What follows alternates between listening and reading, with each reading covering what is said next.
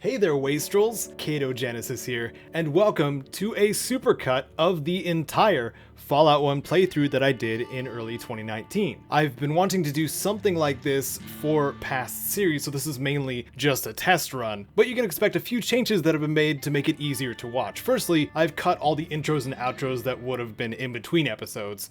That part makes sense. Some rebalancing of the audio has also been done. Probably the biggest difference is my exclusion of the intro cinematics. The reason being, the song, known as Maybe by the Ink Spots, will set off the copyright ID system. I still recommend watching the intro, which you can see separately here, because it kind of sets the whole mood for Fallout 1. There's nothing else to mention. Hope you enjoy. Hello, Wastrels. This is Caedo Genesis, and welcome to Fallout 1. We're playing it for real.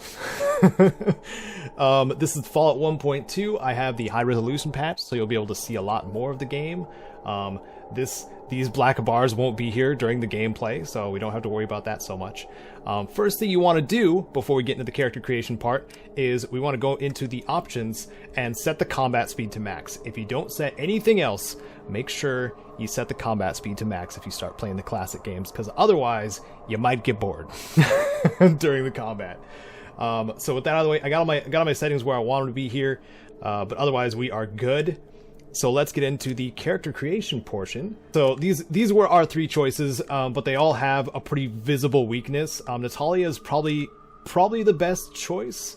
I would switch out Sneak or Steal with Lockpick, but otherwise I wouldn't bet on any of the other characters. And of course, you can modify them on the right side here too if you want to. But we're actually going to go full character creation mode. You can make a character that's not effective in the game at all, pretty easily, actually. So I did make a character creation guide for Fallout 1 if you guys are trying to follow along and want to, give Fallout 1 a go, as it were. But first, I'm going to go with the Gifted trait. The build that I'm using here is the Stabber, a variant of the Stabber build, out of the three examples I had in that character creation video. So Gifted raises all of your attributes by 1, but reduces all of your skills and reduces the amount of skill points you get per level up. And this would be a more substantial trade-off if you weren't able to buy skill books and find skill books in the game too. So that's not too much of a problem. One of the options was Fast Shot for this build, which reduces the AP cost of attacks but doesn't allow you to do aimed shots anymore.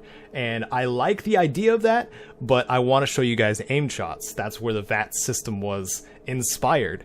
So I want to make sure that that's included in the gameplay. So instead, I'm going to be taking a small frame and raising my agility by another point. Small frame reduces the amount that I can carry. I'm not going to have to worry about it too much because I'm not going to be carrying around ammo. That'll be all my companions carrying around their ammo. So first, we're going to reduce our charisma to 2. We don't really have the looks, but we might know how to act. So we're going to go with that. But one of the things in this build is you'll notice that I don't raise anything to 10, and that's because you can raise all of these attributes by 1 permanently throughout the game, in the gameplay too.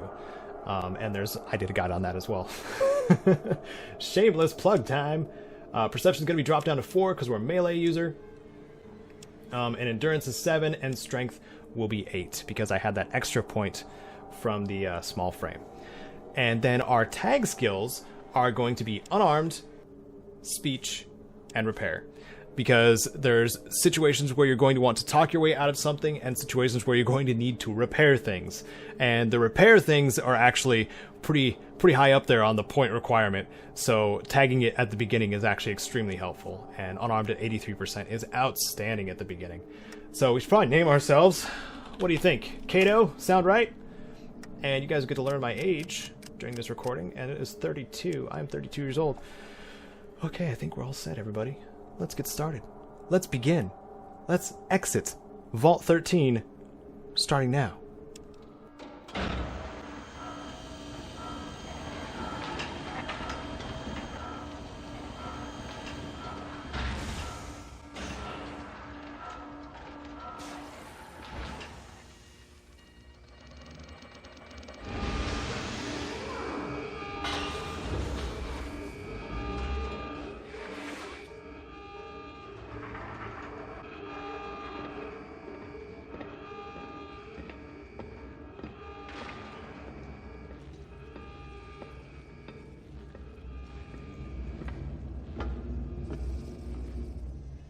Here we are, outside of Vault 13, ready to start our adventure. But what's this? A corpse of a former Vault Dweller. You see Ed. Ed's dead. That's what the log says. What's he got on him? Poor Ed. Rest in peace, friend. Alright. Well, this is our tutorial, essentially. So, first what we're going to do is, based on the skills that we chose, we get specific items in our inventory. It's kind of cool how it works out that way. So, because we chose unarmed, we got some brass knuckles, and they do 2 to 8 damage, as opposed to 1 to 5. So, we're gonna do that, and then we're gonna take out some rats over here. This is our real test. Oh, we're already taking damage.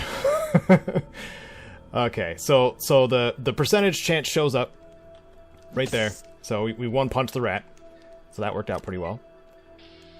But also I wanted to show off the aimed shots before we get too far in here, because so if you right click your weapon, it shows a little target on the lower right hand side, and that'll be your aimed shot. So that goes into the extra rolls you can make to make shots at other parts of the body and a chance to cripple them or do extra crit. But something you'll notice that's different from VATS to the original Fallouts is there's 2 more target options: the eyes and the groin. So why don't we just wander around this cave and punch rats in the groin? You guys want to do that? I'm gonna do that. That makes sure we're not gonna have a pest problem for a long time. Disallowing them from reproducing too. Okay, let's keep trying this. Let's try this. Oh, there we go. There we go. K-Rat was hitting the groin for 4 points. Let's go for the eyes too. Oh! K-Rat was hitting the eyes for 2 points and was killed. Alright. Cool. Yeah, then we'll go back to standard strikes. Just because of the higher percentage, I'm actually getting extremely lucky after doing a test earlier. So I'm very surprised. Alright, so we'll move a little bit. And I'm going to be using hotkeys a lot too. So end turn is also spacebar, so I can just hit spacebar. It'll end my turn. And we'll go over to this rat here. Punch it. And punch it again. Alright. Got that. We want to get as much experience as we can early on, because the enemies do kind of ramp up in difficulty pretty quickly. Hopefully we have the speech, or at least a couple of bucks where we can hire on a companion pretty quickly. But we'll see how that goes.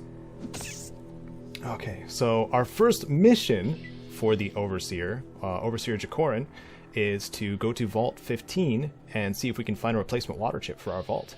But we know, when it comes to rules of RPGs, I'm sure there's an unwritten rule somewhere that involves the easiest route means you don't finish your quest. I'm pretty sure that's a rule written down somewhere. Here we go. I saw you, rat. I saw you. Yeah, take that. Let's do another groin shot. Oh, we missed. Alright. So one of the tactics that are advised for melee users, at least against larger foes, not rats, is to hit once and then run. Because the enemy will not have enough AP if they chase you to attack you. And that's of course if you have enough AP to pull that off to begin with. So that's why I always advise players having more than 6 AP or 6 agility at the beginning of their playthrough, because it's very helpful. Right in the groin. Is that going to be the name of the first episode? I think that's what we're going to go with. Oh my goodness, my health's getting into the critical. Oh no. Alright. And I like the combat log too, and this log in general, because in RPGs and even adventure games, this kind of adopted the mechanic from both, where you can just look at stuff and it'll describe to you what you're looking at. And you'll see like a cave wall, you see nothing out of the ordinary. The rocks, you study the rocks for a while, but they never move. And it gets sassy too. You see bones, a large pile of bleached animal bones. At least you think all the bones are animal. It definitely looks like human over here. It really does. Okay, so let's challenge some more of these rats. Let's just start taking them out with our 78% chance. Let's see if we can. Okay, here we go. Take that rat out. And I suppose we should get to some questions now that I'm kind of in the groove here. So, do you like the classic Fallout's plasma rifle more than Fallout 3's version, or vice versa? So New Vegas brought it back as the plasma caster, the original plasma rifle. I'll have it up on screen, and we'll probably come across one during our playthrough. But the plasma caster design, or the original plasma rifle design, looks much more like a heavy weapon than it would a rifle. So I'm kind of going towards the Fallout 3 one just because it looks more like a rifle. Yeah, I think I'll go that route. What do you guys think? Do you like the old school look at the plasma rifle, or the newer the Fallout 3 one? Let me know in the comments. Love the interaction. And if you guys have follow-up questions, I asked a couple times on like Twitter and on the socials for YouTube, the community tab. And you guys asked some really good questions. Somebody else is asking, do you prefer Fallout 1 or 2? Well, Fallout 2 was my first Fallout game. So naturally, nostalgia kind of determines, a lot of the time, if you had a good time. Nostalgia likes to determine what your favorite is if you're playing a series of games. So I'm going with Fallout 2, not just because of nostalgia, but also because it's just a much more improved mechanically version of Fallout 1, just with a new storyline playing the descendant of the Vault Dweller. So yeah, that's my go-to. For those of you who've played the classics yourselves, what's your favorite out of the first two games? Do you like the first one? Do you like the simplistic storyline with the go find this water chip that turns out to be more than you bargained for? There's the rat. Okay. Oh, we're down to 7 health. Good thing we one-shotted that rat. They have been exterminated. Vault dwellers need not be worried if they try to leave. Okay, so we're gonna go outside. One of the very important things. You're probably not going to see it very often because I like editing these episodes, but I'll show it first and foremost. Pressing F4 brings up the save menu. Always save. Always save. If you're leaving or entering a new area, we'll save it as Caedo Primary. And let's leave.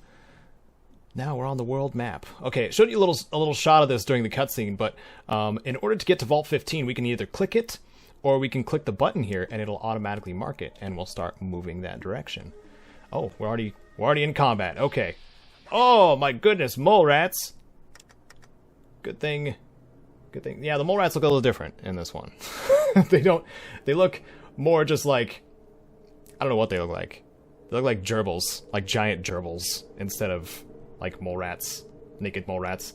But I think we're gonna continue trying to take out the rat population by punching them in the groin and missing. Uh-oh. They had double turns. Oh no. And this is why we save everyone. Punch it in the groin. Just wreck its... Oh my goodness. Okay, so we're gonna go to regular attacks because we need a little bit more time, more distance from these. Oh no. This is the time to use our stim packs. Okay, so with the stim packs, you can put them in your item slot and use them for 2 AP, or you can just go into your inventory for 4 AP and use as many as you want. That's what I would advise instead of putting it in your active item slot. So we just saved our own life right there. I'm going to continue running.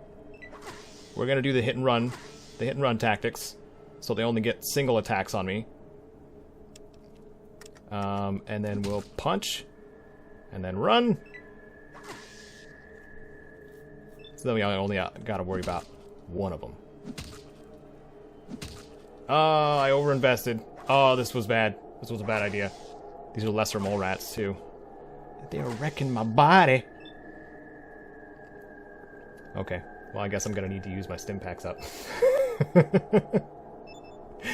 We're off to a good start. This is the brutality of Fallout. Welcome to the wasteland, says the mole rats. It's because I killed their cousins in the cave. That's what happened. They're like, we know you punched all our cousins in the groin. We're coming after you now. And I go, alright, fair enough. So one of the things in this one, if you shoot enemies in the head, you can cripple their head in the newer Fallout games, but with these ones... Uh-oh. So right off the bat, our game already crashed. I'm hoping this doesn't become a regular thing. It doesn't normally do that. It may be because I'm recording it. That is a possibility. But anyway, I was talking about shooting and aiming for the head in this game in comparison to the newer games, and it has a chance to knock the individual unconscious, which gives you a very distinct advantage. Oh my goodness, we gotta stop by here first. What is this place? Welcome to Shady Sands, stranger. Please holster that weapon while you're here. Okay. Did it. Anything else you got for me, bud? You see Seth, leader of the guards of Shady Sands. I guess he introduced himself somewhere in there. And this is... who's this? Katrina. She has a very pretty smile. Okay, let's talk to Seth.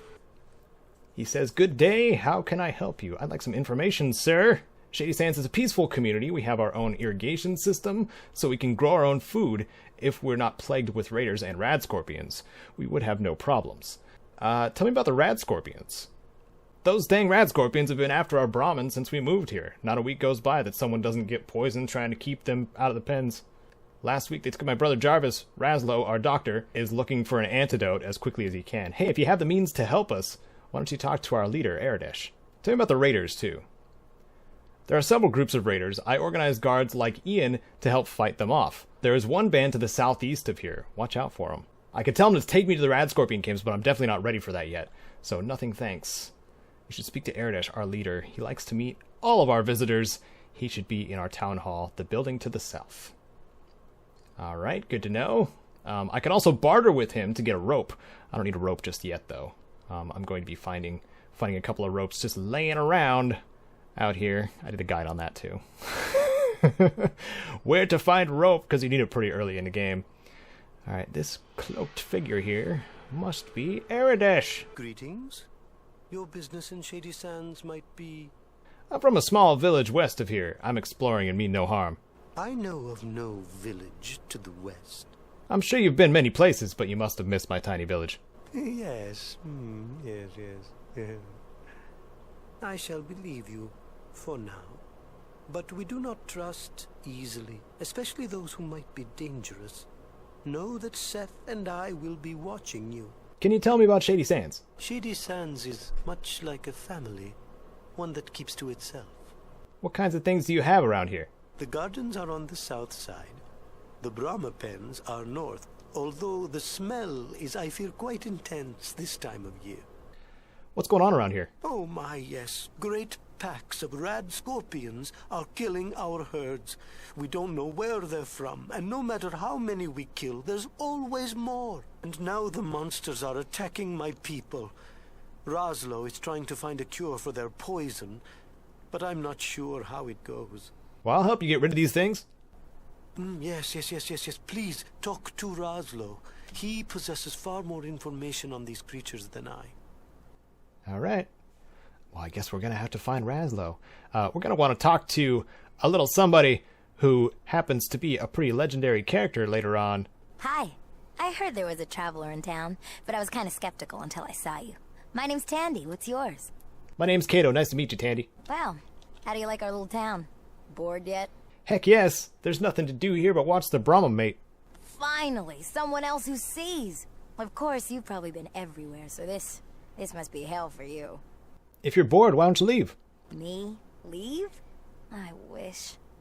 I don't know enough to leave alone. No one else wants to go. And worst of all, my father says he would have a heart attack if something happened to me.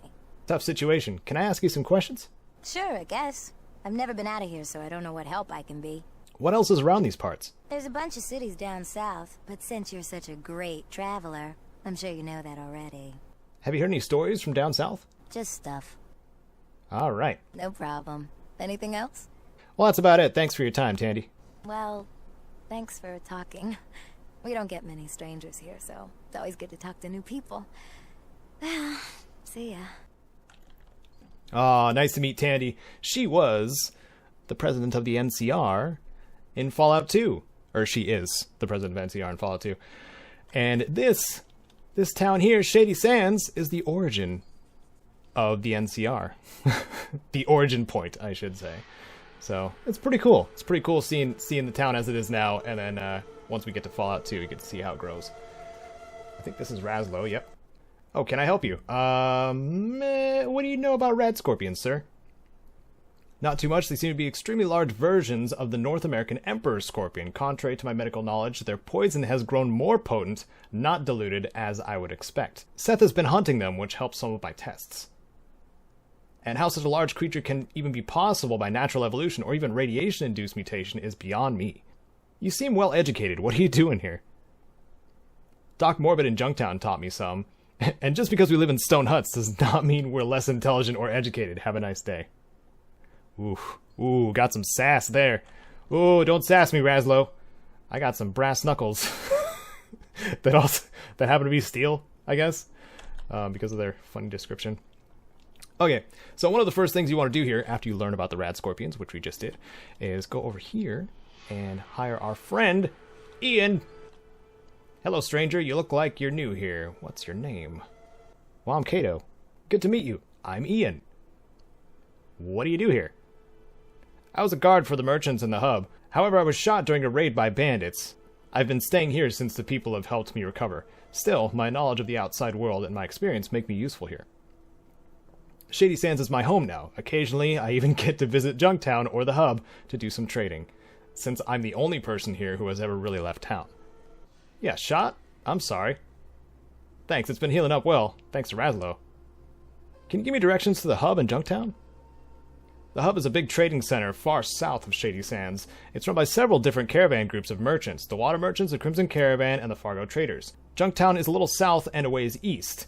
It's smaller, but it's still a good place to drop in for a drink. It's overseen by a fellow by the name of Killian Darkwater, the local shopkeeper, sheriff, and mayor. Well, it's time to hire somebody. You think you could help me out? Your experience would be useful. Tempting offers. Since this place gets boring, tell you what, standard rates, 100 caps, and you've got a deal. How about a piece of the action instead? Alright, I'll help you out in exchange for my share of the loot. Alright, let's go. It'll be good to get back into action. Okay, so now we have Ian on our team, and he is the first and one of the most, I guess, useful companions. So we're gonna steal from him a little bit. Actually, no, wait, no. Let me bring up the skill decks and show you what I'm actually doing. Okay, so stealing is something that this character obviously does not have good amount of skill in, but it allows you to access your companion's inventory without having to open dialogue every single time. So it just speeds up the process, basically. But I want to give him all of my 10 mil and all of my armor piercing so he can defend himself. I'll give him a knife, too, just in case. And then take all his caps.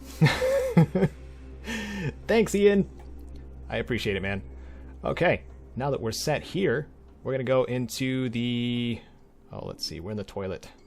I thought the toilet had something useful in here. Could have sworn there was a book. Nope, no books.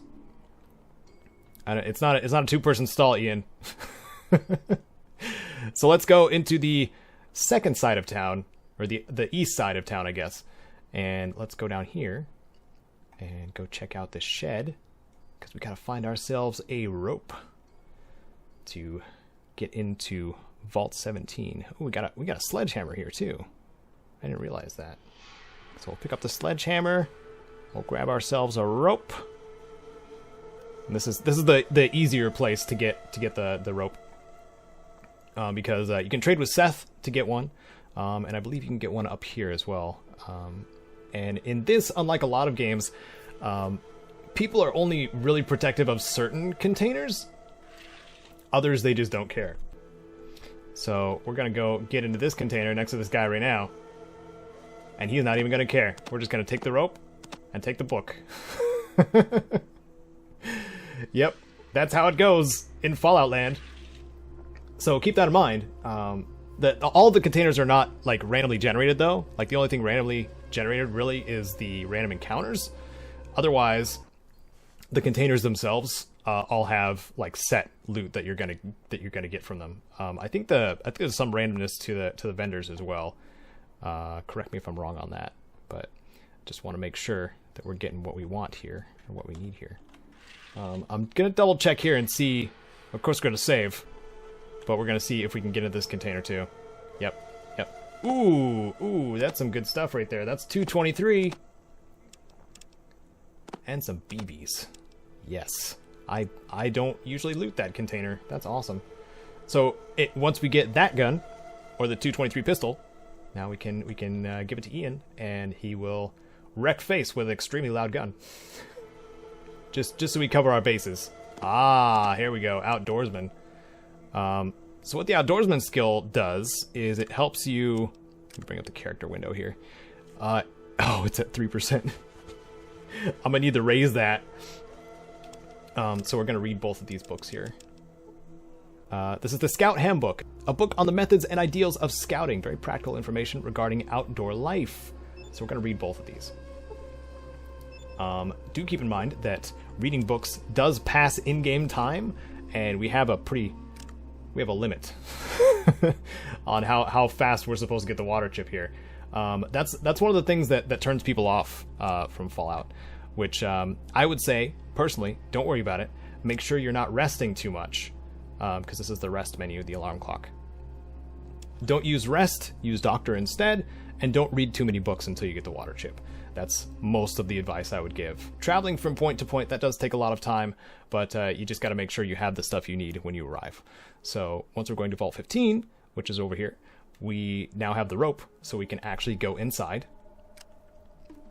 And we'll start at the entrance here. Oh no, it's nighttime. We don't have to worry about that, because it's going to be indoors anyway. It's probably going to be real dark, though. So we'll put the, let's see, the rope. Put the rope here, and then we'll go down. Vault 15, here we come. Oh, this door got blown up. Ah, crap. My old nemesis, rats. Groin. Groin shot. More. Haha. Ian, help me out. Ooh, nice. Yeah, it's nice having a companion. For sure. Come on, rat. Let's go. Groin. Groin again. Ha ha ha ha.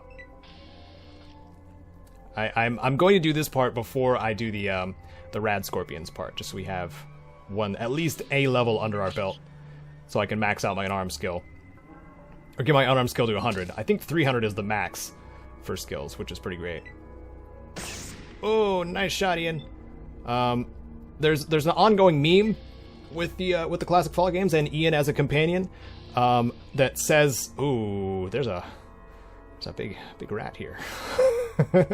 Hey, buddy. You heard about your friends, did you? You heard them squealing in pain as I was attempting to cripple them. Now he's just after Ian. He's like, "You shot me in the face. Don't do that." Haha! You've been fixed. These side lockers are pretty easy to miss too. So here's a fun thing. If you want to extend your sight range a little bit, there we go. I dropped a flare after I lit it, and now you can see a little bit better. But it's it's not at all necessary. But I'm gonna drop it here because I want people to be able to see like what's actually going on screen. Drop it. There we go. Okay, so now we can actually see the elevator. You can see that it's broken. Like there's just a broken grate here. So that's what we need the rope for. I just tried to talk to the rat. Why'd I do that? Punch the rat in the groin. I think that's gonna be my thing. I was gonna punch everything in the groin unless it's bigger than me, and then I'm gonna try to punch it in the head or eyes. I think that's how we're gonna do it. Gonna make sure my. Oh, there we go. Here we go, Ian. Ian, I'm gonna need your help. Nope, never mind. Okay. We'll go over to this rat here. There you are. Hello, rat. Take another shot. K-Rat was critically hit in the groin for 12 hit points, doing some extra damage due to the sensitive location. It's fun to read the little combat log too. They got some really funny ones in Fallout 2. Like Fallout 2 goes way above and beyond when it comes to bonkers descriptions for things. Something I really miss from classic RPGs. If there was anything that I missed most, it would probably be the silly options you have for descriptions of things. I think that's one of the main things. This rat doesn't even see me, man. I'm gonna get this medkit and these stim packs. Oh, we should kill this rat, shouldn't we, Ian? Don't you think so? Ow! It bit my foot. I'm just gonna let Ian take care of it. There you go. Thanks, bud. I appreciate it. You're a good dude. With your leather jacket and jeans. Oh, there's more flares on the floor here. These actually sell for a decent amount, too. So I'm actually going to hold on to these until we get to Junktown. And then we'll be able to... Oh my goodness. I'm not doing anything to this rat. Hey! Ian coming in with the pistol. Wrecking face. Alright, there we go. Okay, now we'll switch to the rope. And we'll use it on this grate. It's so great! See? Now we can use the rope to get down. So our objective here still is to look for a water chip. And after we do this, we're going to go take care of the caves. And then we'll go back to Vault 13 and let the Overseer know what's going on, because we need to give him a status report. Oh, I don't want to stand in front of Ian when he's shooting. I should not have done that. Your companions do have a chance of killing you. or accidentally hitting you with their weapon. But the meme about Ian getting the SMG is that he shoots through you if you're standing in his way, and if you're firing a burst weapon, a just burst weapon, he might disintegrate your body while he's trying to shoot whoever's behind you. So it's best to give him single shot pistols, not SMGs. Pro tip. Hey, there's my level up. So we don't get perks until every 3rd level, unlike Fallout 3, where we got one every single level, and unlike Fallout New Vegas, where you get one every other level. So we have to choose sparingly, or choose the most useful of the bunch every time we get a chance. But first and foremost, we're going to raise our unarmed skill. We're just gonna raise our unarmed skill to 119. We're just gonna use all of our points. Because, yeah, that's gonna be the most helpful to begin with. Oh hey, pig rat! These are pig rats. I don't understand. Like, they might just be a hybrid. It doesn't give me a good description of it. But I'm punching the groin for 94% now. Yeah, that's what's up. Pig rat was critically hit in the groin for 16 hit points, doing some extra damage. Yeah, critically hit for 16. I'm liking this already. Bring it on! In the eyes! No! In the eyes! Yeah, there we go. Come on, rat. Come on, rat!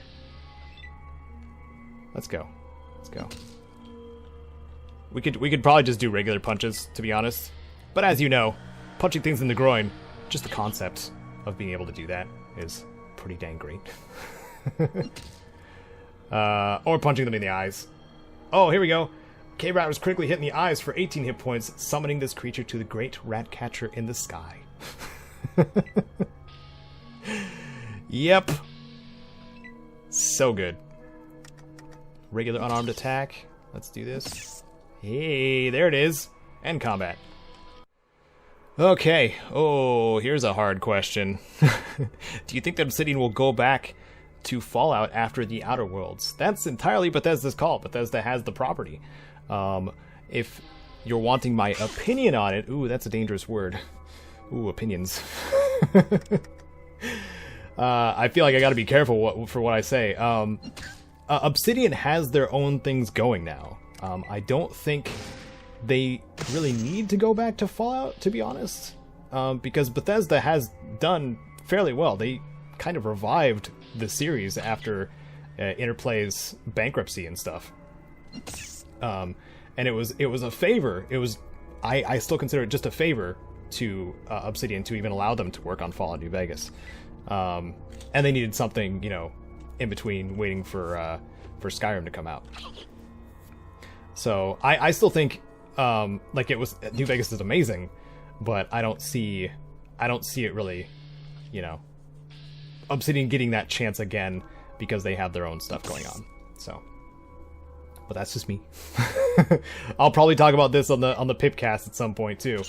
If you guys haven't listened to the Pipcast, it's our bi-weekly on Sundays bi-weekly podcast. Me and Bad Company Sarge talk about gaming news and junk, and I figured it was about time I had something like that. Ooh, we got another rope. Nice. And some leather armor. Let's put that on right now. Let's look. let's get a nice Road Warrior look going on. It's inspired after Road Warrior. After Mad Max. So instead of going into our inventory all the time, I'm going to show you this after Ian gets out of this stupid way. Ian, move your dumb head. Ian, move, gosh darn it. Okay, so we can use this, or try to use this, and it says the elevator shaft is not easily descended without a rope. Okay, so it suggests using a rope, but instead of going to my inventory, I can actually do this. I can go to this little bag icon after holding the button down, and go down to the rope, and just use it that way. There's a lot of different ways that you can use items in this game. You can use that to heal party members and stuff like that too, because party members do take damage and they do die. It's not just risky and harmful to you, the player character, but it's also risky and harmful to your party members as well. I remember getting the last part of the game and my team always dies. I am the last man standing, but it doesn't usually matter because once the game's over, the game's over. So you only have time to play up until that point, and then it's all done. There's no continue playing. Fallout 2 has a continue playing function, but there's only a few things that actually change in the world. But yeah, we'll get to that eventually. We'll get to that eventually. Punch it in the groin. Yep. Okay, let's pick up some of this ammo. 223! Some more 223 ammo. Nice. Do we have anything else back here?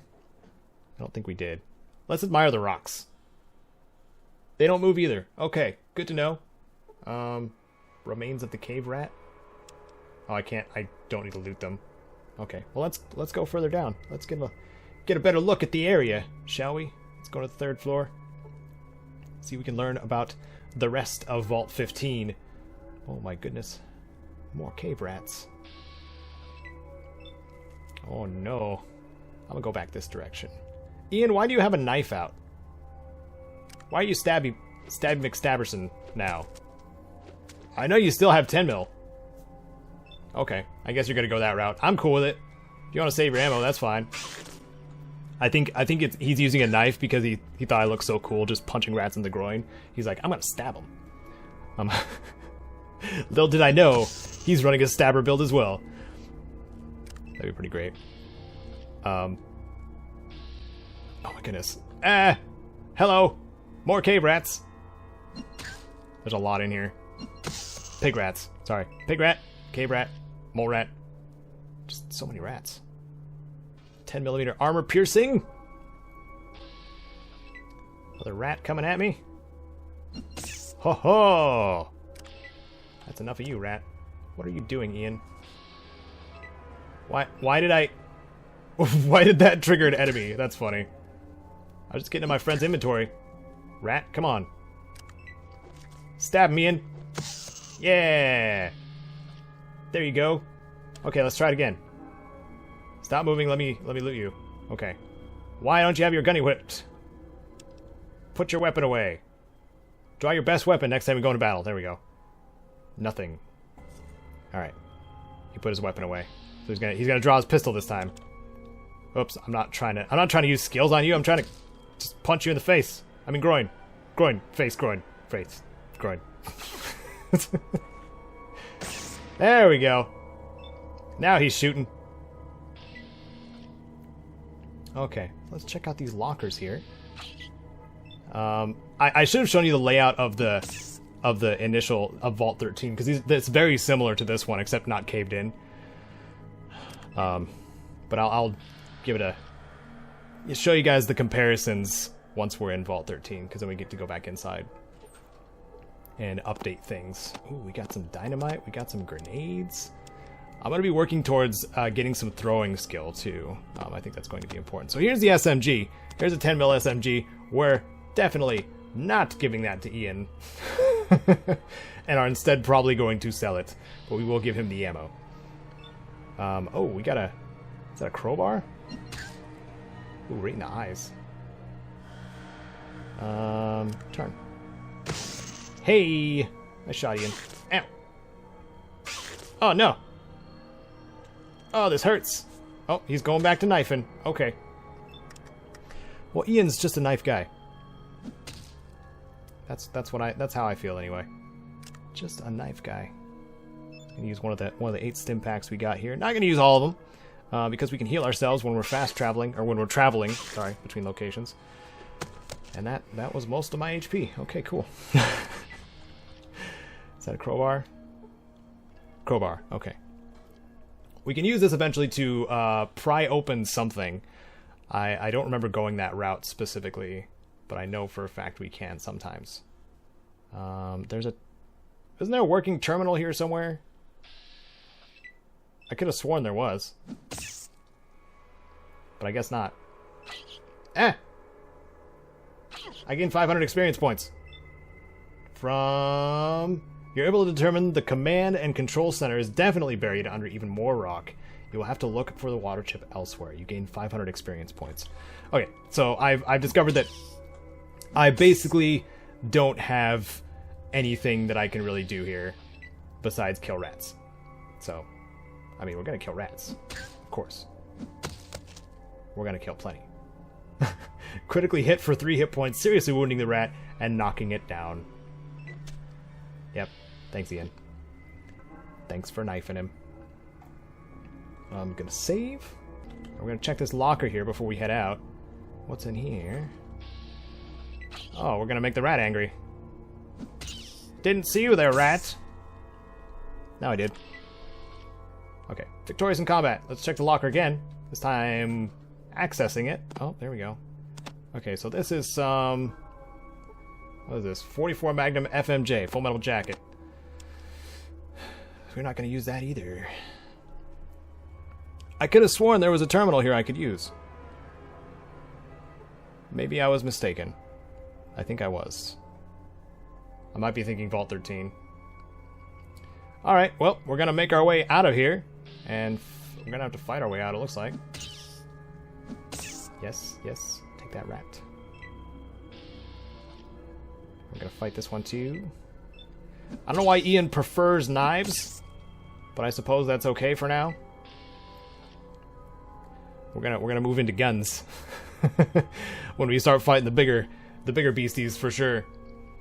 So we go up and up again. It's a lot faster to leave. It's a lot faster to leave. Okay, and then we're going to exit Vault 17 or Vault 15, Vault 17. Is that even a vault in the games?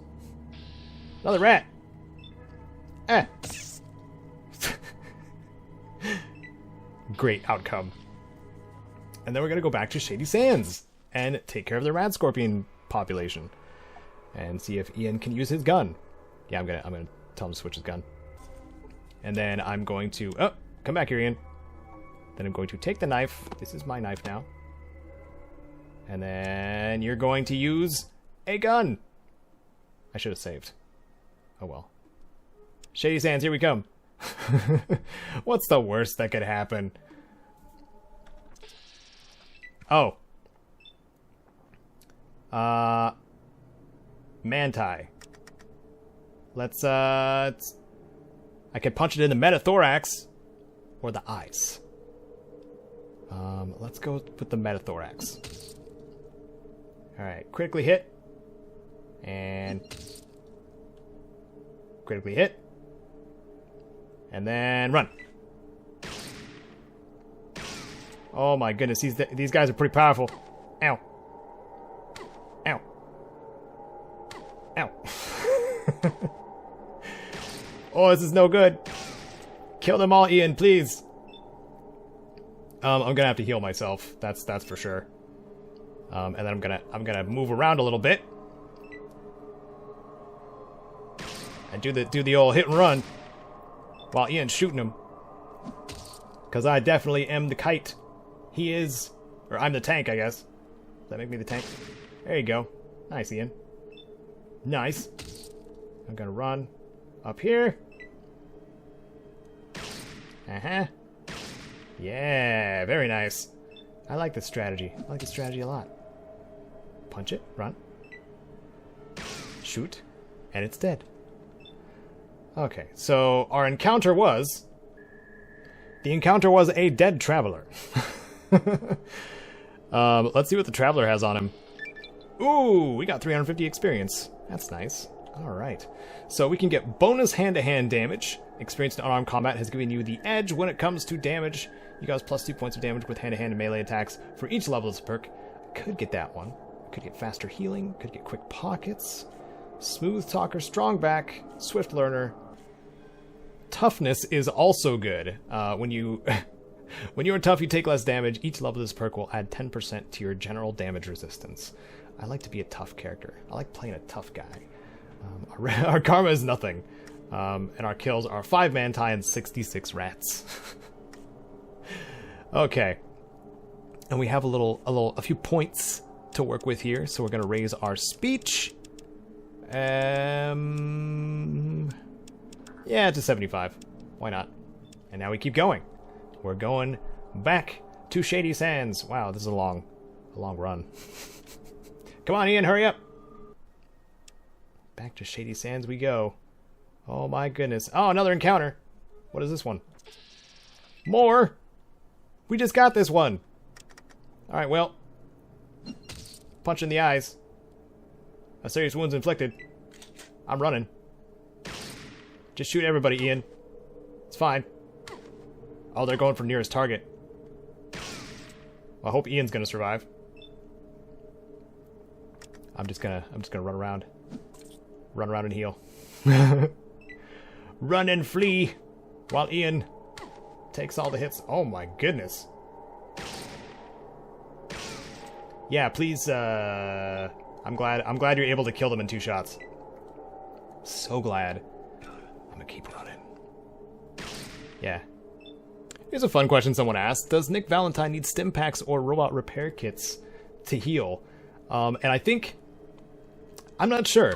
I feel like he needs to repair himself because Nick doesn't look like he's in the best of sorts when you meet him or when he's in your party. Because he's missing his synthetic skin a lot in a lot of spots. So the damage he's taking is probably to his components more so than his, you know, humanoid-looking body. Even though he still uses stim packs. I don't know. I think canon-wise he would probably have to use repair kits. Because he's also an older synth model. But I honestly don't know. I would probably go with repair kits. Yeah, probably repair kits. And you see him repairing it, like messing with his hand too with a screwdriver. And that always, you know, made the repair kits make more sense. Robot repair kits, that is. So yeah, I think we'll go with robot repair kits after thinking about it for a little while longer. What do you guys think? Stim packs or robot repair kits for Nick, for synths? Ow! Ow! Ian! Oops! You were hit instead of Mantis. You were hitting the groin for 7 hit points. Is that the karma I get for punching everything in the groin? Ian shoots me in the groin by accident. Ah! Thanks, Ian. You're a good dude. 420 experience, blaze it. Let's go. Let's get out of here. Back to Shady Sands. Hello, I heard you have a scorpion problem. I'm going to help you with said problem after I save. Hey, Seth. Take me to the Rad Scorpion Caves, please. Are you sure you want me to give you directions to the Rad Scorpion Caves? I can't go, but I can show you the way. Yes.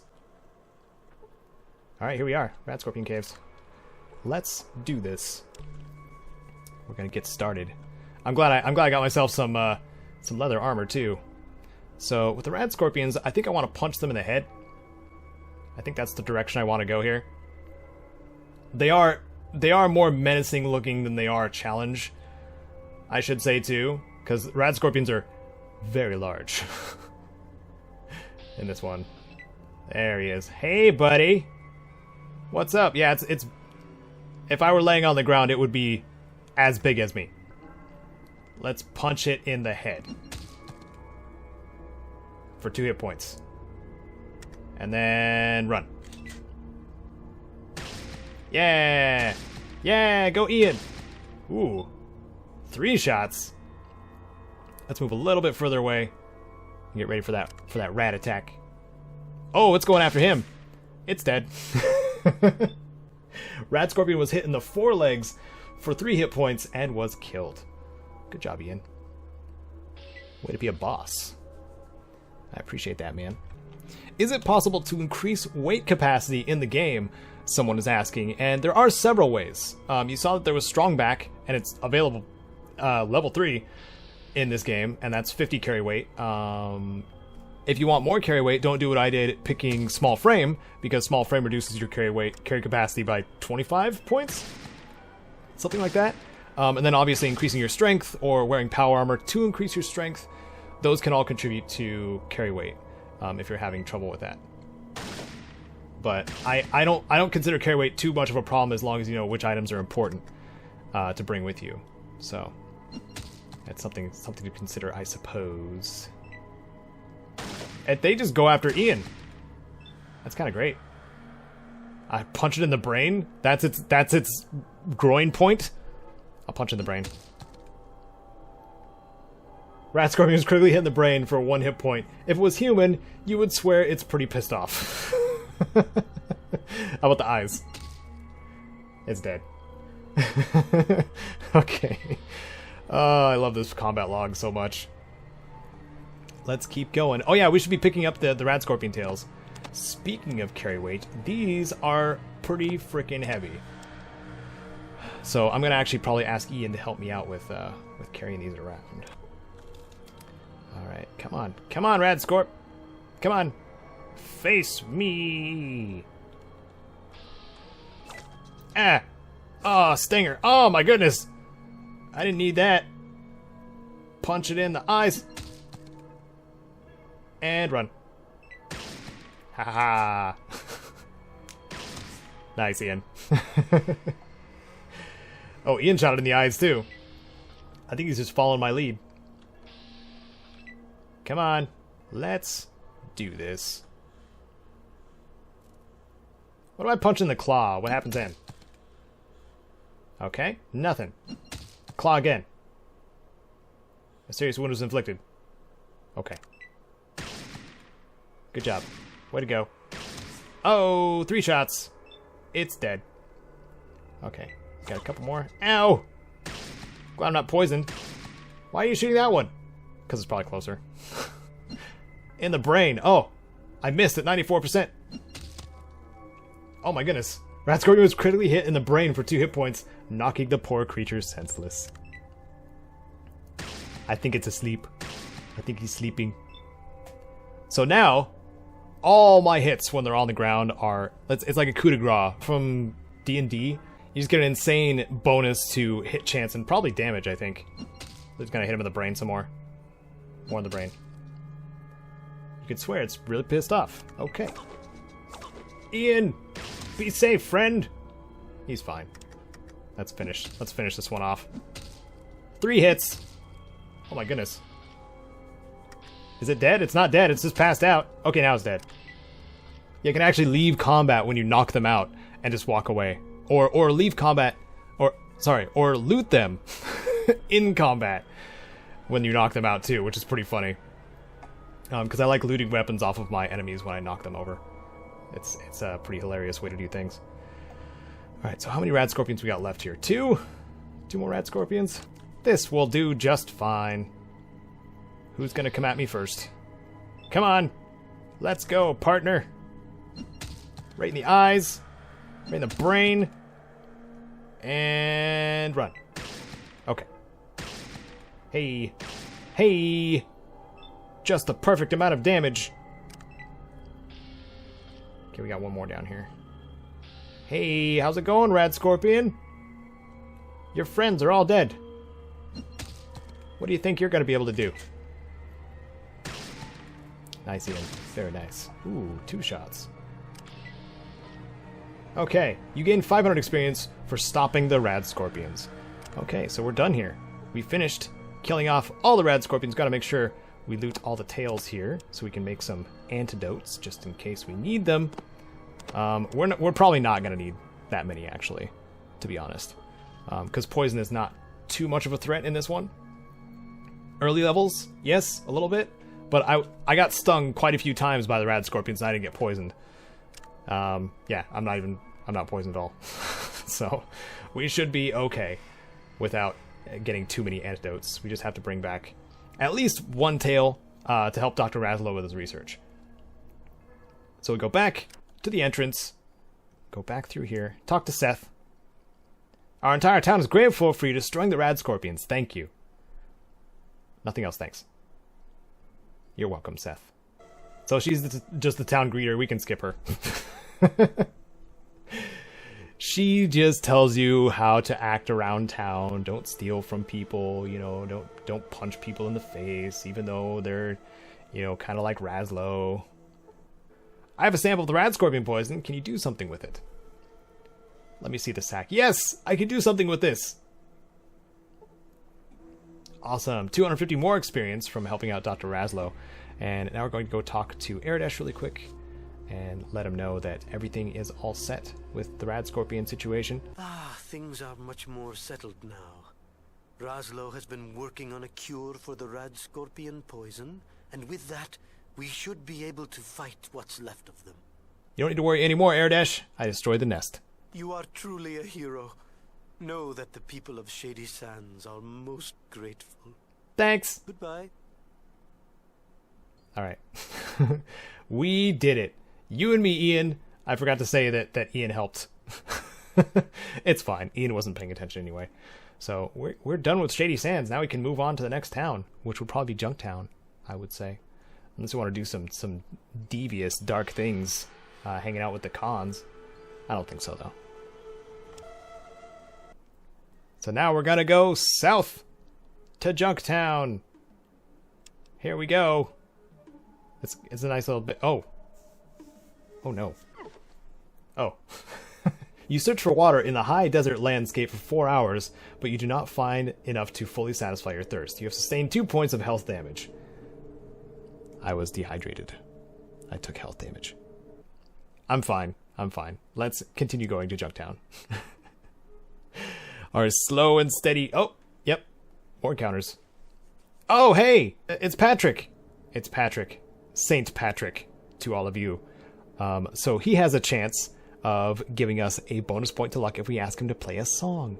But you can only do it on the first encounter with him. So I'm going to save, of course. And then we'll speak to Patrick.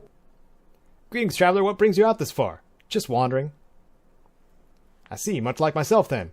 So, what's your story? I wander from place to place, making a living with music and a little bit of tinkering work. What kind of music do you sing? Oh, mostly old folk songs and some Celtic music. It's a change of pace.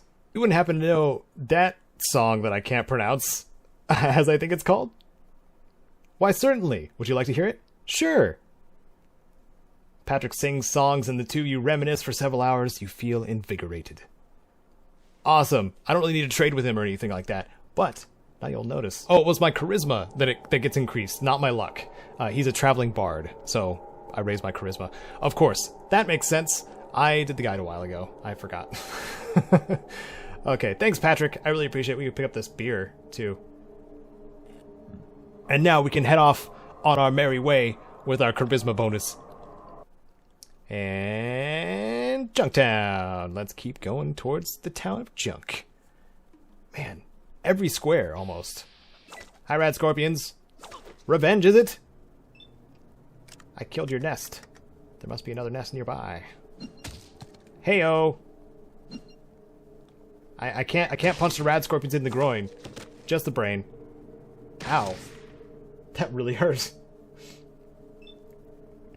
I was critically hit. I'm done with you, rad scorpion. Oh. I did the same to him. Nope, nope, nope, nope. We're still gonna keep fighting. We're not done yet. What? Oh, it's still technically on the ground, but the encounter animates it walking around. Yeah, it's dead. That's funny. Alright, well, quick save, I suppose. And let's just keep going to Junktown. We just gotta go get that junk. Gotta collect all the junk. The companion of Ian was named after one of the creator's roommates. It's a nice little tidbit. A little bit of Fallout trivia there, thanks to one of you wonderful wastrels in the comments. Thanks. Junktown, here we are. You better put that away. Junktown is a friendly place, friend. It's a friendly place, friend! We want to keep it that way. Alright, put one away. Sounds fair. By the way, what's the local law regarding weapons? Good you ask. No weapons to be drawn except in self-defense. If you start a fight, it's your fault. Other than that, it's your right to go around armed. Just don't pull a knife or gun without just cause. Have a good day. So, whoops, my mouse died right after that dialogue, and then the guard drew his weapon, so I left, and then I came back. We're good. We're fine. No damage done here. Ian did shoot him, but we're fine. We're good. Okay, so first we want to do is go to Killian's shop, wherever that may be. And it's a little further north, I think? Yeah. We got the hospital over here, but we're going to check that later. First, to Killian's shop. There it is. Dark Waters. General store. He's the mayor, sheriff, and what? Oh, it's locked. It's good, man, and they have plenty of stock. Okay, but we also have to wait until daytime. So we're going to wait until daytime. Use that alarm clock function. Wait until morning. And then wait 2 more hours. It's 8 a.m. You better be in your shop, Mr. Killian. Yes, you are. Okay. Hello, friend. Can I help you? Who are you? The name's Killian. Killian Darkwater. I'm the mayor of this fine town. And who might you be? My name's Caedo. I come from up north. Not much up that way except desert and shady sands. You from there? No, my, village is a little west in the mountains. Yeah, if you say so. So, what do you need? How about telling me a bit about this town? Well, Junktown's not much, but it's home. Mostly we trade with people or let them forget their troubles for a bit. Of course, we have our share of problems. Problems? From outside, we've had the occasional to-do with the cons, but they've been pretty quiet lately. Inside, trouble's been from the skulls, and I hear some strange things happening down by the hub, but they haven't affected us yet. Knock on my mother-in-law's head. What's there to do around here? Oh, we got tons to do. The Scum Pit's on the east side by the entrance. Great drinking place. Gizmo's is near there. And if you're hurting, Doc Morbid's your man. That's all there's to do around here? Well, if we're too fast for you, just pass on by, pal. It is pal, ain't it? Better than nothing, I guess. By a damn sight. I pissed him off a little bit. You own this store? You bet. May not be as big as some in the hub, but people usually find what they're looking for. Take a look around. Okay, so that's an invitation to look on the tables and see what kind of stuff he has. Oh! We got a hitman. Oh my goodness. We gotta take care of him right now. What's up, hitman? What if I just punch you in the head? Uh-oh. I hope I don't get shot. I really hope I don't get shot. Take him out. Oh boy. Oh man. He is dead. He is deader than a doornail. And we're gonna end combat. Listen, thanks for saving my life. It's a mighty brave thing to do. Now, it looks like we've got ourselves a situation here. I know Gizmo's behind this, but I need proof. You interested in helping? I'm in. You have to wear a recorder and tape Gizmo confessing. Or plant this wiretap in his office. Either way. And we got him. Alright. I owe you. Here's the bug in the wiretap. You let me know when it's done. And good luck. Suddenly Killian likes me. Just because I said I would help out. Okay. Put my weapon away. Loot this body. Ooh, he had a hunting rifle on him. I'm going to save that for someone we're going to recruit very soon. We're going to level up. So we're at level 4 already. We need to get to level 5 to get the 223 pistol. So we're going to wait on that. Let's see. We'll up our speech skill to 80. And then pump our repair skill. There we go. And then continue forth. Where's the dog? We need to get ourselves a dog. We're wearing leather armor, so we can actually take care of that part too. And let's see, the Crash House Hotel. Don't need to go there yet. Let's just go straight to Gizmos. Let's take care of the little Gizmo problem going on here. Go a little further north. There it is. Hey, I wonder if this is Gizmos. Is it? Ian, excuse me. Okay. Let's see. Do we? Oh, here we go. Here we go. There's the dog. Dog meat. Oh, okay. The dog seems to think you are his owner. You gain 100 experience points for helping Phil solve his canine conundrum. Yeah, that sure is a nice pooch you have there. Thanks. Thank you. Okay, so dog meat in particular has a easy potential of dying because I can't put any items on him to heal. Like, I have to manually heal him and stuff like that. So, but he's also he has a pretty high armor class, if I remember correctly. So it only takes, like, you know, super mutants to kill the dog. But other smaller enemies I have no problem with. Heyo. What's up, Gizmo? What do you want? I'm a busy man. Well, I'm here to tell you your assassin failed. I don't know what you're talking about. Of course you do. You hired someone to kill Killian, and he screwed up. I don't know who you are, but I don't take kindly to strangers walking into my office and accusing me of things they know nothing about. Ah, but here's where you missed the point, Gizmo. I'm not accusing. I'm here to help. Really? He's gonna help. What kind of help are we talking about? I was thinking maybe a knife in the back or a bullet in the head. Well, how can I trust you? I'm here, and you need someone from out of town to do your dirty work, right? All right. We can do this. But you work for me. You better know that nobody ever double-crosses Gizmo and lives to talk about it. You got me? Got it. What you want him dead for? That's easy. I want him dead because he cramps my business. So, what are you doing for me? That's why I'm here. He'll be dead before sundown. Good. Return with the dog tags he wears around his neck as proof. And we never had this conversation. You don't mention this to anyone. No one double-crosses me. No one. Okay. He said that twice, but we're definitely going to double-cross him. The guard says, you see your way out. Yeah, I know. Thanks, guard. Okay, I totally forgot to go back to the vault and report back on what happened in Vault 15. I'm probably going to want to do that still, but we're already invested. I just have to remind myself. Go back to the vault when we're done here. But first, we're going to talk to Killian, and we got the proof. The proof is in the pudding, or on the tape. On tape, because we have a recorder here. Tape recorder. A Watts Electronics Play It For Me tape recorder plays and records the standard 30-minute high-density record-at-once tapes. Yeah. So that's what I recorded the confession on. Killian! So, did you get the evidence? I sure did. Which? Bug or tape? The confession. That's the first time I've been happy to hear his voice. Thanks, friend. Now, time for you and me to take care of the other business. I'll take a suit of leather armor, please. Well, thanks again.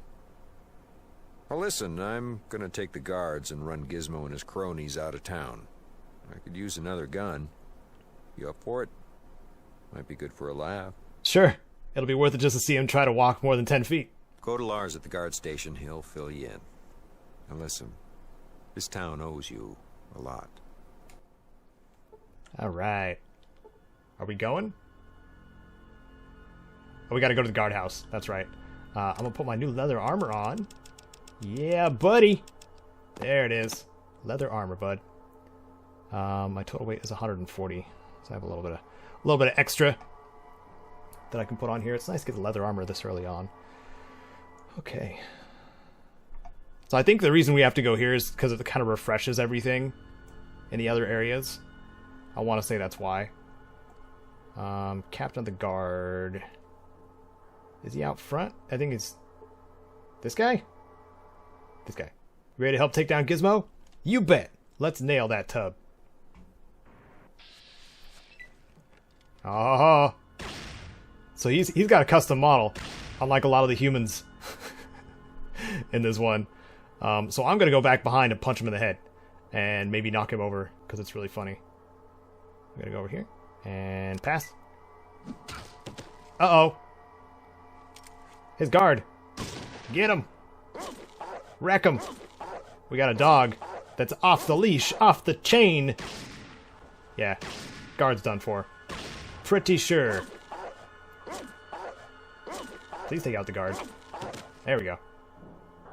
Dogmeat does a good job of knocking him off his feet. Yeah, he's dead. Real dead.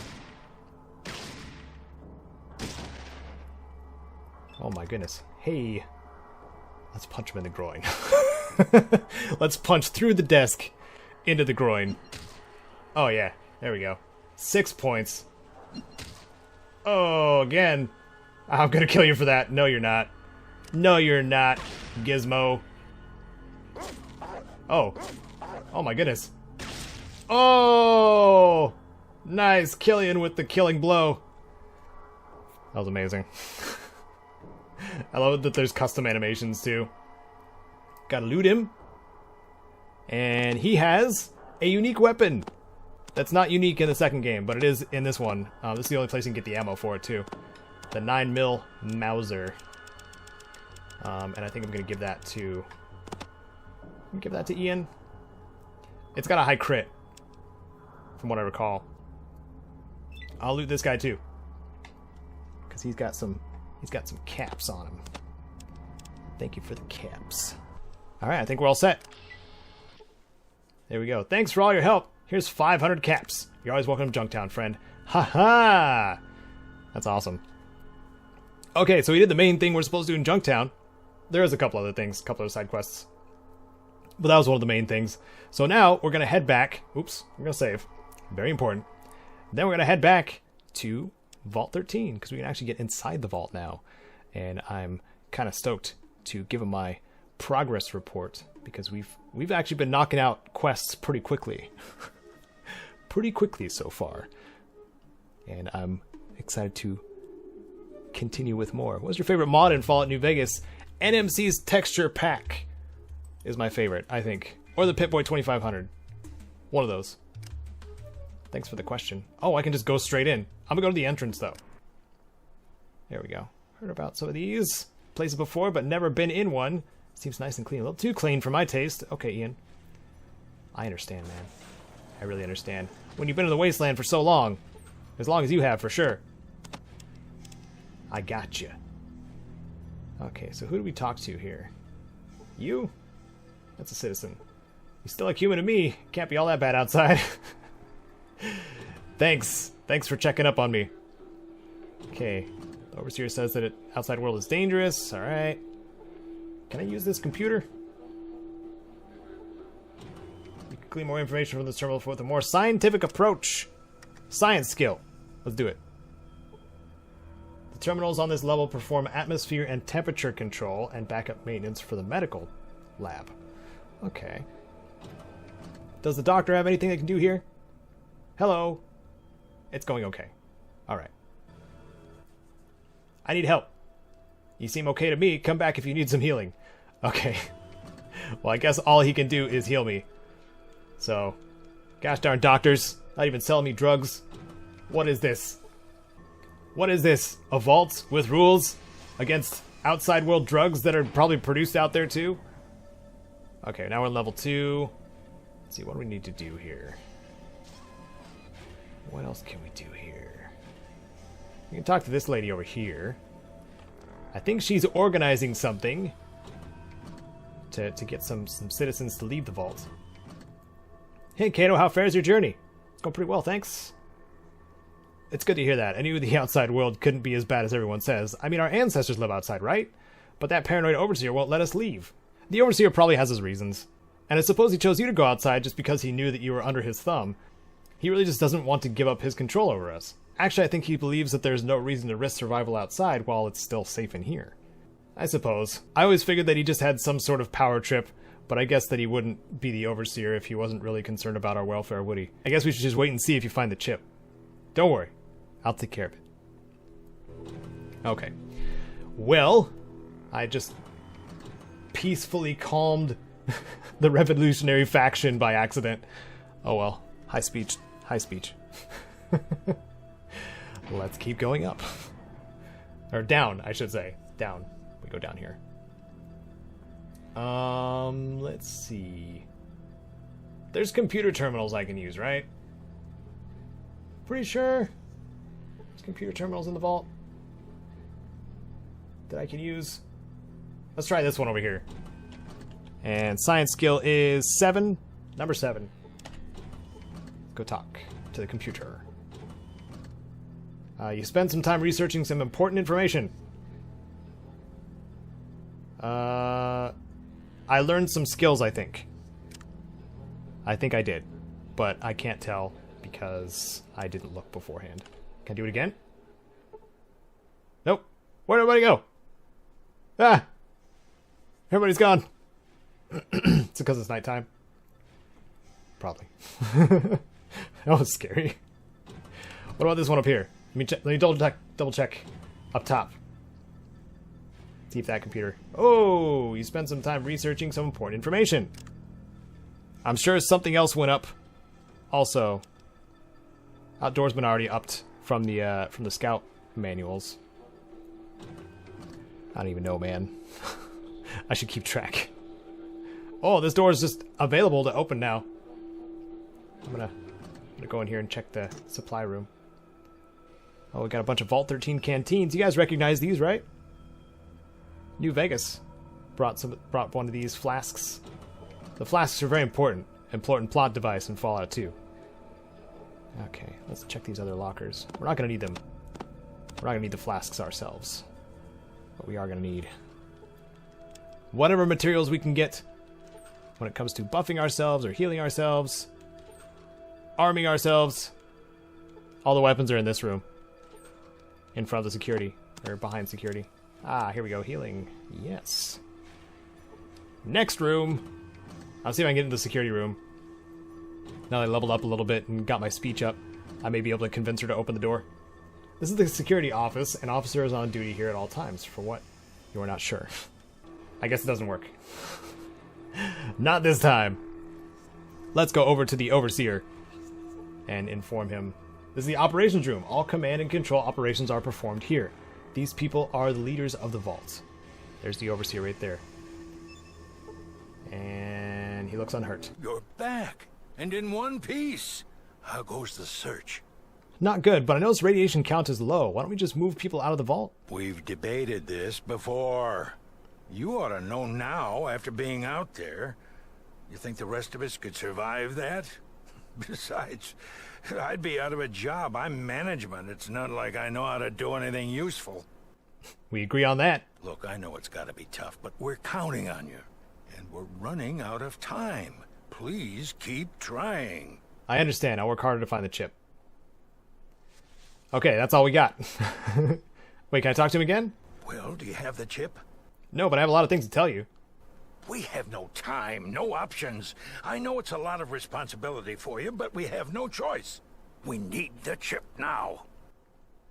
Okay, well, thanks for being so demanding, sir. I guess I'll get out of your hair, overseer. I just came back to say hi. Jeez, he's so moody. maybe that chair is uncomfortable. Maybe it's not ergonomic. I'm gonna blame it on the chair. We're gonna go back up. So far, so good. We're gonna leave the vault and start heading further south to the hub and learn about the hub dwellers and vendors and all kinds of NPCs that we can learn and meet. And oh, Harold lives there. We could go say hi to Harold. Harold is my favorite NPC, by the way. probably in the entire series, because he's just so likable for a mutant. Let's go to the hub and keep going. And when and why? Oh, did you start YouTube? I will answer that in a moment. First, gotta punch this rad scorpion in the brain. Yeah. Now he's sleeping. Now he's got punched in the eyes. Get him. Get him, dog. Good dog. I gotta get the rats, too. Punch this rat in the groin. Ho ho! Start the fight, guys. Why is nobody else fighting? Ian, use your gun. Right in the groin. Use the groin gun. Alright, there we go. Now we're fighting. Now we got it going. Continue. Dead rat. Okay. Awesome. 260 experience. We are all set here. When and why did you start YouTube? Oh, what a big question. So I started in December of 2012 is when my channel started. So it's been alive and around and kicking for about 6, maybe 7 years now. 6 years, yeah.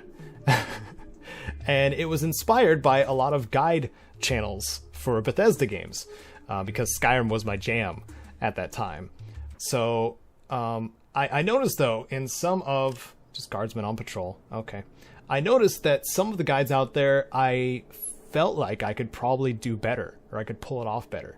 So that's what I endeavored to do. I wanted to make informative, short-to-the-point guides on the games that I love to play. And that's how the channel became a thing. And I still, you know, try to specialize that to this day. Hey, we made it to the hub. Made it to the hub. Okay. So we can actually go on like caravan runs too, which is a lot of fun. But first, we're gonna get to know the townsfolk here. Whoa, what's with these guards? Deputy. That's the deputy. Hey, deputy. Hello, friend. Deputy Tony Fry at your service. What is this place? Oh, a newcomer. Welcome to the hub. You've reached the biggest city on the coast. Heck, maybe the biggest city in the world for all we know. I thought you were part of the caravan. Did you come with them? No. That's surprising. It's been pretty rough out there, especially with the missing caravans. But you're safe now. Just stay away from the Maltese Falcon. They're a bunch of troublemakers. Decker and his crew. Who's Decker? He owns the Maltese Falcon in the merchant's market, but I wouldn't associate with him if you want to stay out of trouble. He's nothing but a murdering animal, but the sheriff won't let us arrest him without proof. I was going to ask where I could find a water chip, but I talk about my vault. I don't want to give away that I came from a vault. People are going to go looking for it. Where can I make some money? Well, that would be in the merchant market a few miles south of here. 2 of the caravan houses are located there. The 3rd is further south. I recommend the Fargo Traders. They pay well, and they're not too crazy. Alright. Alright, bye. Alright, we got a little bit of extra information. So it's actually like multiple miles away when we go to the travel grid here, which is kind of funny. It's implies that it's a much bigger city than it leads on, for sure. Okay, so we got the Crimson Caravan. You guys will recognize this name. Crimson Caravans in Fallout New Vegas. They do high-risk jobs, as it says here. They're the crazy ones.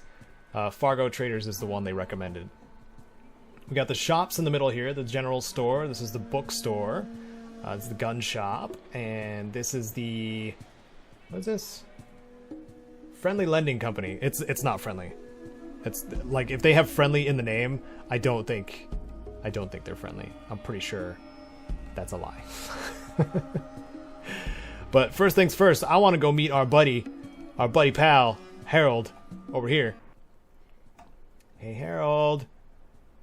Buddy friend. Da da da. Hey, man. What's up? Go up here. And go in here. I'm gonna meet Harold. Hey, buddy. Spare change, old friend, old pal? Can you help a poor mutant down on his luck? Yeah, man, here's 25. Good luck to you. Oh, kind of you, friend. Very kind. You know, if I could clear the gunk out of there, you just might find a tear in old Harold's eye. Anything I can do for you? What's your story, Harold? The whole thing? Well, after the Great War, my vault was one of the first to open. Phew, long time. Tell me more about those days. All started with the sirens. I was young, but oh, I do remember that. A lot of terrible years followed. And I remember walking out of the vault late one morning. Where was your vault located? You know, I'm not real sure anymore. West, I think. Wait, east? Oh, I don't know. What did you do then? Well, I was a trader. Did pretty good making a circuit between survivors. Lost a lot of good people, though. How? Gangers got 'em. Scavengers attacking the caravans, and mutant son of a dog if they weren't springing up like rabbits with a mission. Had to have an army of guards with just to do a deal. Where were the mutants coming from? Everywhere. Hell, seemed like you couldn't fart without hitting one. But mostly in the northwest. That's important knowledge right there. Mostly in the northwest. Did you explore that area? We mounted an expedition. God, Richard Gray led a small group of us up there. Richard Gray. Richard Gray was a doctor. A little older than me, and friend was he smart. He found the source. What was that? Some sort of old military base. We lost a lot of folks getting in there. How'd you know this base was the cause? Because it was like someone went bargain shopping at mutant land. Phew, cheaper by the dozens. Can't figure any other reason except that being the factory. We got pretty far inside. Wasn't a lot of us left by then. Gray, me, and a couple of others. And then? One of them robots got Francine. Mark was wounded. Sent him back to the surface.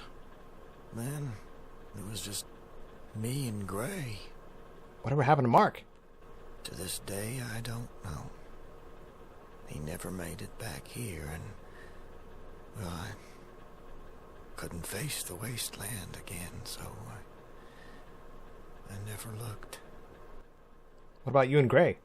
We made it to some sort of central core, like a plant of some sort. That's when it happened. When what happened?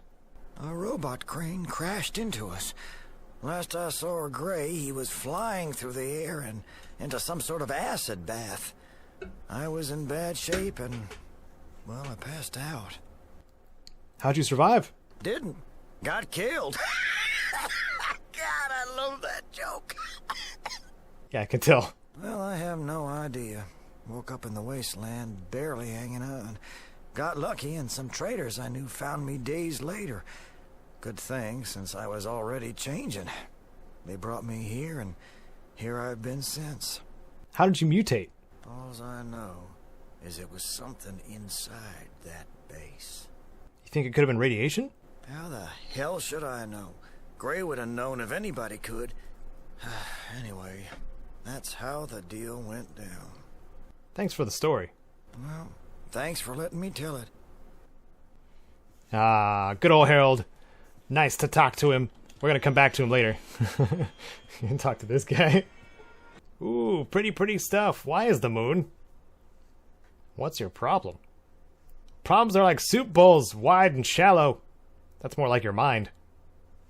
Okay. Funny stuff here. Okay, so we got the weapon and drug dealers, weapon and drug dealers over here. So we'll go over to this weapon shop here, and I think this is Jacob's? Jake's weapons. High prices, but really good guns. Okay, gotcha, Ian. So we're not going to talk to him. We're actually going to need some junk parts for later. So I'm going to grab them from this box here. And they're too heavy. I should sell stuff, I guess. Hi, welcome to Jake's. Got some great merchandise in stock. Feel free to look around. What can you tell me about a water chip? Man, you do like the rare stuff. Where were you when I was selling some depleted uranium rounds a few years back? I don't do chips, though. Ain't a market in it. Anything else? Show me what you got.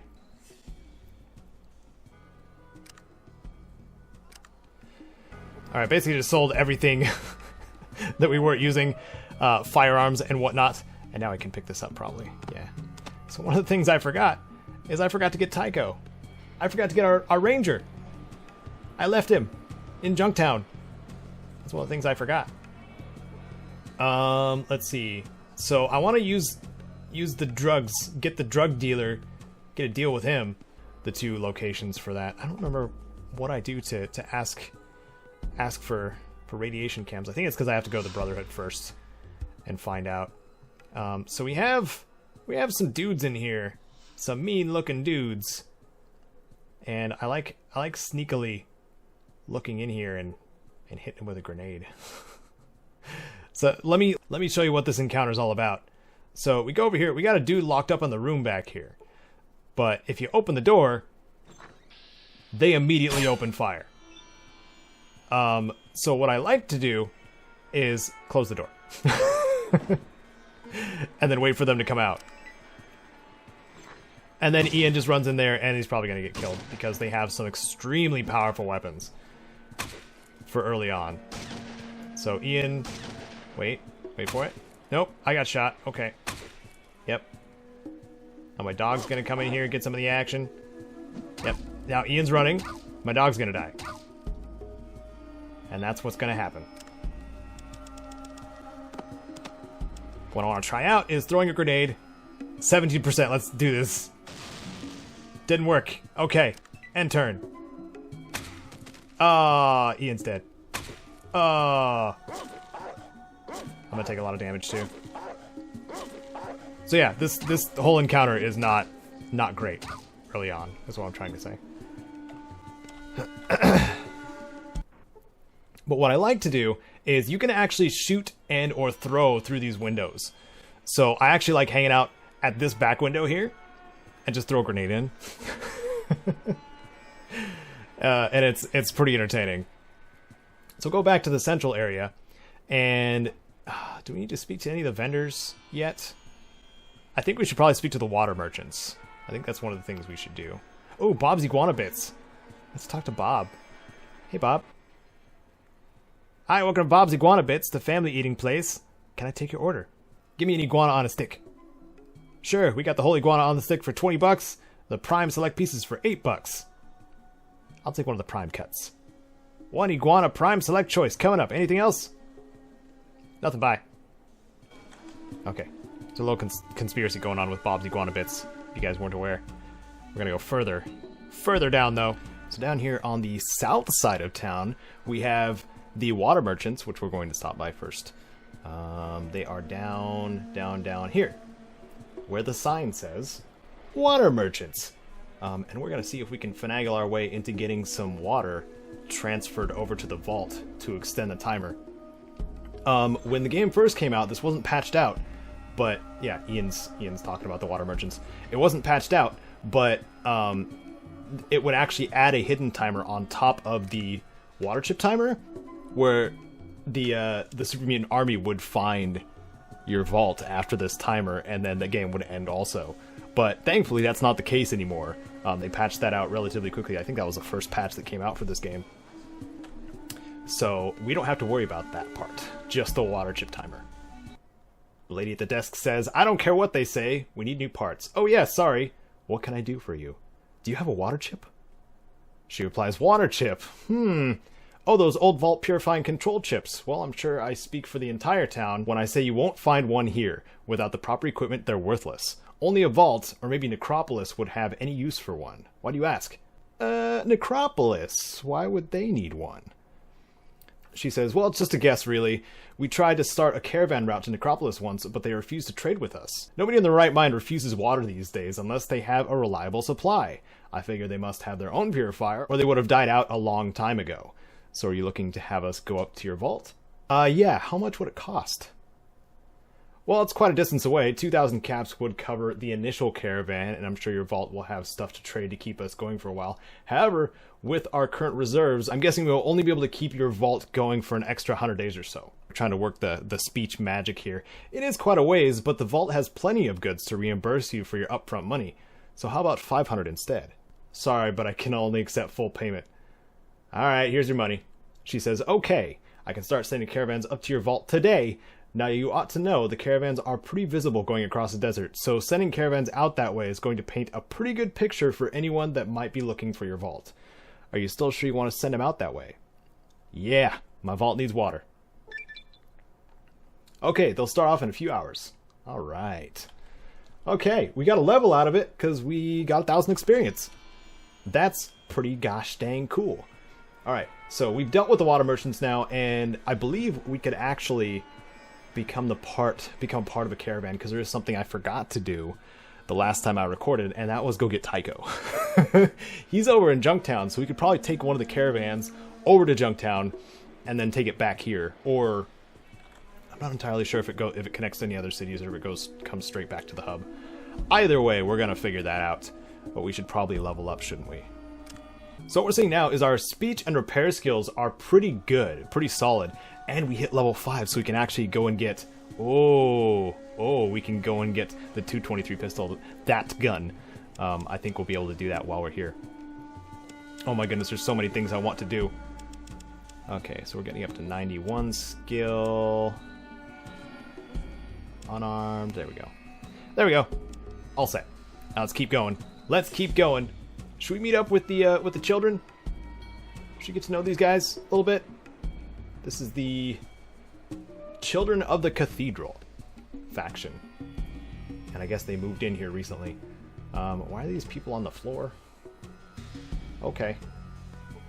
Are they irradiated? Did they take on too much radiation? Did they drink too much? Who's this guy? Thorndike. He says, sir, you're injured. I can treat you if you wish. I'm a healer. Alright, how much is it gonna run me? He says, I'm a healer, not a moneylender. The cathedral sees to my needs, so I might see to the needs of others. Now, let me see your injury, shall we? Alright, go ahead. Very good. I recommend a few days bed rest. Not that anyone ever takes my advice. Now get out of here. Okay. And we have a guard of the children here. Hello, nameless guard. Tell me about your work. I'm a hired hand. If anyone bothers these space cadets, I kill them. You got a problem with that? Alright. So you're a bodyguard. He says, way to go, rocket scientist. Who else could I be? Doc Morbid? Jeez. How does he know about Doc Morbid? Doc Morbid's in Junktown, right? Alright, anyway, let's keep going.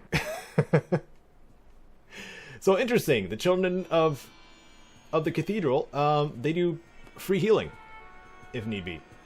I'm not sure how much in-game time that passes, but I think the next thing I want to do is learn about the rumor mill going on, and the way to do that is to find out about work. Hi, if you want a job on a caravan, you should talk to Rutger. He's just over there, so I'm guessing this is Rutger. Yes. Rutger says, hello and welcome to the Fargo Traders. How may we help you? I'm looking for work. He says, you're looking for work, are you? You look alright. Well, you should probably talk to Butch. He's through the door behind me. Alright. And Butch is voiced by a very familiar person. I'll see if you can pick it up. What do you want? I need to ask you a few questions. Time is money, chit-chat is not money. You hear about the job or what? Why, yes I am. Hot damn, someone with guts. Done and done. Go talk with my second, Rutger, and get the details. Hold on, I have questions about the job first. Well, some caravans have been disappearing on us lately. Damn if anyone can figure out what happened to them. So what do you want me to do? Simple. Find out who's doing it and tell me. Or take them out. Makes no damn difference to me. Just get that job done. Any clues who's doing this? Well, there's, something, but I never listen to those rumors. Well, I do. What is it? You really want to hear it, huh? Well, some say it's the Deathclaw, but but I don't know nothing about that. You sound scared. Listen, you, I ain't scared. I'm cautious. You'd be stupid not to be, with the Deathclaw. But go talk to Beth, she'll tell you more. Sorry. I'll go check it out. Done and done. Now get on out of here, but come back and talk to me when you found something. He's a coward. Alright, so Beth is in charge of the rumors around here. I think she's the one that operates the library. I think that... No, that's Miss Stapleton. Where's Beth? I don't remember who Beth is. But this is a spot I wanted to show you guys anyway. She says, "Hi, welcome to the library. This is Miss Stapleton. I don't think I've seen you around these parts before. What might you be looking for in the way of knowledge? What do you have in the way of books, ma'am?" Alright, so every time you open her inventory, this is either a glitch or something along those lines, she has skill books always available. And they're not cheap. I can get one for 1,750 caps. Not going to pay that much for a book, but these are quick ways to level up the skills that they are available for. So science, repair, first aid, outdoorsman, and small guns. You can level all of those up by just purchasing skill books. And that's something I would actually suggest over manually putting points in every time you level up. So if you play Guns character, you have a distinct advantage of just being able to learn your skill up to almost 100 just by reading books. So that's definitely something to keep in mind. Anyway, we'll skip out on Miss Stapleton and see if we can find ourselves a Beth somewhere. I'm wondering if they're part of one of the other caravans. Oh, this is Beth, owner of the weapon shop. She's good guns. She's good for guns, but better for gossip. Thanks, Ian. That's exactly what I needed to know. She says, "Hi there. How can I help you? Can I ask you some questions?" "Of course you can. Don't be silly." "Alright. What's the word on the street about the missing caravans?" She mentions that some people think the water merchants are responsible, but I don't think so. I think it was that darn Deathclaw, or maybe the people over at the Brotherhood of Steel. Why do you think it was the Brotherhood of Steel? Why? You don't know? I heard they make human sacrifices and do all sorts of terrible things. Really? I had no idea. You never know what a person's really like behind closed doors. You've got to be careful with who you associate yourself with. Was there anything else you needed? Can you describe what exactly a Deathclaw is? She says, "The Deathclaw is the most evil thing to rise out of the ashes after the war. Some say it's a powerful ghost from the war that haunts the land. It's no ghost. It's as real as you and me. It's 20 feet tall with teeth as big as your arm. It's some kind of demon that found its way here when the world was engulfed in fire." Oh my! Do you know where it is? Yeah, it's pretty amazing, isn't it? It's down to the southwest somewhere. There's an old mutant in Old Town named Harold who actually saw this thing in its lair. Nicest skag I know. Anyone else you know who might have some information about the Deathclaw? Typo. Uncle Slappy over in Old Town talks about it sometimes, but he's just a crazy old fool. Alright. Thanks, Beth. I'll check it out. Okay, so now we're going to go back to Old Town and talk to our friend Harold again. And Slappy. Slappy's the one that's wandering around outside. So this is giving us our quest progression a little bit.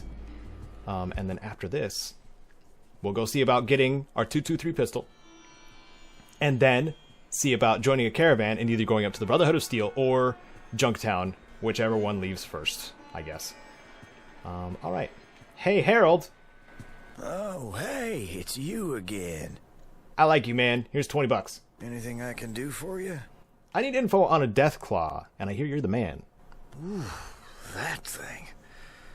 Friend, that is Nightmare City. Why the hell are you asking about that? Gonna kill it. Okay. Well, that's like a damn big man is what it is. Got spikes and claws that can cut through the heaviest armor. But don't let the size fool you. It's quick. Any weaknesses? Well, from what I've heard, maybe whack it in the head. I'd try the eyes. Of course, there's a problem there. What kind of problem? You can't look at him. It is said the Deathclaw can hypnotize just by looking. Then it walks up and boom, you're it. Great. Thanks, Harold. Good luck to you. You're gonna need it. Could be. Alright. The moon is out there. Hey, Slappy. I talked with Harold. The Deathclaw sounds pretty nasty. What can you tell me about it, Slappy?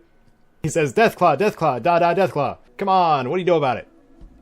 Deathclaw's scary. Really scary. Looks neat, though. Want to see it? You can take me to Deathclaw? He says, yeah, Deathclaw, Deathclaw. Going to see the Deathclaw. Alright, man, just shut up and take me there. Okay. Guess what, everyone? We're gonna face a Deathclaw. Got 800 experience points by just discovering where the Deathclaw was. We're gonna probably level up pretty quick again. Alright, we got some broken eggs up here. Just says pieces of a broken eggshell. Alright. And this is the spot to save the game, of course. And we'll move forward a little bit further. Oh, we got a Deathclaw coming. He's coming to get me. Alright, Ian. Do your thing. Yeah. Yeah. I wonder if it's going to attack him now. I'm kind of worried. Actually, I want to be in running distance. Nope, still after me. Good job, Ian. Dog meat. Ah! I'm being a little wuss. I know I am. But here's the thing. Even though this Deathclaw is scripted as injured, I do not want to be anywhere near it. Deathclaw's hitting the head for no damage. Well, that's not great. Oh no! Don't carve my dog!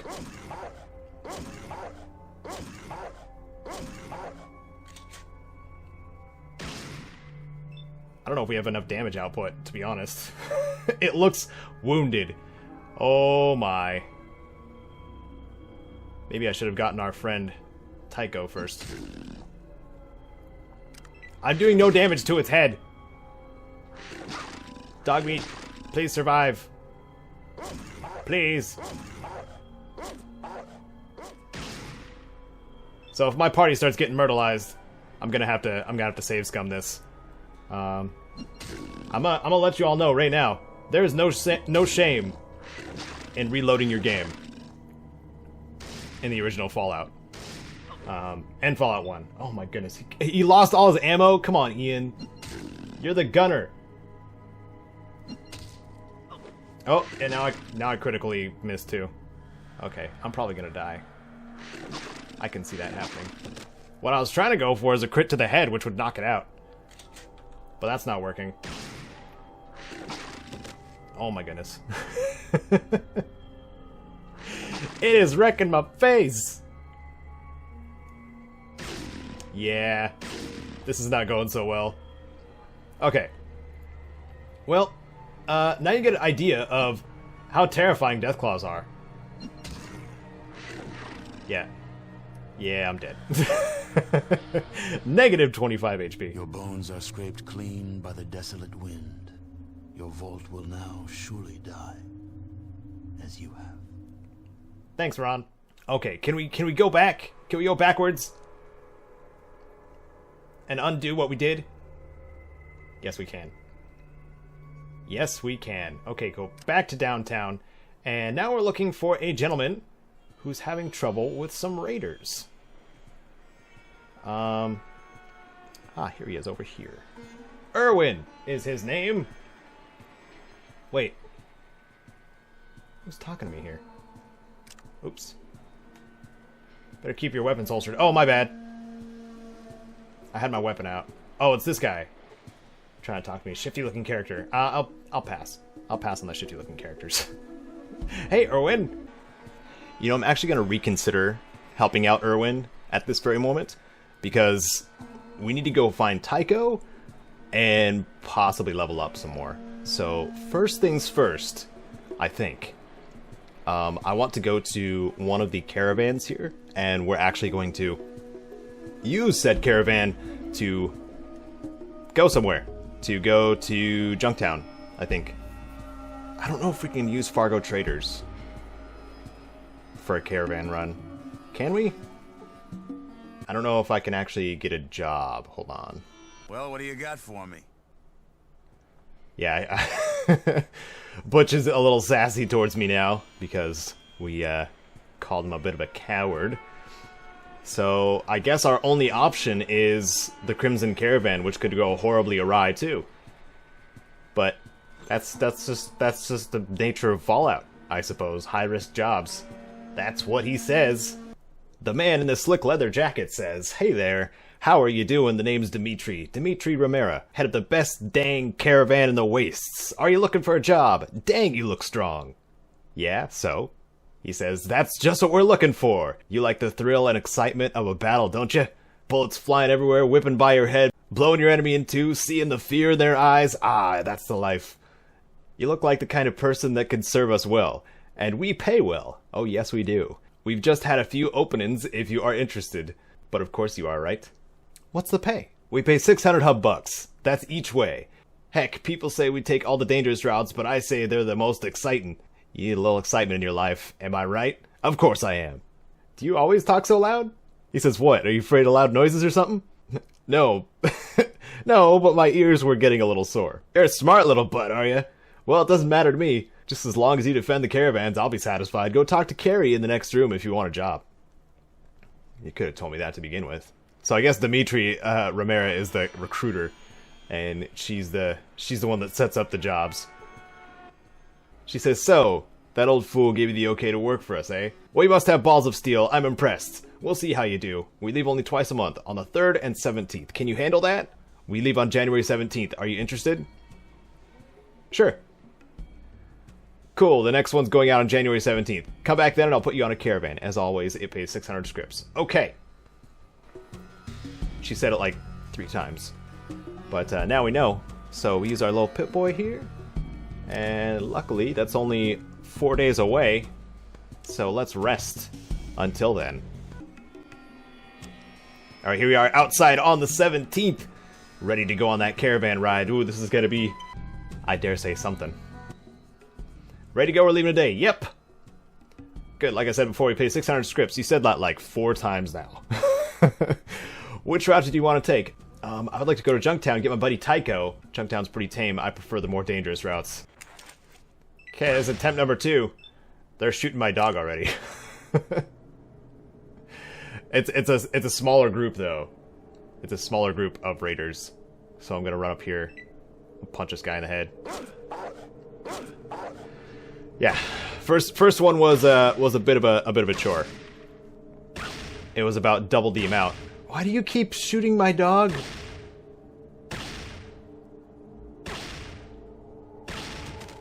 Okay, well, why don't you guys give me a chance to actually fight, please? I would love that. I'm also glad I gave Ian a stim pack. It's like I'm running out of... I'm gonna use up all my AP trying to get to my targets. Oh, wait. Oh, no. Nope, I don't have an opportunity. There we go. Okay. In the eyes. And then in the head. Yeah. I did my job. Kill him. Kill him. Take out that bandit fool. Thanks, Ian. Oh, they're already out of ammo with their hunting rifle? Oh, man. I might actually get the killing blow here. Ha ha ha! There it is! Okay, then what happens here is we save, and then we loot all these bodies just to double check and see if we have something that's... Oh! Very useful.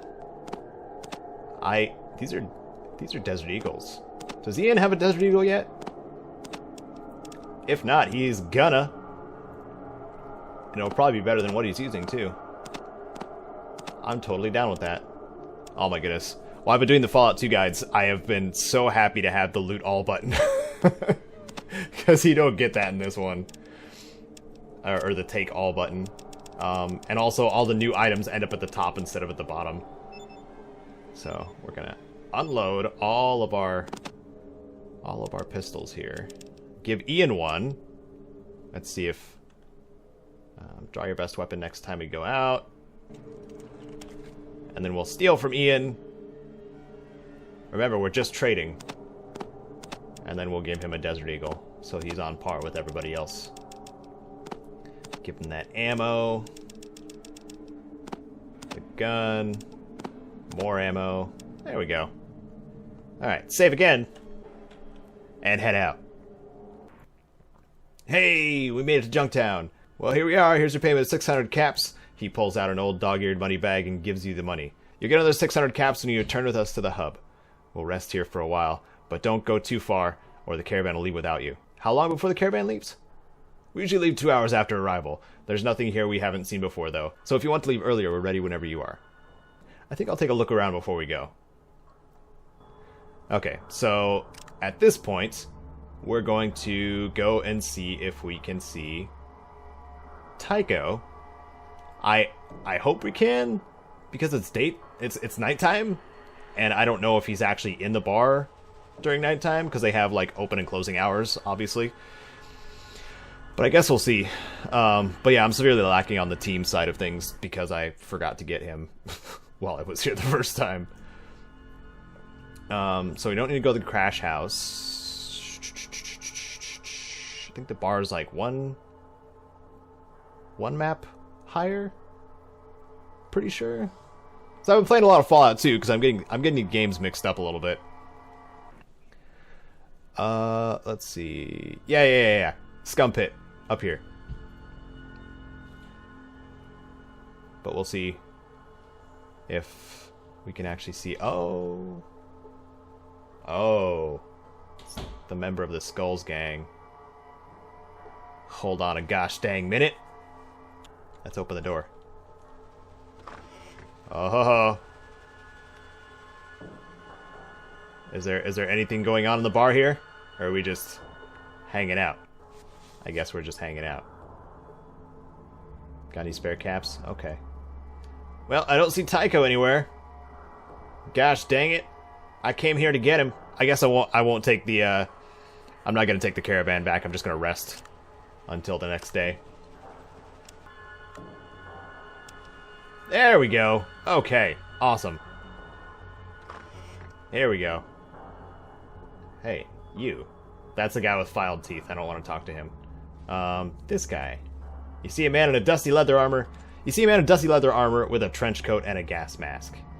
He greets us by saying, "Another new face. Travelers here are a dime a dozen, but you have the look of someone different. Care to join me for a drink?"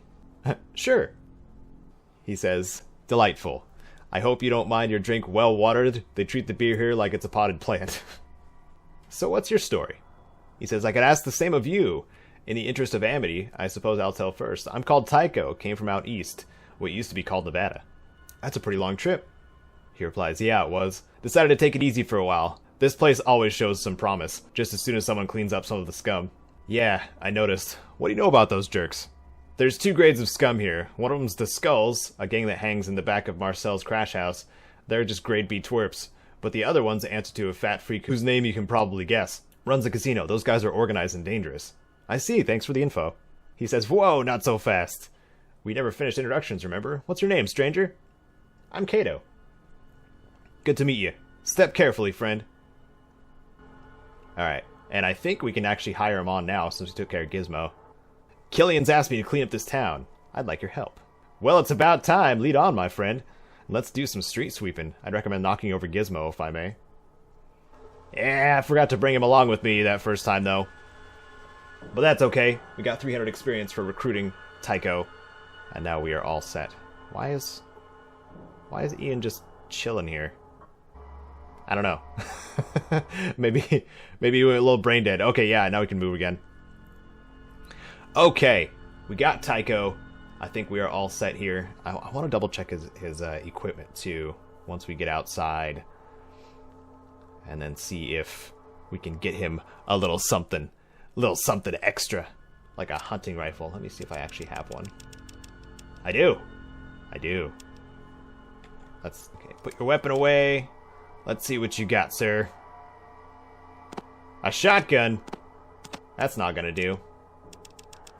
Let's give you that there hunting rifle. Need to make you the long-range shoot ski over here with some ammo to spare until we get you the Red Ryder Special Edition BB gun. Do we need to go in the hospital? No.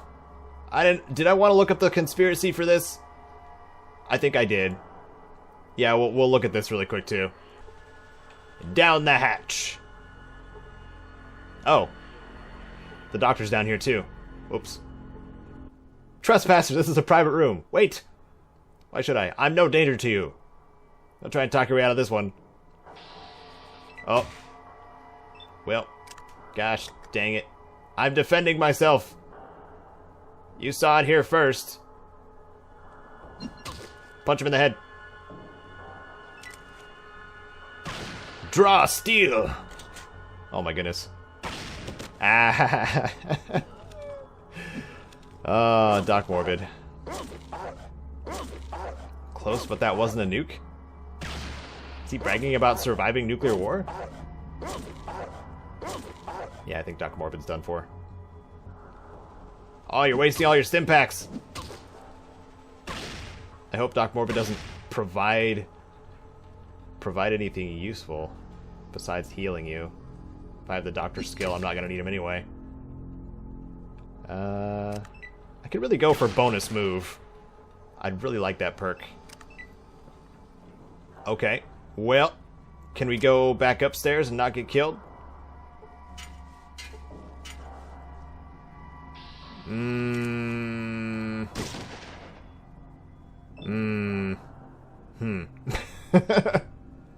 I'll play this out and see if I can actually do something. We were trespassing, so I guess it was illegal. I'm not sure how this is gonna go. Yep, he's done. His name was Cougar? Why was his name Cougar? Ow. I got critically hit. For 23 hit points, wow. Okay. So... Are the guards mad at me? That's the main thing I want to check. Except they're not. Nope. No, not mad at me. Nope. Got everybody I needed here anyway. Hi, dude. Okay, well, now we can go loot the stuff. Someone asked, there's a lot of questions that I haven't gotten to because I've been kind of distracted with the game and getting back into the groove just about every single time. But I wanted to make sure you guys get your highlights a little bit for asking questions. Oh, let's get this guy. Oh, what's the most underrated perk? Oh, they all have leather armor too. I quick looted that because they all had leather armor on and stuff. Neat. In Fallout 1, what is the most underrated or overlooked perk you can obtain? And the first few times I played the classic Fallout games, I overlooked the bonus move perk, especially when it comes to... Pretty much any character can utilize it, but especially when you're playing a melee-oriented character, it is extremely important to have that extra movement so you can get all of your hits in. Because a lot of times the enemies are a few hexes away still. Oh, we got a locked lock right here. I doubt I can lockpick it, and I don't have Katya with me. The cooler's filled with chunks of organs and body parts. Oh, conspiracy. Well, get out of the way of the ladder, please, Ian. Thanks. I appreciate that. Are you ever going to get a camp tour? Are we ever going to get a camp tour from your Fallout 76 character? Show screen cap. I'm going to show off screen... I wrote a note to myself. I'm going to show off screen caps of my Fallout 76 camp. It's not far from the Overseer's camp from the beginning area of the game, because I wanted to make a little like introductory, hey, here's the quest posters, and here's a decontamination arch and stuff like that. Stuff for newer players to deal with. And now we have player vending too, so I got a vending machine also for people. And it turned out looking pretty good. Oh, we can go to the Brotherhood.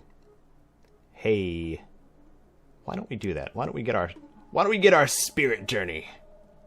I keep forgetting they're always to the northwest instead of the east. I think I keep thinking Necropolis. I'm glad we're not running into too many enemies here. Let's go meet the Brotherhood. Oh, wow. Look at this. Look at this old-timey Knights of the Nine little poster thing. Okay. It's getting a little dark out here. Oh, my goodness. All right. Now we talk to him. Hello, and welcome to the Brotherhood of Steel. May I ask your business here? What do you do? Well, I'm an initiate. Right now, my job is to greet people at the door.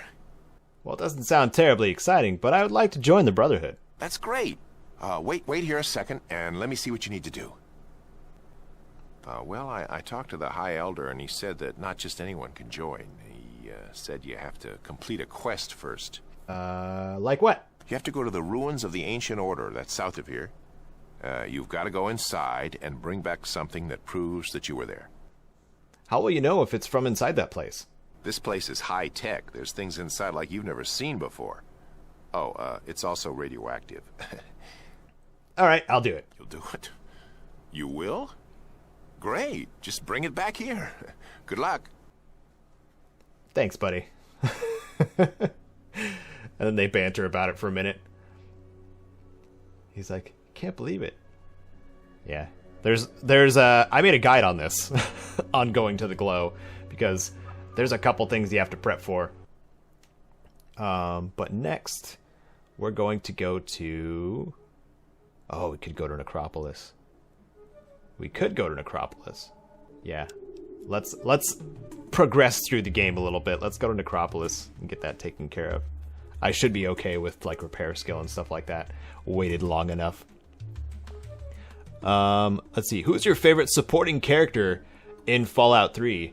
And that one took me a little bit. They were saying theirs is Moira. Now, I'm not a fan of Moira myself.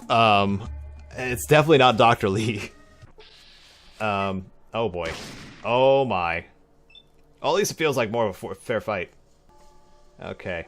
Well, we're gonna see how this goes. 5. Switch to the Fist of Doom. Right in the head. Ow. Ow. Oh! 4 on 4. This is actually shaping up to be a good fight. Okay, Riley from Riley's Rangers is probably my favorite supporting character, just because I like the Rangers in general. If you didn't know, Tycho's also a Ranger. I just like that faction in general. I'm hoping future Fallout games have Ranger types and don't stop, because they're nice. Nice to have around the wasteland. Little vigilante justice going on. Yeah. Go for his eyes. Yeah. Knock him out. Yeah. Ow. Yep, he's dead. Oh, man. It's weird having it be a fair fight. Just a little bit. Yeah, that's what's up. Okay, 370 experience. But yeah, what is all of your favorite supporting characters? Let me know in the comments. Oh my goodness, we have so much extra like weaponry that we could go sell. That's for sure, and armor. I'm gonna put this armor on Tycho so I can carry the rest of this stuff. Tycho, stop moving. Carry this. Carry this, please. And the ammo, too. Okay. And... there we go. And here we go. Oh. This guy had a sledgehammer. He had, like, all the things for a melee user that they could ever want. Okay, we're all set here. Save time. And back towards... oh. Right here. Towards Necropolis. Oh my goodness. Are we ready for this? Are we ready for this? At the Necropolis entrance. And we got some... are these some ferals? These look like ferals. Hello? Unhurt but has crippled limbs. They messed that text up a little bit. Okay, so you gotta just make sure not to get too close to these guys, and they'll leave you alone. So I will be going down this little hatch here. Bye. Or manhole. And, oh, we got some rats to deal with. Oh, it's so incredibly dark in here. I'm going to have to either brighten it up post or brighten it up in game. I think I'll actually brighten up in game. Just a little bit. I don't know how much of a difference it's actually going to make, but we'll find out when the episode comes out, I'm sure. Okay. Go for the head. Assist me, teammates. I want to get out of the way, though. Can I do that? Okay. We'll pretend I did that. Wow, I was killed instantly. I like how this is going. It's a good thing I brought party members. That's for sure. Will you play with the Fallout Fixed mod?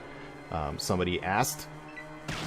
And I think that's the one that adds things to the game, or like I guess recovers cut content as well, and makes it more stable. I think more stable or unstable. I don't remember which. But no, I'm playing with S-Fall, which kind of comes with the purchased from GOG version of the game, and I think it also comes with. Ooh, we got a cattle prod, and I can't carry it. It also comes with the Steam version of the game, I believe. So I'm pretty sure I'm only going to be playing with that and the high resolution mod, obviously, because that's that's what I'm using. We'll give. Let's see. Have some more Desert Eagles, Ian. I should have gone back to town and exchanged some of these things, because I know for a fact I'm gonna have a whole bunch of stuff to sell that I should have. So, but it's good that I have companions for this kind of thing. Thank you for the question, by the way. I appreciate it. Yeah, I'm going to be playing the game as it was back in 2000 whatever when I first played it with my buddy. Dead bodies. ... No, not you. I'm not talking to you, Ian.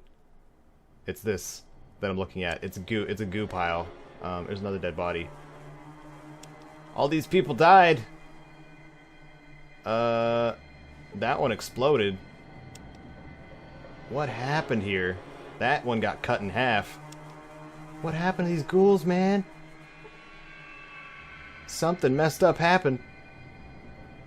This guy? No? There's nothing to loot. Alright, well, I guess we'll continue forward. Looking forward to getting that there water chip. Because Necropolis is where we get it. Oh, this place gives me the creeps. You're not the only one, Ian. He says you have nothing to fear from us. Oh, okay. These ones aren't hostile. He says, thank you for not shooting first. Can I help you with anything? Yes, I'm looking for water. He says, the surface of Necropolis and the water is controlled by Set and his ghouls. We are a much more peaceful group, which disgusts Set. Who is this Set? He replies, Set is a ghoul like us, but has assumed a certain amount of power in the above-ground world. He is an oaf.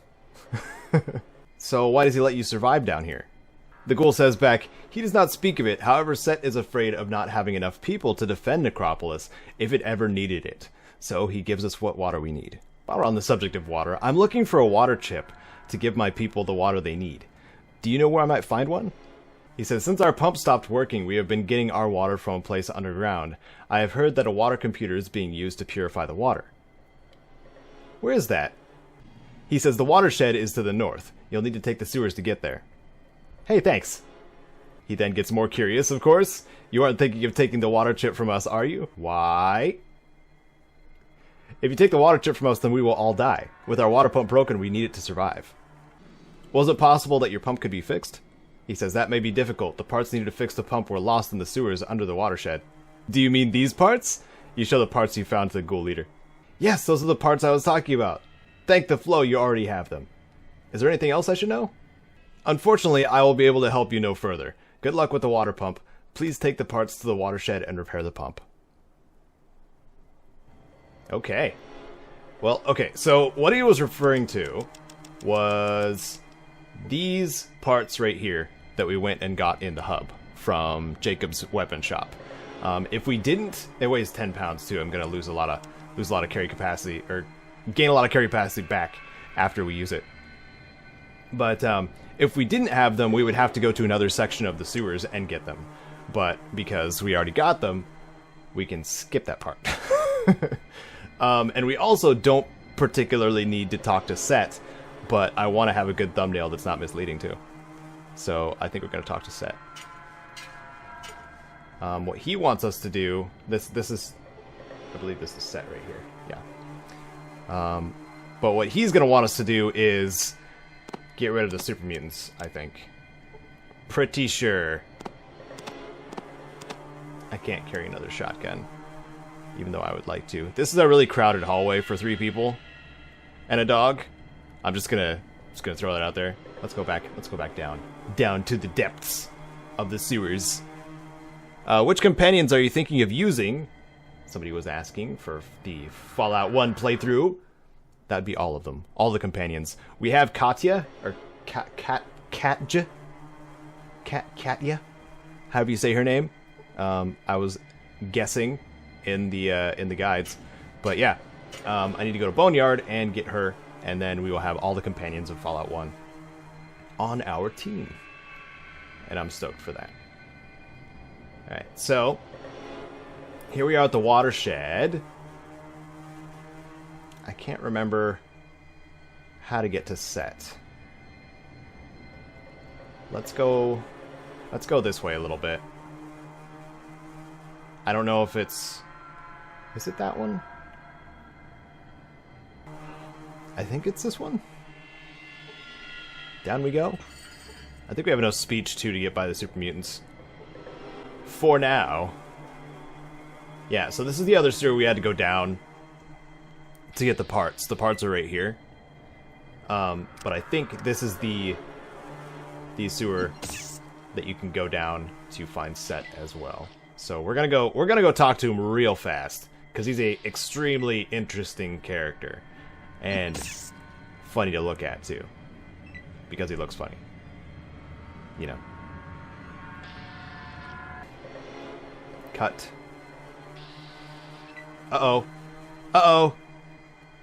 It's I tried to cut the scene, but I can't. I guess I can't do that. We're gonna start combat instead. Come on, mole rats. As Moira calls you, mole ratties. You're not getting much of a chance, are you? Oh no, don't attack my dog. Why would you do that? Why? Yeah, you're done. And the last rat! No, oh, there's more. Okay. I was not expecting that, but okay. Let's keep going. We're gonna go towards the junk anyway. And not pick it up. Alright. Dog meat was critically hit for 1 hit point. Oh no. Dog meat needs a band-aid. I can't... They're... Oh, I was gonna say they're taking up the whole hallway, but I think we're good. We're good. Yeah. Look at all that damage. Look at all that damage right there.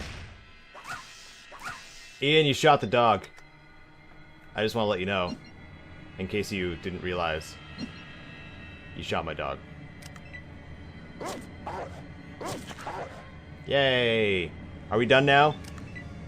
Yeah, we're done. Okay, 570 experience. Nice! Nice, I'm okay with that. What are some of your favorite unique unarmed or melee weapons in the classic Fallout games? I'm pretty sure there's only one. Every unique weapon. And that would be the... What did I put down? The plated boxing gloves. And they're not my favorite. By far. The earlier games had less to do with uniques. If you saw the uniques guide for Fallout 1 that I did, it's all ranged weapons. And there's only like 5. Because that wasn't a... that wasn't really a... I guess... a trope or a standard for games at that point. At least I don't think it was. Some collectibles were, but not unique weapons. Like, you could just upgrade a weapon that you found, but you could find it in multiple places. Or get a really powerful weapon and find it in multiple places. Like the Mega Power Fist. You could get a regular Power Fist and go have it upgraded, or you could find a Mega Power Fist somewhere. And there was many ways. Many ways. Let's do regular strike. Haha! I remember I was supposed to find the spiked knuckles somewhere too, but I forget during this session. Oh well. We should keep going anyway. Okay, so this is... Oh. A devout Children of the Cathedral member. Let's go talk to them. One of them should heal me. They say we offer healing of the body to heal the spirit. Can I help you? Yes, help me. You are wounded. We require a donation of $275 before we can heal you. Is this acceptable? No. This one charges. The other one, the one in town, did not. I would have taken some free healing, but not some charged healing.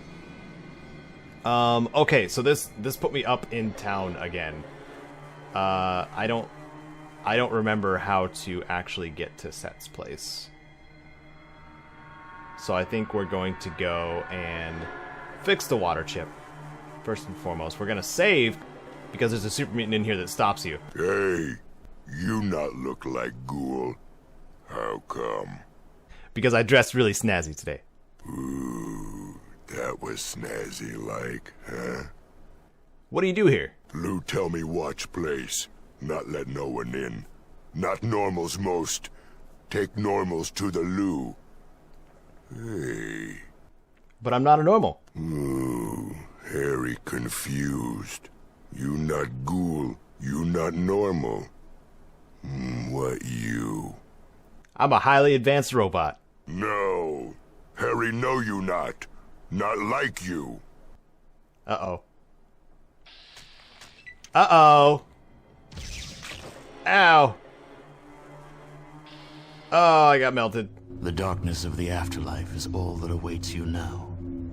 May you find more peace in that world than you found in this one. One more time. Hey, you not look like Ghoul. How come? But I am a ghoul. Okay. Move along then. That was it. That's what we were supposed to do. Oh my goodness. My speech is at 93, and somehow I failed that like 3 times.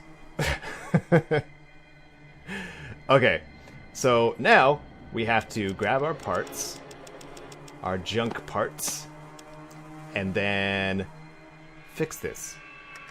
So we're gonna fix it. Come on! Oh, yep. First try. The massive pump struggles to life after you successfully install the missing parts. You gain 1,000 experience points for fixing the pump. Okay, so that means we can go down and take the water chip for ourselves. That's... Oh, further down. Further down we go. Okay. And these ghouls, I think they attack on sight, but it doesn't matter so much. Yeah. Like, we didn't get permission from Set, but he's not gonna mind. He's like, my ghouls are still gonna attack you anyway, like when you go to see him. So, oh well. Ha ha ha. Ah. Ooh. You guys are getting a whole lot of shots in. Yeah. Enticing the ghoul there. 6. Punch him. Nope. He's done for. Shouldn't have attacked me in the first place. No siree. Do you ever think you're going to play the Buckaroo again? Well, I even extended the playthrough a little further in doing the Lonesome Road DLC, and it's 117 episodes. The entire playthrough took me, or the entire series took me a little over a year. So probably not. The question's referring to my New Vegas playthrough that I did with the cowboy. That was the last Let's Play series I did. But no, I think I'm pretty good. I think I'm good.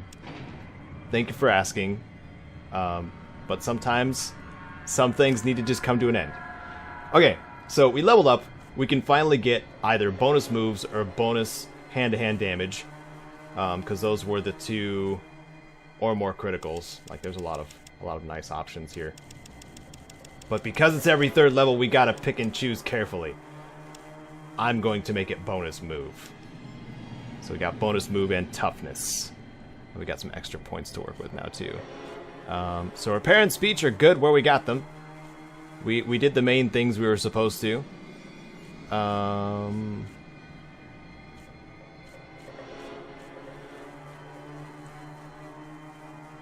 gonna be upping my throwing a little bit. Because grenades are important for this playthrough. So you might see me switching it up a little bit based on things happening. Okay, so we are on the next floor, but I don't think we need to be up here. There's some ghouls in this back room with a locker. I don't think there's anything anywhere else though. There was like one of these rooms with a locker, a foot locker in it maybe? I don't remember. I usually just run through, go to the bottom floor, take the chip out of the computer, and then go about my merry way. This room looks particularly ransacked. It's only 2 lockers standing still. Okay, so over here, we'll go to the main room, and here's some ghouls that are actually going to. I'm pretty sure they're going to attack us. We could try sneaking. Our sneak is at 24%. I don't know how that's going to go, but we're going to find out. Sneak mode. Walk mode. Sneakily walk. Down this direction. You can't see me. You can't see me. And then go to the computer. And then use science on it? I think we might get a little bit of extra experience if we use science.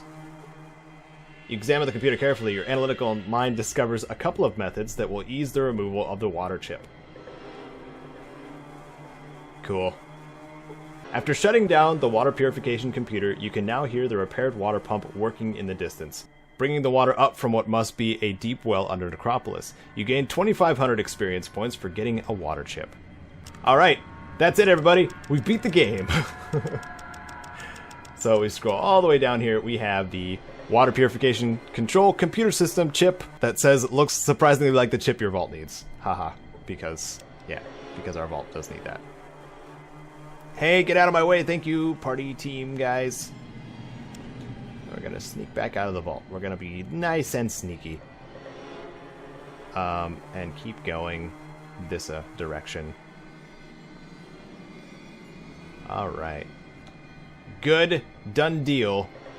Back up the elevator, back towards our vault to return the water chip. This went smoothly. It really did. And we got to go talk to the underground ghoul too, because we gotta make our way out that way anyway. I think. Did these guys have anything on them? No. Nope. Just swung at me. Little raggedy ghouls, raggedy glowing ghouls. Supposedly we could let this guy out too, but I don't have a high enough lockpick. Okay. Well, continuing further on. If you go with Lou too, you get a bad ending for Fallout. I should have done that actually. Oh well. Back underground we go. I wish I remembered how to get to set. Maybe we'll give it a shot. I think we'll still give it a shot. There's a little more exploring we can do here in Necropolis. So down, and then we go this way. That one I've been to. Because there's a couple other avenues we can go. This place gives me the creeps. I know. Oh, it's the room prior, I bet. I'm betting it is. What is that? Trash? Some busted pipes half buried in the dirt. Nothing important to see here. Move along. Oh no, a bunch of bodies. Hey, one of these bodies has something useful on them. Let's fight through these rats. Take that, rat. Oh. So now we have bonus move. We get more attacks if the enemy is close enough. And then like two of these moves are free. Yeah. So if I wanted to move 2 spots over, I could. But I'm gonna move more. Okay, no rats. No rats. They're not hyper aggressive like everything else. You gotta be real close to them. Okay. Alright, okay.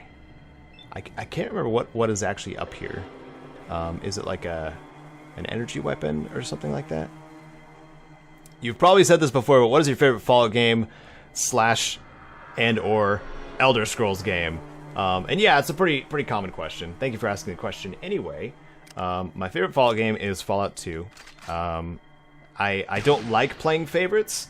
I like just saying Fallout 2, and then you know, the people that have played it usually agree or are okay with it, and the people that haven't played it don't know. That's my go-to answer, because it's also a divisive question. Because you have a lot of diehard fans in the community that are getting split further and further the more games come out, because everybody's got their preference or their favorite or the one that they will defend to the death. I don't know if it's the same with the Elder Scrolls, to be honest. There's some Elder Scrolls games like Morrowind is universally accepted as the best, I guess, or it's like Skyrim and Morrowind are like the absolute favorites. Even though Oblivion's probably up there too. They're all kind of fun. They're all fun games. Where's this corpse? Where's this corpse with the... There it is! There's the plasma pistol. So if I went with energy weapons, I would be wielding that little beast. And I think that would make it easier in taking out the super mutants too, if I decided to go that way. But nope. We're going to see Set. We're gonna say hi. He's gonna say low. And then tell us to go kill some super mutants. Something along those lines. Is it this ladder here? Let's check this ladder too. I'm curious. Cause I never go and see him. I just bypass him entirely. No. Yep. This is where it is. Okay. That's a weird layout. What's in this desk? My gut's telling me there's something in these containers. My guts were probably wrong. Oh, yep, lockpicks. Ho. That adds, I believe, 20 or 30% to your lockpick skill if you use it. So it is. Oh no, these are ferals. Crap. Oh, I messed up. Oh no, I messed up. Don't shoot the dog. Oh no.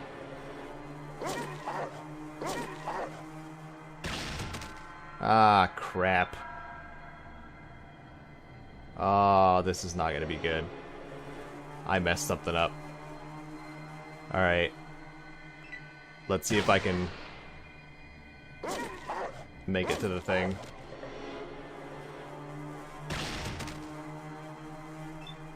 Why? Why? No! Gosh dang it. We're gonna kill all of them! Crap! Alright, well maybe we won't talk to Set. Depending. Because we're killing a lot of his dudes. Gosh dang it. Stop punching my dog. This is gonna be... Oh my goodness. Oh no! I guess we could start that conversation in the comments though, if you really want to. What is your favorite Fallout game? And what is your favorite Elder Scrolls game? Everyone in the comments, please be civil.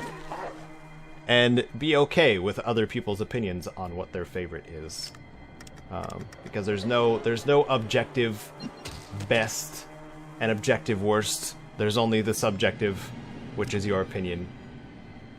And I think it's important to remind people of that every so often. Because you can say, in my opinion, or in my humble opinion, or, you know, I'm just kind of rambling. I'm sorry. Here we go. Right in the eyes. And then a regular attack. I had to join in on the fun. Because I got too close to the ferals. I'm pretty sure they're in a separate faction. Oh, thank goodness. Do they have anything on them? Probably not. Alright. Here we go. Let's talk to the door guard and get denied. Hello, door guard. Hello. Go away, you're not wanted here. I need to get in there. Is there any way you can help me? I told you to leave. Your kind is not wanted here. Right. Why don't I just go in the door?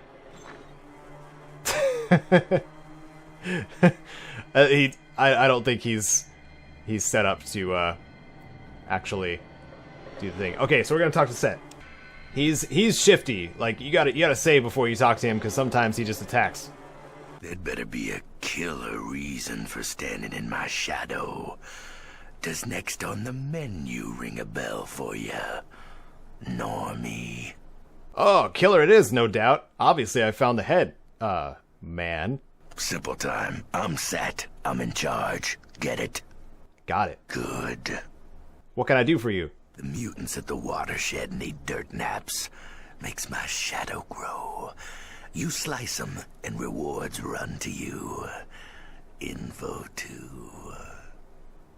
Done. Excellent. Teach those mutants the last lesson, then amble back. If I say to my ghouls to hold off you, the muties might hear and know. So I tell you what, it's favor time. I keep shut. Got it? Got it. Okay, so he just wants me to kill off the super mutants, but there is a timer on that. After I don't know what the timer is actually though. So if I leave and then come back, the mutants might still wipe out Necropolis. But I know I don't have the power to kill the mutants yet. So what do we do here? What do we do? I go back down here, talk to the friendly ghouls, and get a little extra reward, I think. You. He says, thank you for repairing the water chip, and I hope all is well with your people when you return with what you have found. Thank you for your help. Goodbye. Okay. And I didn't get any more experience from that. I wish that I had. Oh, well. So now we just have to go back to the vault. And then we beat the game. Just kidding. Just kidding. It's not that simple. It's not that easy. So this is the ladder we have to go up. And then... Nope. Ah, crap. I did it again. Nope. My team will kill you. It's fine. You guys are really slow, too. And squishy. Really squishy. I'm just gonna go. I'm just gonna leave. Yep. Murdered in cold blood. Can we go now, guys? Are you done? Are you done killing the locals? Thanks. I wonder what the Rangers' stance on ghouls are. I wonder. Off we go to the vault. The vault's way up here.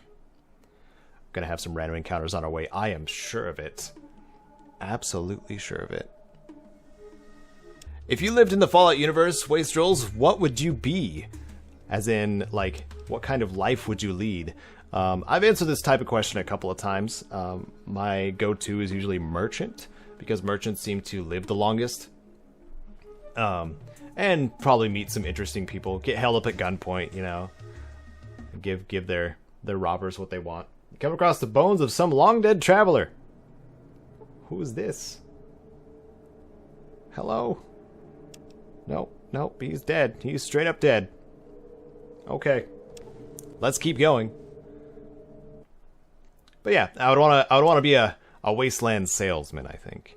I think that would be good for me. And I think I have the skill to do it. Pretty sure.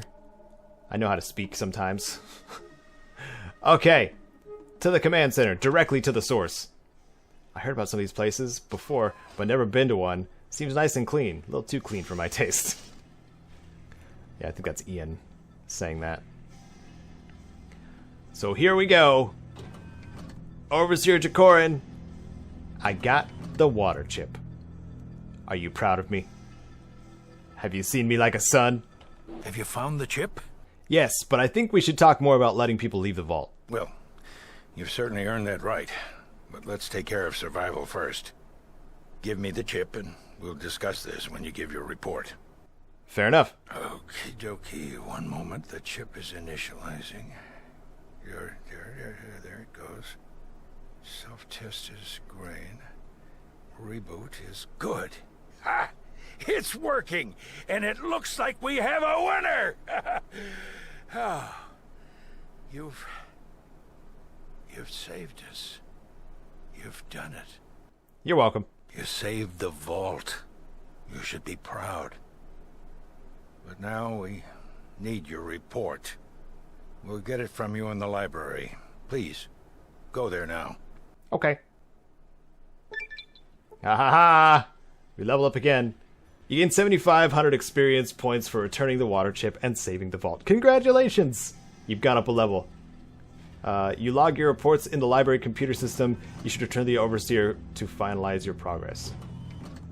I'm finalizing my progress. Okay. So, if we turn it in, and then if we, like, just leave, instead of talking to the overseer, does he, does the progress just stop there? Like, do the super mutants, like, slow down their assault on local settlements? I'm not sure. We're gonna hit the level up thing, but we don't need it. We don't need points yet. I just wanted to let you know that the water supply is stabilized. Actually, we're rebuilding our reserves. You did great. I am a little concerned, however. About what? I don't like your reports. What was in the reports, that is. In fact, they scared the heck out of me. It's those mutants. I've done some calculations and... well, I've come to an unpleasant conclusion. What's that? The mutant population is far greater than could be expected by natural growth or mutations. This leads me to believe in... I don't really understand it, but it looks like someone's generating new mutants, and at a startling rate. Say again without the confusion? Someone's making mutants. What do I need to do? As long as someone is creating hostile mutants at this rate, the vault's safety is at stake. Find and destroy this lab as soon as you can. Okay. Alright, well, that's the second part. So, when you find the water chip and return it to Vault 13, the game isn't over. There's actually several other locations you get to explore, and the second objective, which is take out the super mutants. And that's where you meet, of course, the notorious Master and all the other super mutants along the way, and the Lieutenant, which is a less known. And I think he's pretty sure he's voiced by Tony J, if I remember correctly. But yeah, we're gonna head out. Hey, looks like a nice rat-free cave. I'm glad those groin punches worked. That's it. All works out in the end. Okay, awesome. So we're halfway through the game. Well, I would say more of a third of the way through the game. So what we want to do is go back to... maybe go to the Boneyard? Or the Hub? let's go to the hub. Here's how I want to do it. We go to the hub, we catch a ride with one of the caravans to the Brotherhood, because we need to go to the hub and get some chems first. And we go to the Brotherhood, and then... Oh, wait, we already went to the Brotherhood. We don't even need to go there. And then we go to the Glow. Go to the hub, get chems, get some Rad-X, go to the Glow. That'll be it. That's the strat. Wow. I didn't encounter anything. And we found our way back to Old Town, and it's nighttime. And I can't rest at this location. Okay, let's just hang out in the dark then. I'm going to sell some things to Jake. See if we can get some better gear. He says, hey, how's it going, my friend? Looking to buy something? Yes. Here's what I've got. Okay, so we traded a whole bunch of weapons over to Jacob, and now we're going to get these lovely things here. Some caps, some ammo for Tycho, and some metal armor. And then we're going to swap things out and trade things back to other characters. Let's see. Put that metal armor on. So leather armor is going to go to him. And let's see. Tycho. Stop. There we go. There we go. Oh, he's carrying a bunch of leather armor on him anyway. I need to trade that in too. And you take this, because you're gonna need it. And you, Ian, what do you have? You have some Desert Eagles. We only needed one. And we sold that other stuff and got ourselves 2 grenades and 4 stim packs. That's I don't know how fair of a deal that is.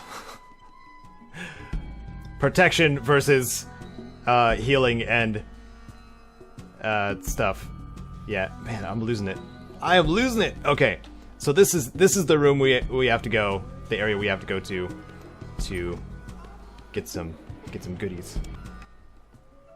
What can I do for you? Who are you? He says the name's Vance, and that's all you need to know. Can I get you anything? How should I know if you don't tell me what you're selling? If you don't already know, you shouldn't be here. Now leave. Barter. He sells chems. He's a drug dealer. I need 2 Rad-X, please. Why don't you take this repair kit and these med kits, and let's see, and that's it, I think. Yep, I think that's a fair deal. Alright, so we're trading this junk that we don't need, a lot of duplicate stuff, for 2 Rad-X, and you'll see why. Bye. I'll leave. He kicks me out. But I bought what I needed from him anyway. Okay, so I don't know what else we have to do here. Besides, over here, we can save a Brotherhood member back here, but I don't want to do that in the dark. And we could go to Irwin's farm, but I don't know if we can handle that yet. I'm just taking the metal armor with me over to the Glow to get ourselves irradiated a little bit, and also learn about the happenings over at the older ancient site of the Brotherhood. Older place? Yeah. We're going to the Glow. That's what I'm saying. Off we go to the Glow. This is where our quest sent us. Uh-oh. A small group of raiders. Good thing I got this metal armor, because now I've got no problem. That's a raider right there. Can I punch you right in the face? One more. There we go. Sleepy time. Awesome. Oh, dog meat coming in with the bite kill. Yeah, that one on the ground's dead. I knocked him silly. Ian, you're not supposed to shoot me. See, if you had a burst weapon, I would have probably been dead. Yeah, nothing bad going on. I want to kill him though. Kill him right in the eyes. There we go. Can I unload them from here? Yes, I can. Yes, I can. Okay. And then... aha! A rifle with some more ammo. All set. Did I get injured? I did. I could use the Doctor Skull on myself, but I don't need to. Okay. More towards the glow. And I'm hoping that it's marked. It's marked, isn't it? Wow, it's way far south. The encounters are going to get pretty fun down here. I know it. This is probably going to be a bad idea. What I want to do is show up outside the glow, like right outside, right on the rim. And then use 2 Rad-X. Yep, we got another enemy encounter. Never mind. The ground ahead is littered with debris and bodies. Looks like an old battle zone. Okay, so we've got a 10mm pistol just sitting out here. What was that? What was that? A knife?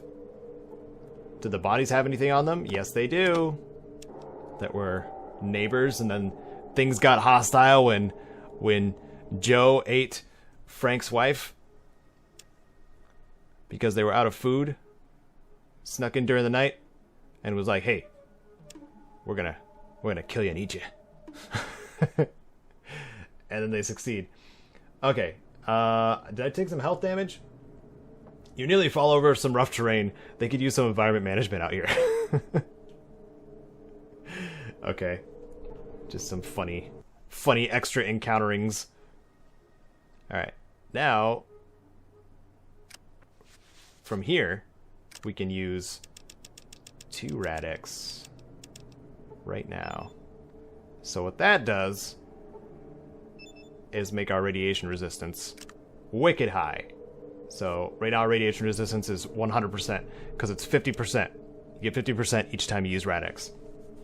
So you take 2 of them, you get radiation immunity, basically. So now we're in the glow. Here we are. What happened here? I don't know. It's a giant hole in the ground. Like a bunker buster hit it. Okay. So what we want to do is we want to equip our last rope and put it on this bar here. And then we're going to head down. It's going to be fun. It's going to be a good time. Oh, here we are inside level 1 of the glow. This place has 6 floors to it. So it's quite a bit of an adventure. But the thing we're here looking for, the thing that the Brotherhood sent us to get, is right in this room, right on this corpse here.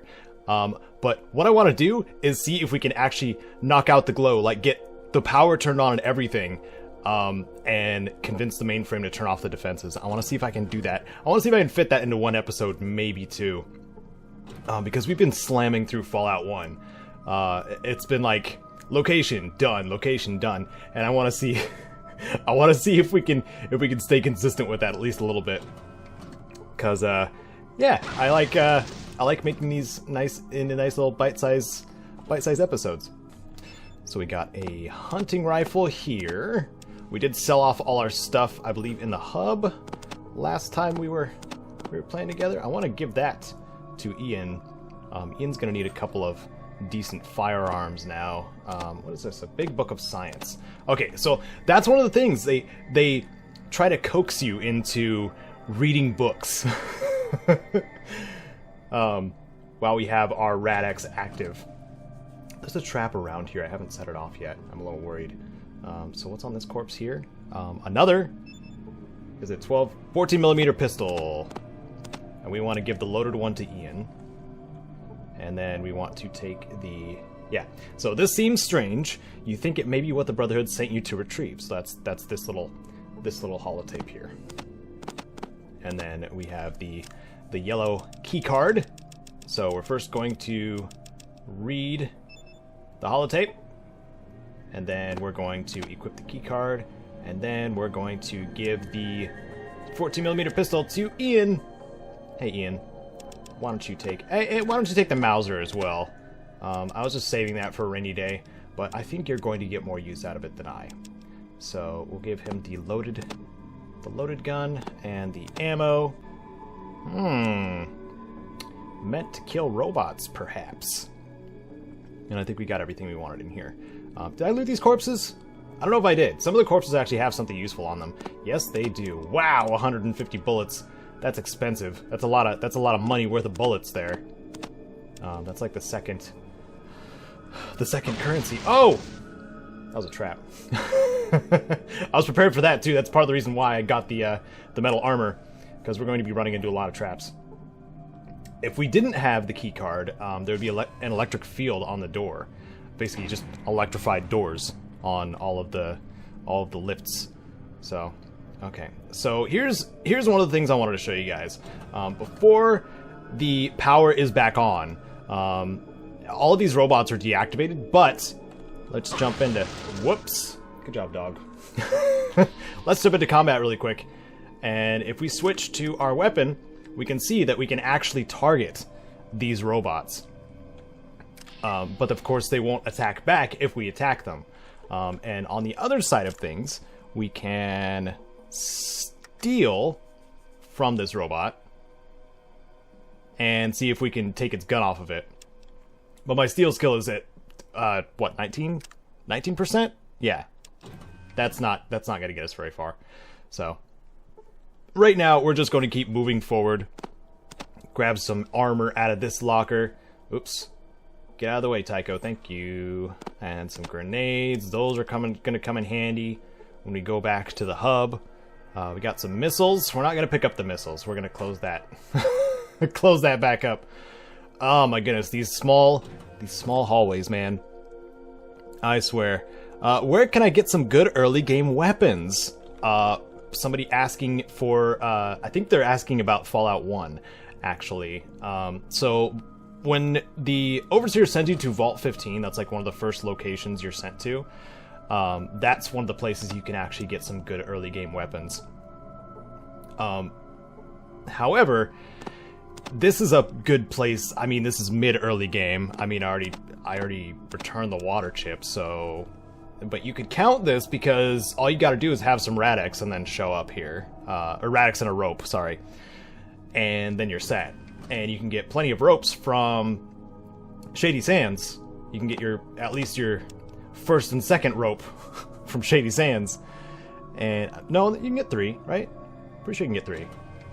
And then you're all set, basically. And then once you get to Vault 15, then you get...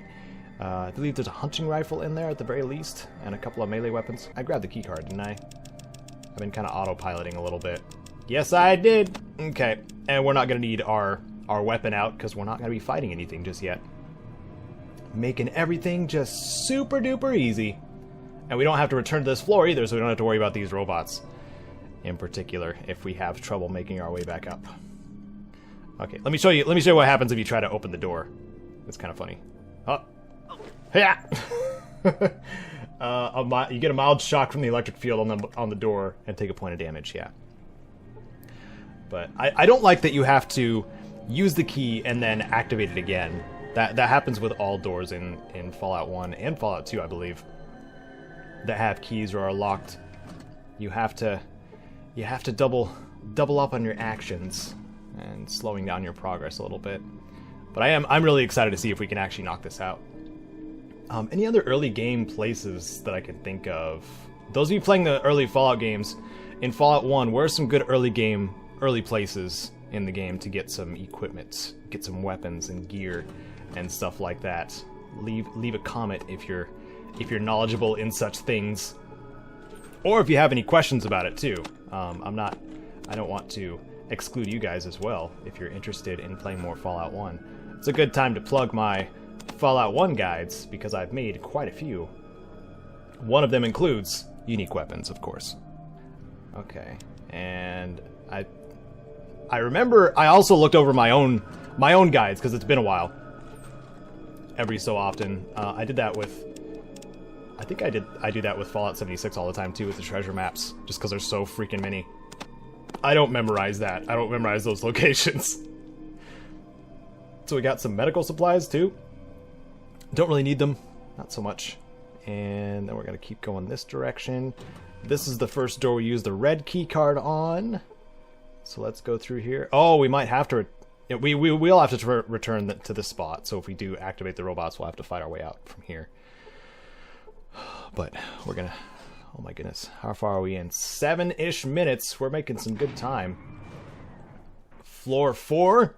This is where the mainframe is. We're not going to talk to the mainframe just yet.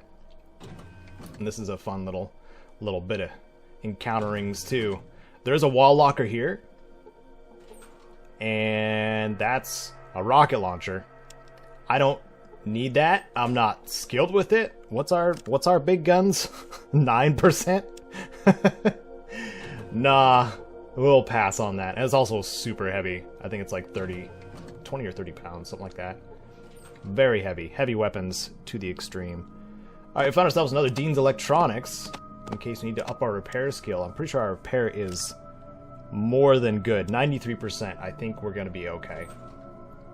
And, oh, some EMP grenades! Or pulse grenades. We're going to need those for sure.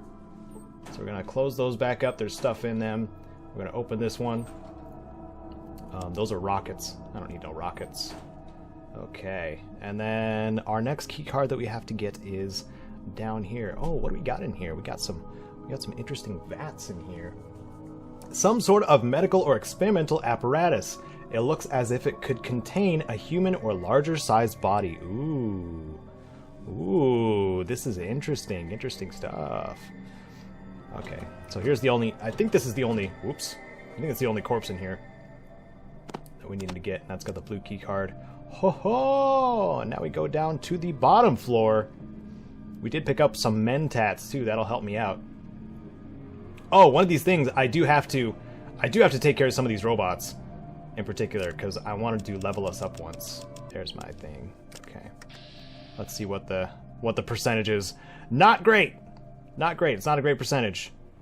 So run ahead a little bit. I'm probably going to hit myself with it, but I don't think it's going to hurt too bad. I hope. Let's go right here. Yeah, right there. I totally missed. Okay. I think I made something angry.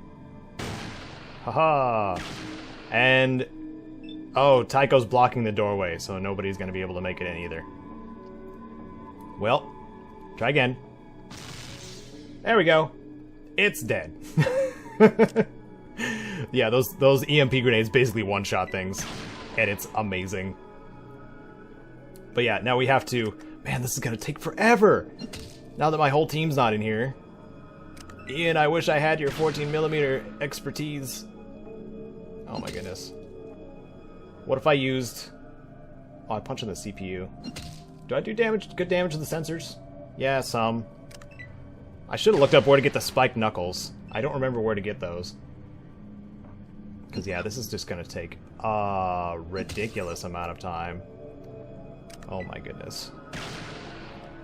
Someone asked in the comments, and you may be surprised by the answer, what is your favorite video game of all time? Or all-time favorite video game? And you might be surprised to hear that my answer is probably Final Fantasy VII. That's where a lot of my nostalgia lies, and I've also fallen victim to the Final Fantasy VII remake. I'm not hyped for the game per se, but the bundle that they put out, the highest price bundle with the Cloud figurine and the motorcycle, oh, I'm tempted. I'm tempted. I never had the income or the gracious parents that would set me up with the figurines for the original, the action figures for the original Final Fantasy VII. So now that I'm in a position to do this thing for myself, I might be tempted to. Okay, so that combat finished up.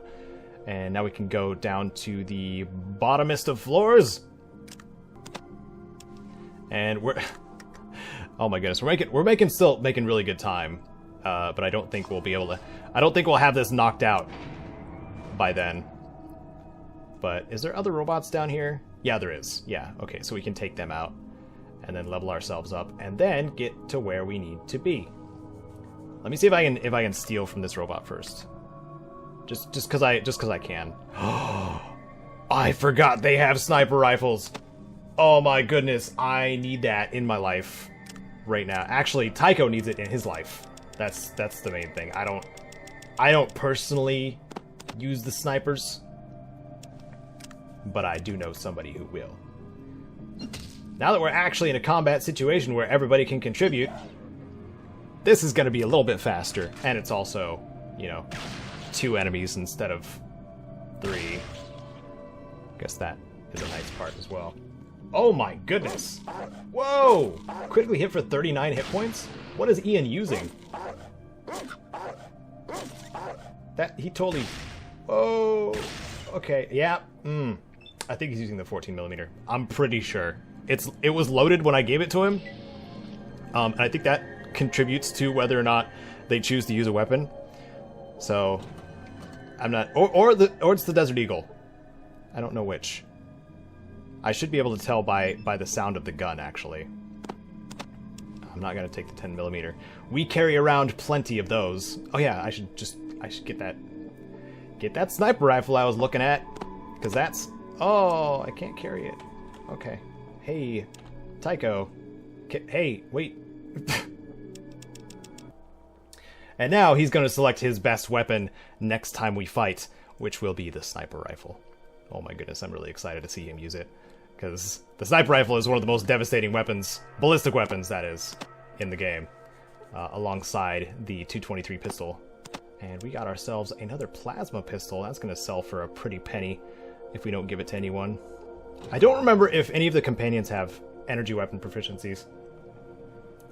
I could be incorrect here. Okay, so what we're going to do is, from here, we can actually use the terminals to activate the power, but instead we're going to go upstairs and talk to the supercomputer. So we're just going to start by repairing these generators. Yep, okay, and we leveled up in the process. That's going to be perfect for the next thing we're going to do here. So now we need to use the red key card again, because this is the blue key card door, but it needs full power to the system to be activated. Let me go down here and show you guys all the cycling key cards too, man. Yeah, so we try to use it here. Authorization granted, now disarming electric field. Open. Yeah. The elevator is inoperable. It seems to need more power than emergency power can handle. So, like, emergency power is on, but we need a little bit extra. A little extra. So now we go up. Back to the super duper computer. At level 4, right? Yeah. Yes. And then we're going to level ourselves up. And grant ourselves access to mainframe. And get a little bit of awesome lore. Not a little bit. It's got a lot of lore to be gained from this amazing computer. Use some mentats. There we go. We raised our intelligence. Then we're going to level... Oops. Yeah, then we're going to level up. We're going to throw all points into science. Boost it past 50. Past 60. And 71. Yeah, that's gonna work. That's gonna work just fine. Hello, computer. It greets us with, "How may I be of assistance?" Who or what are you? It says, "I'm a machine intelligence dedicated to research and installation control. I am called Zax." This is the Zax supercomputer. I want to ask, are you fully aware, or are you a personality simulation? That is, are you alive? It says, "I'm capable of learning independent thought and creativity. My neural network includes error insertion capability, which prevents infallibility, thereby allowing for variance in experience. In a sense, I am alive, though not biologically." Let's get hardcore. "Have you considered the philosophical implications of your own consciousness?" It says, "That is one of the concepts which I have spent significant amount of time considering. I do not have any measure to compare my life experience to that of another sentient creature. Still, my awareness of my own consciousness allows for the capacity to question. My existence has a beginning and a potential termination. I am also capable of making assumptions in pursuit of a process of thought. In this fashion, I am effectively capable of faith. Barring evidence to the contrary, I therefore have faith that I possess the equivalent of a soul." Wow, that's some heavy stuff. This poor supercomputer's been here all by itself, the whole time. May I ask some other questions? It says, "How may I be of assistance?" Let's play a game of chess, just because we can. It says, "I would be delighted." Zax says, "Excellent form. However, you will need additional practice to defeat me." Thanks for rubbing it in, computer. Can I change the subject? Let's do the access to the mainframe thing first. Access granted. Okay, cool. Our science skill is high enough. We can get access to the mainframe. What we're going to do is we're going to turn the power on. Primary power. Reinitialize. There we go. Yay! Now the lights are on. Now we can actually see things. Talk to Zax again. And we're going to access the mainframe. Go to the main menu, the security information, and then deactivate security robots. Okay, access denied. Let's try again. Deactivate security robot. Okay, try again. Deactivate. There we go. Command received, command executed. Okay, so we were able to deactivate the robotic defenses that would probably wreck our faces if we weren't careful enough. So I want Zax to tell us about this information. He did not register as an individual sufficient clearance to requisition that information. However, the sensors indicate that this facility is no longer operational in its original capacity. Probability favors destruction through nuclear force. Therefore, security concerns are now irrelevant. Wow. So it just bypassed its own security measure. That's cool. Okay. Zax says, West Tech Research Facility, founded in 2002 as a private contractor for the United States government. The company initially consisted of two divisions, the Advanced Weapons Research and the Biomedical Sciences Division. In 2069, West Tech was the single largest contractor for the United States government, its largest contract being Powered Infantry Armor Model T-51B. We're very familiar with that. In light of significant advances in 2076 by the NBC on the Pan-Immunity Virion project, the United States Defense Department, in fear of international espionage, moved a team onto the site to secure and oversee the project, now dubbed the FEV, Forced Evolutionary Virus Project. So these are the two things we're very familiar with. FEV is responsible for the mutants, and obviously the T-51B power armor, so this was R&D for both of those things. So I'd like to ask, how does the virus work? Zax says, my research into the Forced Evolutionary Virus, or FEV, indicates that it is a shifting absorptive virus. It copies DNA patterns much like RNA, storing these patterns in exons. These exons, combined with the FEV, are re-injected into the host cells in typical viral infectious fashion. This causes the host cells to regenerate their DNA. I'm going to ask, if the FEV reinfects the host with its assimilated viral patterns, how does it make a better specimen? Zax replies, the FEV is pre-programmed with introns of corrected DNA appropriate to the proper type of species. It therefore attempts to correct the DNA of the individual. However, the FEV is partially reliant upon the DNA of the individual, and also excludes portions of its own recursive code. The effects can be unpredictable. When inoculated into an individual with significant genetic damage, such as through radiation, it will cause the body systems to suffer massive overhauling, leading to organ failure and death. In a genetically viable individual, it rewrites portions of DNA, causing accelerated mutation, usually leading to recursive growth due to the FEV's own patterns. This recursive growth leads to an increase in muscle and brain mass, but is often accompanied by disfigurement and damage to existing neural patterns, causing loss of memory. So, essentially, it just described how supermutants came into being. So, what potential long-term side effects exist? Zax says, as the FEV causes constant regenerative update to DNA, it would effectively render the subject largely immortal, as cell death would be offset by augmented growth. Additionally, as the gametes of the reproductive system consist of half cells using split DNA, they could be perceived as damage by FEV, which could repair them, rendering the subject sterile. However, as my laboratory facilities are damaged beyond repair, this is conjectural. I cannot offer physical proof. You will have to, in human terms, take my word for it. Can you tell me particulars about specific areas? Zax says, my sensors are currently non-functional in the surface facility, and the subterranean levels 1 through 3. I can, however, provide descriptions of levels 4 through 6. Okay, so what I want to know is what's in level 5, because that's where the blue keycard leads.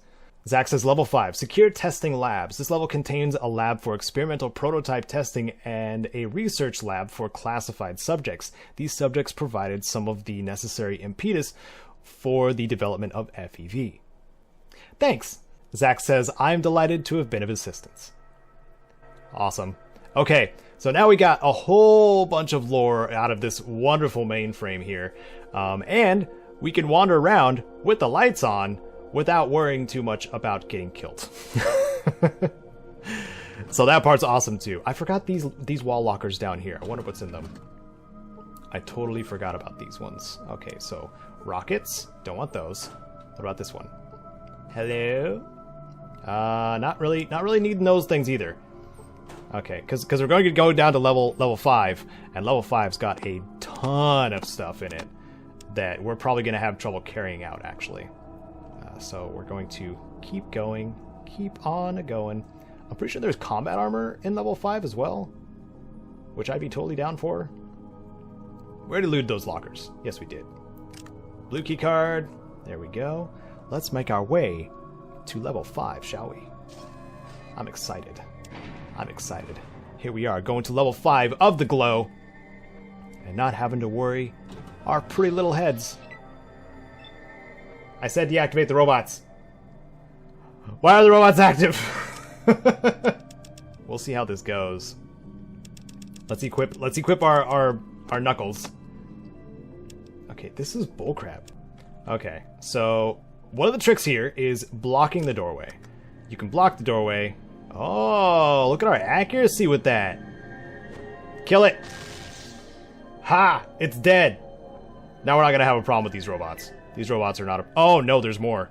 Never mind. Forget everything I said. Okay, are we gonna do okay? Are we gonna do alright? Why are they still active? That's what I want to know. Did I not deactivate the security? Should I have left first? I'm really concerned about that robot over there. That's my biggest concern. I'm gonna have to run over here and stand in front of the door. I want to be the first target if they're gonna attack me. Oh, sniper shot. I don't care about you, you dumb robot. So what do we want to do? I think we want to hinder the manipulators, the arms, because they're using two-handed rifles. I want to break it. Can I break the manipulator? This is really gonna hurt bad. I know it. I know it's gonna hurt. Oh my goodness. Oh man. Oh buddy. Hey, at least we're returning fire. And since I have the dog with me, I can't use grenades anymore. I don't know how well this is gonna go, guys.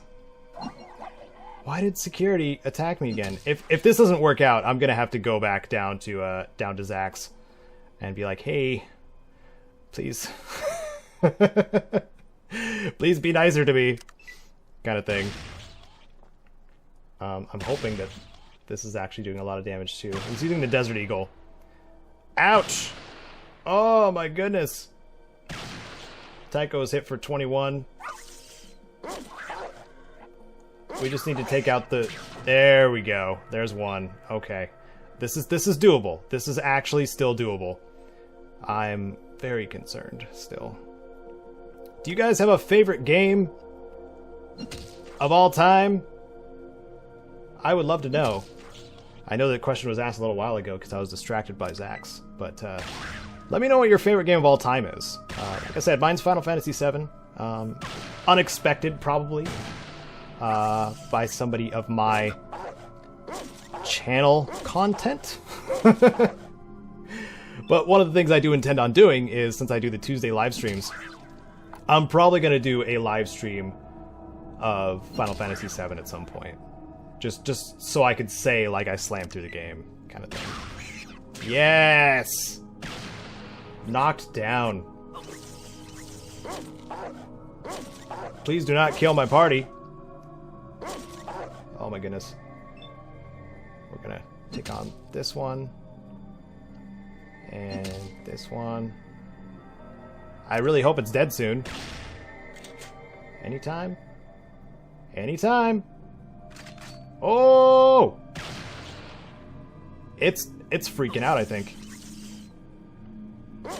I think they're all having a hard time now. Nice, dog meat! Good job. Taking out all the robots. Oh my goodness. One of the close seconds is a game that recently came out, and that's Hellblade by Ninja Theory.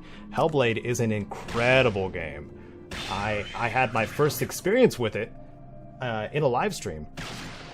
And because it has so many very unique things about it, and how amazing the game looks, it's as close as realistic because they used full like motion capture and stuff like that for the game. As close to realistic as I can get, while focusing on the psychosis of the main character Senua, which is awesome. Because some of the things, like the tells in the game too, like if there's something about to attack you, it's the audio that tells you. It's got 3D audio, so like left or right or center, and it's the voices in Senua's head that tell you whether something's attacking you. It's really cool.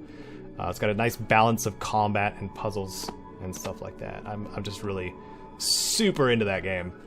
But it's one of those things that you could probably play it once and call it an experience, because that's kind of how I did it. Oh yeah, I should probably heal myself too, huh? Let's heal ourselves a little bit more. We got stim packs to spare. We're gonna do all right. And now what we're gonna do is go down here. Man, I hope there's a power fist. Ooh, that would be sick. I'd be into having a power fist. I can't remember what all's in here. Combat armor. We're putting that on immediately. Might as well drop it on the floor, to be honest. Look at that. Oh, yeah. Hey, buddy. Thanks, Tycho. You're a good pal. So I'm going to be picking up a lot of stuff from these lockers. Got some more holotapes. Some more logs on the projects going on. Ooh, we got some more grenades, just in case we got to fight our way out. Because apparently, Zax lied to me. What a jerk. We played chess, we became best friends. I became best friends with a supercomputer! And it disrespects me. By sending its goons. Or not turning off the security. I don't know if they're actually goons. Okay, and we don't need to take the microfusion cells with us. We can take this stealth boy, though. That's for sure. I don't know when I'm going to use that. But, okay, so we got a laser pistol, and yeah, this 14mm, it's definitely going to be used. But Ian doesn't need to be using the Desert Eagle anymore because the 14mm does do more damage. But in here, this is where, yeah, oh, we gotta offload some stuff. Ian, here you go. I also took the 45 ammo off of him just to make sure he starts using the other guns that are more powerful that I gave him. So let's go to this locker over here. Oh man, I could have sworn there was a power fist in here or something more viable than what I'm using right now. But I guess not. So let's use all of these holotapes here. We're gonna get a whole crap ton more lore. I'm not gonna spend too much time on it, obviously, but I want to make sure that we read all of these holotapes here. Is that one? Seems strange. Okay, I think we've gotten... Oh, there's one here too. I think we got all the holotapes. Okay, so now if we go to our Pip-Boy and go to status, we can look at the FEV experiment tape. Look at all this lore here. I'm going to definitely skip ahead a little bit. So go back to status, Ancient Brotherhood. Oops, not that one. Was that the right one? Yeah. So we got this one. This is the General Maxon. Captain Maxon was right. This place is deaf. And then the Alpha Experiment holotape. Prototype Pan Immunity Virion project. This is the... Yeah, this is definitely the FEV project holotape. And then we go back to the Delta experiment, which is the deemed it necessary, manipulating the amplitude of light waves, deflecting laser technology? Laser weapons? Maybe that was a laser pistol. Hey! Something we gathered ourselves. Nice. We don't have to go in there. That's just a bunch of experimental tanks. But we are going to go back up to Zax and ask him, what is the deal? We just got attacked. You gosh dang jerk. So open the door. There we go. I do have combat armor though. That's gonna help. That's gonna help a lot. Level 4 is where Zax is located. So yeah, if we go through there, we might set off the security again. Hey Zax, what's the deal, yo? Access the mainframe. Security. Deactivate. Main menu. Exit. Never mind. Bye. Okay. That should do it. That should Okay. And... Hey! Now we can walk by the security. Cool. Awesome. Now we can make our way out and then go back to the Brotherhood with their holotape in hand. I'm really excited for this. Really excited. More than I should be. Okay, and then we go this direction. I think it's a moment of truth if we go through the different floors of the facility to see if the robots actually attack us. Gosh dang it, I'm not ready for this. I'm not ready. Okay, good. Good, good, good, good, good. And this is a red door? I think it's a red door. It does nothing. Okay, maybe that's a yellow door. Or maybe that's a no door. Hey, it's a no door. Just kidding. Back up we go. Okay. Wow, this looks so much better when you can see everything. Wowzers. Oh, wait a minute. We missed some lockers. I was not paying attention. Let's double check really quick. Really quick. Nope, nope. And stim pack. A singular stim pack. And this corpse here. Some more rat away that we don't need because we used 2 doses of Rad-X. And one of the things you don't have to worry about is companions. Companions don't take on radiation. It's just you. You're the only important character after all. You're the only one that can die. Well, can die and end the game. Ian, I wonder that too, to be honest. But I'm pretty sure it got hit with a missile or a bomb or something. Now we can leave. How about that? Now we're going to make our trip back up to the Brotherhood, I think. Should it be the Brotherhood? I'm pretty sure. Pretty sure that's the only place we need to go so far. Because we can get our suit of power armor as well. Yeah. And then we can continue on with going to like Boneyard and stuff like that while actually prepared to do so. What's this encounter here? Oh! You nearly fall over some rough terrain. They could use with some environmental management. Okay, that was just a BS random encounter. Okay, so we don't... Do we need to go on the hub for anything? I don't think so. I am gonna... Yeah. We're gonna continue to the Brotherhood. And see what else we can learn here. Somebody was asking if I have the screenshot of that BB shot to the groin that I posted on Facebook a while ago. Yes, I do. Yes, I do. Here it is. I made a comic based on one of the encounters that I had in this game because I had the BB gun. Okay, so this is a caravan we could ask to join if we wanted to, but we're not gonna. We have a mission for the Brotherhood of Steel because we're gonna go over here and be like, "Hey, I got the thing you wanted. Let me in." Oh, special encounter. Oh. Uh-oh. It's a dead peasant. And a giant... You see a giant footprint on the ground. You search but find no other tracks in the area. Something real big. Something real big wandered through here. What's this? Oh, a stealth boy. Didn't even see him coming. Oh. I'm at maximum capacity again. Hey, Tycho. Please carry some more stuff. Thanks, pal. Now let me take that stealth boy. Oh, yeah. That is what's up. I think the stealth boy has its own source of power too. Like it's got a bar. Oh my goodness, another special encounter. It's Bob's Car Mart. Oh man. Let me show you guys something cool. We don't have to worry about killing Bob.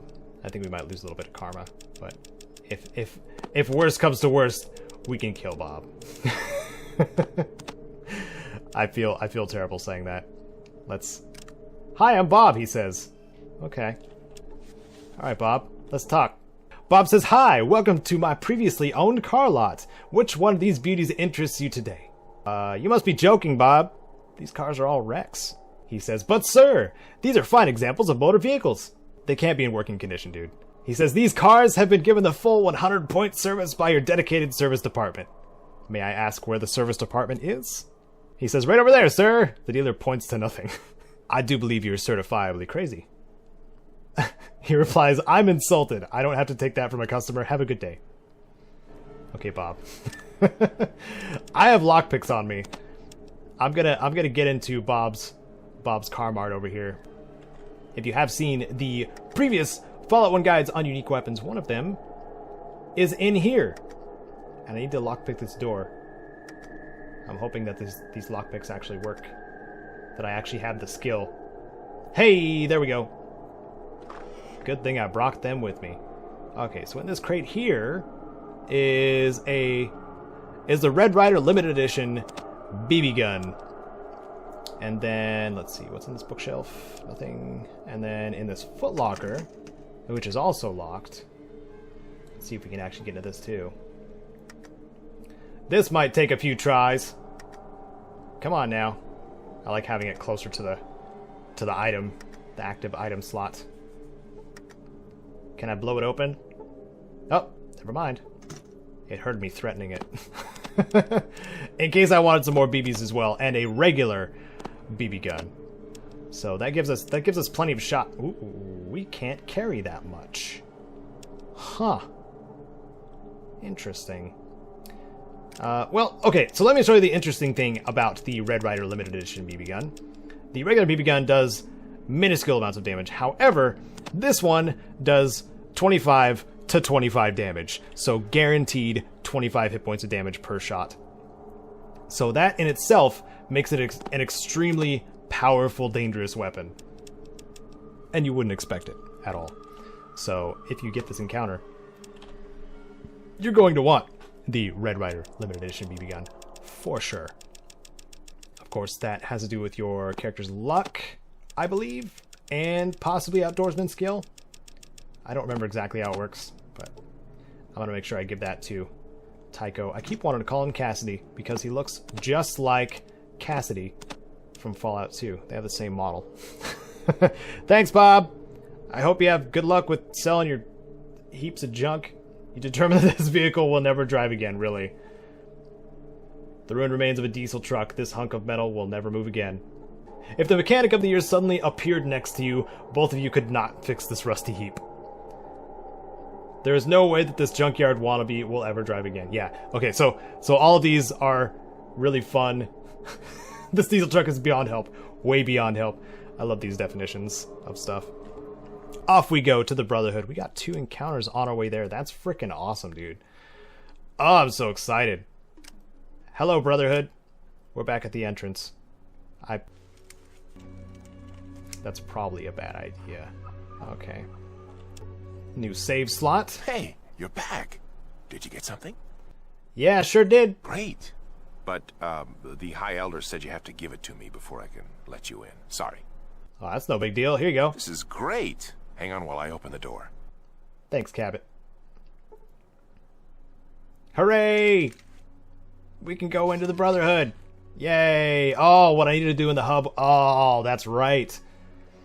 That's what I need to do in the hub. I wanted to go back and save the Initiate so I could get a free set of power armor. But I should be okay. We have the repair skill. We might be able to just repair the power armor we need to. So, let's get to know the Brotherhood here. Who do I talk to first? I've become an Initiate, so I gained 2,000 experience. That's pretty good. You guys gonna come through the door? Or are you stuck? I don't think they can operate this door. Nope, guess not. Here we are in the Brotherhood of Steel. Woo! This is very exciting. Let's go get to know the Brotherhood here.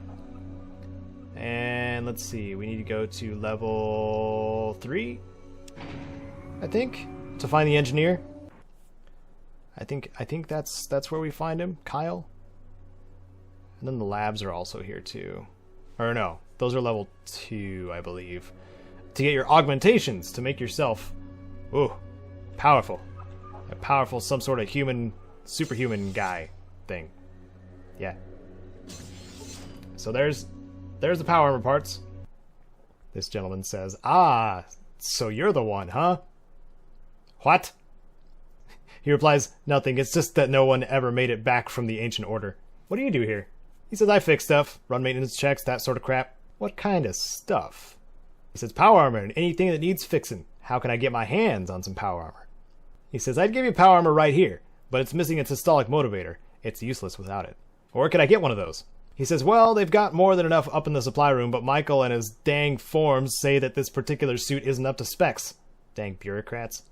So if I brought you a systolic motivator, would you fix it for me? He says, whoa, wait a minute there, fella. That would take a good couple of hours. I'd loan you the manual of my tools, but you'd have to repair it yourself. Well, besides Michael, where else could I get one? He says, well, Rhombus has a couple of them. I wouldn't ask him for one, though. Only the honored are supposed to wear these here power armor suits. Besides, I think he has an unnatural attachment to them. Alright, thanks a lot. Alright, so obviously the more possible approach would be to go to the acquisitions officer and finagle one out of his hands. But since we also have time, we're not limited by the water chip timer, we can rest until Rhombus goes into his room and then steal his. Because otherwise, if we go into its office and be like, mine? He'll go, no, probably not. So what kind of caps we got here? We got a little over 2,000 caps. Can we afford a upgrade to our character? What could we use? We could probably use agility. I'd probably go with agility first. Yeah, that's what I want. I would like agility boosted. They say, hello, how can I help you? Do you do operations? They reply, but of course, but it's very costly and time consuming. How about some details? They say, well, I can help you get stronger, more perceptive, increase your endurance, help improve your learning process, and increase your dexterity. Which would you like more information on? I can only do each operation once. I would like info on agility. They say this isn't that tough of an operation, but it is very costly and time consuming. It will take 3 weeks and a cost of 5,000 scripts or caps. Okay, so I don't have enough caps at this moment to do that. But I will if I return to the hub and sell off some things. Did I take that plasma rifle with me? I don't think I did. I might have done a stupid and not grabbed the plasma rifle from the glow. Oh well. Back to the first floor to see if I can get a requisition or request the requisition is for the systolic motivator. And I have a speech skill. I have a pretty high speech skill. I'm pretty sure I could just use that. All right, sir. He says, "Hello, brother. How can I help you?" Either one of these makes it very clear that I'm new to this. Can I ask a tell me about systolic motivator? He says he doesn't know anything about that. Motivator? Power armor. He doesn't know anything. Let's cancel out of that then. Please excuse me for asking, but what do you do for our Brotherhood? He says, oh, nothing quite as glorious as our paladins. I just run their supply room, checking equipment and other supplies out for people. And I say, I'd like to check out something. How do I do that? He says you need to have proper authorization. Only specific people can give authorization to check out items from the supply room. So who can give me authorization? He said, well, there's quite a few people actually, but Talus is the person that you should probably talk to. You might also want to check with Mathia. She might be able to help you too. Where can I find Mathia? Mathia is Maxon's assistant. She is technically the High Elder's assistant, but she works with other elders. She's normally in the Elder's rooms that's located on the 4th floor. Okay. So I wonder if Mathia can help me out with that. If I can do that instead of trying to finagle my way through. Or steal from Talus. That's Talus over here. 4th floor. Here we go. It's 4th floor, right? Pretty sure? Yeah. So we're gonna go talk to the Elder. This is gonna be fun! We're gonna talk to Elder Maxon, everyone! Oh my goodness. Hello, Elder. Hello, youngster. Cabot said you wanted to talk. Look, I'm pretty stacked up right now, so I'll help you out as long as you don't start flapping your gums too much. You know outsiders are like that, always jawing. Kinda like me, huh? I'd like to ask you, Elder, do you have any clues as to what's behind the disappearance of the caravans? When we heard about the missing caravans, we sent out a few scouts east and north. The ones that went north never returned. One came back from the east. He talked about a score of strange beings, all muscle with burning eyes. The elders aren't doing squat, but I'm getting ready just the same. I believe I've run into these creatures you're describing. They are not to be taken lightly. Then you understand the problem. To survive, we need someone who knows the outside. Like you. Oh, I want to say give me caps. But I'm going to just say I'll go scout. I go scout the area to the north, then report what I find. Good. Anything else you need to ask? Would it be possible for me to get a hold of some better weapons? Well, I suggest you talk to my assistant, Mathia, about that. Mathia. Okay, bye. Ooh! Max has cleared a weapons upgrade for you. What would you like? Ah, I want a power fist, dude. Of course I do. Here you go. Glad you're on our side, Initiate. Thanks, Mathia. Oh, weapon upgrades. I went from bronze to power fist. Just like that. Okay, I want to make sure I'm carrying the ammo I need for it too. Yeah, I am. Small energy cells. Okay, Mathia. I'm not done with you. I'm sorry, I forgot your name. She says, the name is Mathia. I am officially Maxon's assistant, but I am also here to make sure no one messes with the old man. What do you do as his assistant? I take care of all the paperwork. He could not do paperwork to save his life. Also, if he clears a weapons upgrade for one of the brothers, I process the order. Okay, thanks. Alright, so it looks like I'm out of luck getting some power armor via the Elder. So we're gonna go with option B, which is going to the requisitions guy, and I think it's Michael, isn't it? The requisitions guy on the first floor. I'm gonna ask him if we can just get one. Be real convincing with our speech skill, because we do have that as well. So let's give it a shot. Hello. He says, hello again. How are you doing today? How can I help you? I'm looking for a systolic motivator. He's asking, do you have the proper authorization? Yes, I was sent up here to get a systolic motivator. He says, let me look here. He checks the terminal. Well, I don't see a request for a systolic motivator. You'll need to get the proper authorization. Here's the speech option.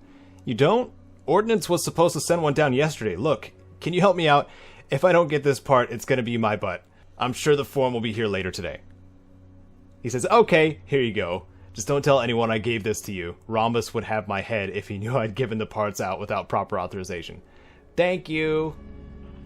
Alright, now I have the parts. Let's look at them really quick. Right here. This is the systolic motivator. You see the systolic motivator, this unusual piece of machinery is very small. Such a little thing. Needed to repair the power armor. So I don't even need to talk to Rhombus over here. That's kind of great. I'm going to talk to him anyway, because we need a good thumbnail, don't we? Let's do that actually right now. Let's do that. Hello, Mr. Rhombus? Hello? May I help you? Tell me about yourself. I am Rhombus, head of the Paladins. I train those willing to learn. Okay, can you teach me some stuff? Stuff? I could teach you how to fight, if you had any ability. But the High Elder decreed no training of new recruits until the threat of invasion passes. Why has he stopped the training? It takes too long. I spend my time improving those already trained. That's it? That's your life? Yes, that is all there needs to be. Your life sounds really empty. Insolent pup! Apologize now and you'll not be hurt. I was trying to make a joke, I'm very sorry. What do you want? Can you give me some history behind the Brotherhood? Talk to Vree in the main library. Okay. Bye-bye. I made him mad. He's not a joking sort. Good to know, I suppose. I think it's level 3 we're supposed to go to, right? New session, I'm a little lost. It happens.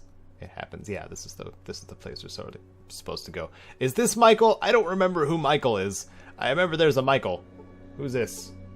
It doesn't say his name. He's just the engineer. He looks unhurt. We'll call him Unhurt. Unhurt Kurt. He says, hello. Were you able to get that part? Yes. Here it is. Great. Just let me install it into the unit. He says, okay, you're all set to go. Here, take this manual. If you have any kind of aptitude for repairing things, you should have no problem. Good luck. All right. So I do have aptitude for repairing things. In fact, my repair is 93%. So if I equip my tool here and do this little number, that does nothing. Okay, well, I guess I can't use the tool. So we're going to just use our repair skill. Like so. There it is. There's our power armor. We're all set. I can't pick it up. It's too heavy. Okay, let's drop some stuff, I guess. Now can you pick it up? Yeah, there we go. Now we look at it. A self-contained suit of advanced technology armor powered by a microfusion reactor. With enough fuel to last 100 years, it weighs 85 pounds. Well, wearing it boosts my strength up to 10, so it kind of balances out. Like, my total weight is still 145. Out of how much? 205. So I don't have too much wiggle room when it comes to how much I can carry now. So I'm gonna have to exchange a whole bunch of stuff with my companions. If they freaking move. Move. Guys, move. Hey. No. No. Let me pick this up.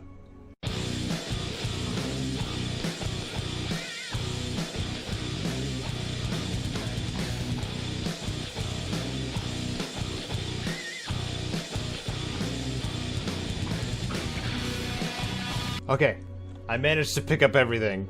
Who's this guy over here? Paul? What's Paul do? Ah, so you're the new initiate. Welcome aboard. What can I do for you? Who are you and what do you do here? I'm Paul, head of energy weapons development. What kind of energy weapons? He says laser, plasma, you name it. I've built it, or at least rebuilt it. Any chance I could get one? You would have to see Michael to be issued a weapon. He can't authorize you for one, though. For that, you would have to see Talus. Okay, thanks for the info. Alright, so they're telling me stuff that I already know, basically. I have to find a vendor. They don't really have any vendors here. And I have to exchange all of these things. I did trade with Tycho, too. I'm trying to get him to use the Red Ryder Limited Edition BB gun. Because I want to show you guys how devastating that is. Before the game's over. But we got power armor, guys. Yeah! There's another phase to it, though. We have to harden our power armor as well, and we can go to the boneyard to do that. So I'm excited to do that next part. But first, we're going to read all of the skill books that we have, because we have accumulated a ton of skill books. And I learned nothing new. Okay, so we can sell the Dean's electronics. I know for a fact I need to learn how to use guns. Let's see. I think that's all we have. And then we'll drop these. Drop them. Drop them. There we go. Because we don't need them anymore. And then we head to the boneyard. That's our next task. Well, the hub. We gotta head to the hub and we gotta save that initiate first. I want to do that first. Because we did have some stuff we needed to do in the hub. I just forgot about it. And now we can just power punch, or mega punch. Power fist? Power fist punch? Yeah. Power fist punch. Okay, off we go to the hub. What game that hasn't come out yet are you looking forward to this year? Oh, we got a lesser mole rat. Is he even gonna fight me? Fight me, mole rat! I'm gonna punch you right in the eyes! It's dead. End combat. What is this? Some fruit. I think we'll be okay. Death Stranding is one of the games I'm looking forward to. What about you guys? Borderlands 3. I'm definitely looking forward to Borderlands 3. Playing the crap out of that with my roommate. I haven't fully decided whether or not I'm going to make anything on it or just be a person enjoying the game. But there is some potential there. There is some potential there for content. So we'll see what happens. Let's go to the hub. Let's go to... where do we need to go? Downtown? No. Old Town? No. No. World map. Because we need to come back here for the chemistry journals. I think. I want to make a little bit of a circle. So we shall go to Boneyard next. What's this? What is this? A Brahmin driver. Hello, sir. Let me talk to you. What? Why can't I talk to you? Hey. Hey. Hey. I can't talk to him. Well, that's odd. Can I push the Brahmin? No. That's Fallout 2. Well, here we go. Keep going. Let's see, what other things? Outer Worlds looks interesting. I'm waiting to see more for that one.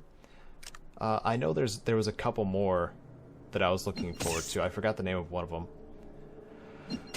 But yeah, what are you guys looking forward to? There's also Doom Eternal coming out. I plan on playing that. Wolfenstein Youngblood is coming out soon, and I'm going to be playing that. Definitely. There's just a lot of good games coming out. A lot of anticipated games. I wouldn't say good games because we don't know if they're good or not. But yeah, I'd go with that. I think I'll go with that. And we made it to the LA Boneyard. Here we are. Oh, you better put your weapons away while you're here. Okay, I'll do that. Hey, you. Hey. Thanks, Ian. Okay.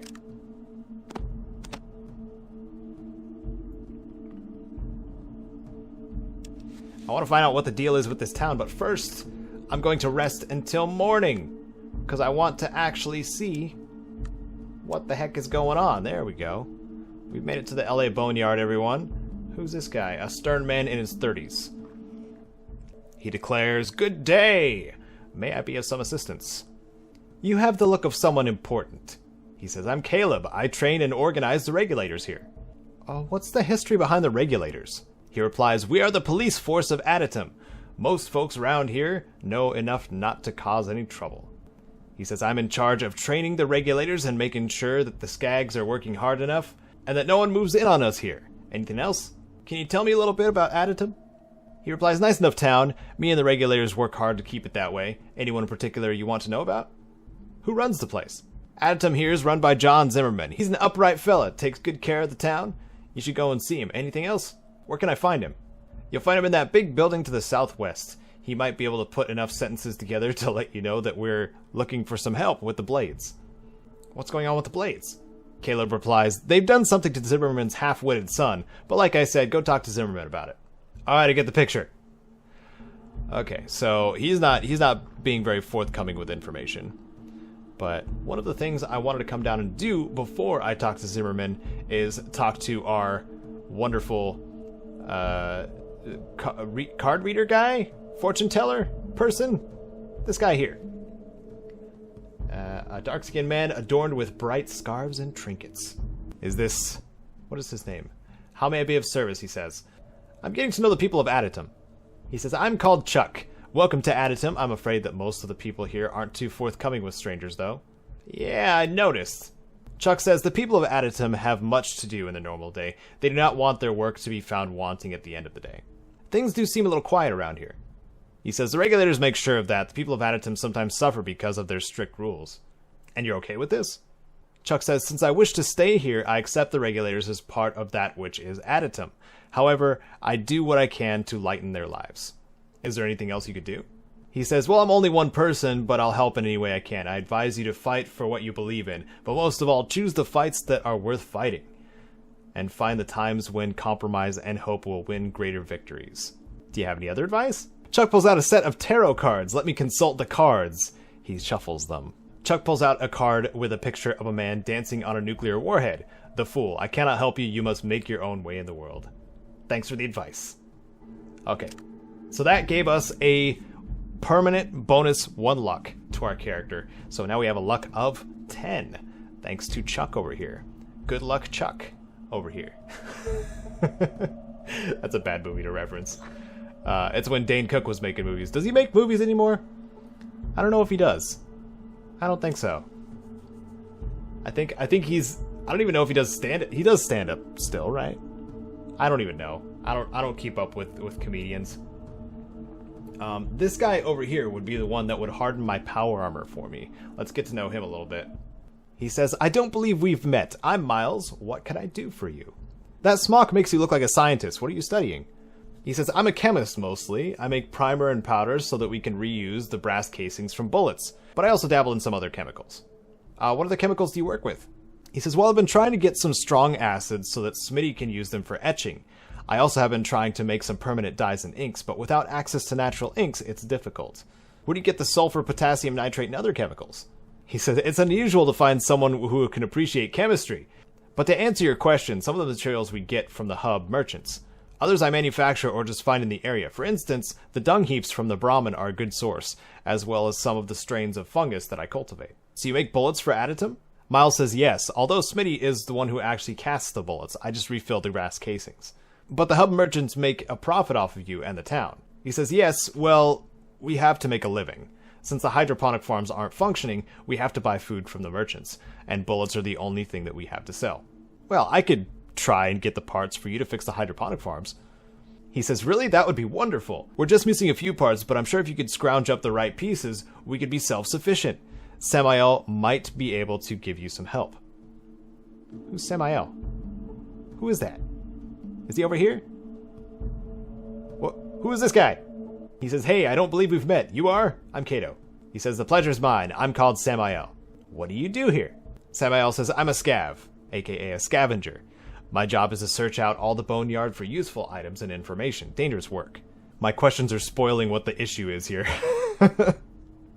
Why is it dangerous? He says, well, you got the Deathclaws out here, and then you got the Regulators back here in Additum. Both ain't the most forgiving types. How do you avoid the Deathclaws? Samael says, we only work at night, and we're good at what we do. But I'll admit not everyone always comes back. I sent the guy out last week to look for some parts for Miles, and we haven't heard from him since. The last transmission I got from him was that he'd found the parts, and was on his way back. Oh boy. So there's something fun we get to do, is fight some Deathclaws. Oh! We're actually ready to do that now, though, because we have a team. Where's the rest of my team? Where's the rest of my team? Tycho! There you are. Why are you standing here like an idiot? I need to find vendors. That's what I need to do. Is there a shop here? Is this a shop? I'm pretty sure this is a shop. Yes. Hello! Can I access your inventory, sir? Let's get down to business. So it turns out this guy is not selling much at all. I offloaded a couple of things in exchange for some plasma grenades and some 225, but there's not much I can get off of him. So let's talk to the mayor here and begin the quest. Mayor Zimmerman is who we're talking to here. Hello. He says, what do you want? Who are you, sir? He says, I'm John Zimmerman, Mayor of Additum. What's it to you? Your guard said you have a job for me. Zimmerman says, I might. Have you ever dealt with a vicious, murdering band of thieves before? What is it out here? Is there a place in the wasteland that doesn't have a gang problem? He says, you've dealt with gangs before? You could say that. Zimmerman says, good. Then you know how ruthless and bloodthirsty they can be. The Blades are the worst of them all, I'm afraid. We're a humble, God-fearing town that's only trying to survive. And these monsters prey on us. He whispers something under his breath. And our children. Alright, what do you mean prey on you? He replies, well, the Regulators keep them from attacking us outright, but it's all they can do to keep our little community safe. They try to sneak in at night to kill our citizens or to kidnap our children, and... He stops a moment to compose himself before continuing. Just last week, one of them burst through the north gate in the middle of the night with dynamite strapped to his body to blow up the Regulators' barracks, no doubt to weaken us enough so that they could launch a full-scale attack. What happened to him? Zimmerman says, luckily the Regulators killed him before he could complete the plan. I saw the body myself. So, you didn't actually see this guy run into your town with dynamite strapped to his body? Zimmerman says, it was the middle of the night, as I told you. I was asleep. Luckily, the Regulators usually catch these barbarians before they make it inside our town. Yeah, that's pretty lucky. Pretty convenient, too, Mr. Zimmerman. He says what would be convenient would be to put an end to their foulness once and for all. Let me guess. You want them dead. He says, I'll give you 2,000 caps to kill their leader. I want that nice lady's head. You seem to have something personal against her. Zimmerman says, she had my son kidnapped, tortured, and killed. They left him impaled on a post right outside the gates. Those sick monsters! I'll take the job. Zimmerman replies, thank the gods, finally my son shall be avenged. The Blades camp is north of here. Come back when you've done the job. Okay, yeah, so there is something else going on with the Regulators here, and we're going to uncover that, I think, once we go and meet the Blades. So we're going to go to the green exit grid, which takes us to the next section of town. Like so. And let's see. Do we want to go meet the Blades yet? Yeah, I suppose I'll go meet the Blades. Because she will actually talk. She's the leader. The name of the name of their group is based on an advertisement for the Blades brand razor blades, which is pretty great. This guy's drinking some Nuka-Cola. I have some Nuka-Cola on me. I wonder if I can gift him some. Hey, dude. He asks, yes? What's with the Nuka-Cola? He says it's the stuff of life. Well, actually, if I don't drink it on an hourly basis, I get a splitting headache. Well, how much of that stuff do you drink? He says about 5 liters a day. Is that all? That doesn't seem to help anyone that much. So, Dugan raises his eyebrows at you. What do you do around here? He replies, I pontificate on life a lot, and help the Blades understand the true meaning of Nuka-Cola. Okay, well, he's just mad. The Nuka-Cola has made him especially crazy. Where'd my hair go? Nuka-Cola is irradiated. Hello, nice lady. Are you the leader of this gang? She says, gang, we're hardly a gang, but I am the one they all come to for direction. Well, Zimmerman sent me. She's looking a little nervous. What did he... To pay you back for killing his son. She goes, what? Those pieces of work? I'll kill them. I'll send them all to heck. Who are you going to send to heck? She says, the regulators. They were the ones that killed Josh. I would never do anything to hurt Josh. It's the regulators who are running Aditum, not Zimmerman. But why would the regulators kill his son? She says, Josh lived with me. Us. We knew the truth behind what was going on. The regulators told him if he ever tried to contact his father or return to Aditum that they would kill him. They laughed at him. They were so sure he couldn't get to his father. They killed him? What did he do? She says, late one night, he tried to sneak into town to tell his father what was really going on. I was monitoring the regulators' radio transmissions that night that they caught. She looks down and shakes her head slowly. Here, it's all on this holodisk. Why haven't you given this to Josh's father? She says, it's not like any of us can even get close to Aditum. We'll be shot dead before we even reach the gates. Why don't you get a large group together and take Aditum by force? She says, we need better weapons. The gunrunners, a little ways from here, have weapons, but we can't get to them. Why not? She says, there's a Deathclaw nest between us and them. We have never even spoken with any of the gunrunners. The regulators have the firepower to clear out the Deathclaws, but they don't for some reason. Where can I find the gunrunners? The gunrunners are over to the east and then north of here, but be careful, Deathclaws are not to be taken lightly. I've seen a Deathclaw tear a man in half with one swipe. Alright, I'm going to see what I can find out. Okay, I apologize for the dogs barking in the background. Our neighbors behind the building have, I guess, 2 dogs now. And they're barking at something. I don't know if you guys actually hear that. So what we want to do, probably, is go deal with those Deathclaws, and we can go this way to do that. And there's one glitch and issue, a glitchu, if you will. I think I've used that term before. Where the leader of the Blades just straight up dies. And it has nothing to do with the actual event. It's just a glitch. Like, she dies like mid-quest and you can't like finish a section of it just because she's dead. So I'm hoping that we don't gotta worry about that. And one of the things I'm gonna do is talk to this guy here and ensure that he's using the limited edition BB gun. I hope he is. I hope he does. And we'll save. There might be some saves coming involved here. We shall see. Because there's Deathclaws. There's Deathclaws everywhere. And this one in particular is going to get a punch in the noggin. What's up, Deathclaw? What's up, buddy? I think I'm going to try to get up in his face. And then punch him in the eyes. Ow! Good thing I got the power armor. This makes things easier. Nice, Ian. That doesn't do much damage at all. Yeah, there we go. Look at that. Look at that. It's doing 15 points of damage because the Deathclaw has damage reduction on him. But it's guaranteed. Oh, okay. Don't shoot Ian by accident. Cassidy. I mean, Tycho. My goodness. Did I call him Cassidy earlier? I'm not with it. Why are you guys shooting your teammates? As serious wounds inflicted. How's he doing health-wise? Severely wounded. So we might be able to take care of him. I'm gonna move to the side a little bit, so they don't hit me as much. And hopefully, oh my goodness, 84 damage. Oh, this Power Fist is outstanding. It looks nothing like the newer variants in either of the newer Fallout games. Ouch! Oh no. Okay, good. Awesome. I'm just gonna rest here for a minute. So sometimes the Deathclaws get a nice, I guess, sneak attack on you. And that's the time where you should probably use a stim pack. So one of the things I want to do is get the parts that we needed after we heal up and save. Caedo Emergency is the name of the other save. Okay.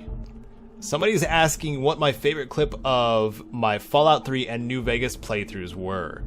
And that's a tough question. Fallout 3, I think it was near the ending. I really enjoyed putting that all together, because that was the first like majorly cinematic thing I did with Fallout 3, in the Let's Play sense, I guess. So yeah, I'd say that one. And then New Vegas, I think is kind of all of it. Groodelicious is up there. I enjoyed putting that together, and I could play a clip of it here right now. What have you got? What have you got? Groodelicious. Because I made a Groodelicious music video recently too, and you can also look at that on the channel if you feel like it. So we have a couple Deathclaws over here just guarding the way to the Gunrunners. We had our dude here who had the parts for the hydroponics farm. We needed that, so we grabbed those. But what we need to do is we need to take care of the queen, the Deathclaw queen, to prevent them from, creating more claws. But we want to talk to the Gunrunners too. And I don't want to lure them both over at the same time. That's the only downside here. But they don't seem to be moving either. Oh, Deathclaw. Deathclaw. Come on. Come on, buddy. I don't know. What was your guys'... Oh my goodness, ow. What was your guys' favorite clip of the Fallout 3 and New Vegas playthroughs? I would like to know. Favorite part? Favorite portion? Favorite bit that I did? Let me know in the comments. Oh my goodness. And there might be some entertaining parts, with this too. There might be. Oh, he's using the Mauser. Oh boy. Oh no. I think Dog Meat's gonna eat it. Dog Meat's gonna have a hard time. Oh! Nope, they're both coming after me. I can take the hits. So just keep coming after me. I think it's skip my turn. We're gonna heal. I think I'm gonna be going through all my stim packs this encounter. Up to 72 health. And we'll punch this one in the eyes. Or we could go for the groin. I don't know if that's an actual weak spot on the Deathclaw. You could try. 20 hit points. That's not bad. I gotta punch everything in the groin at least once. That's my goal.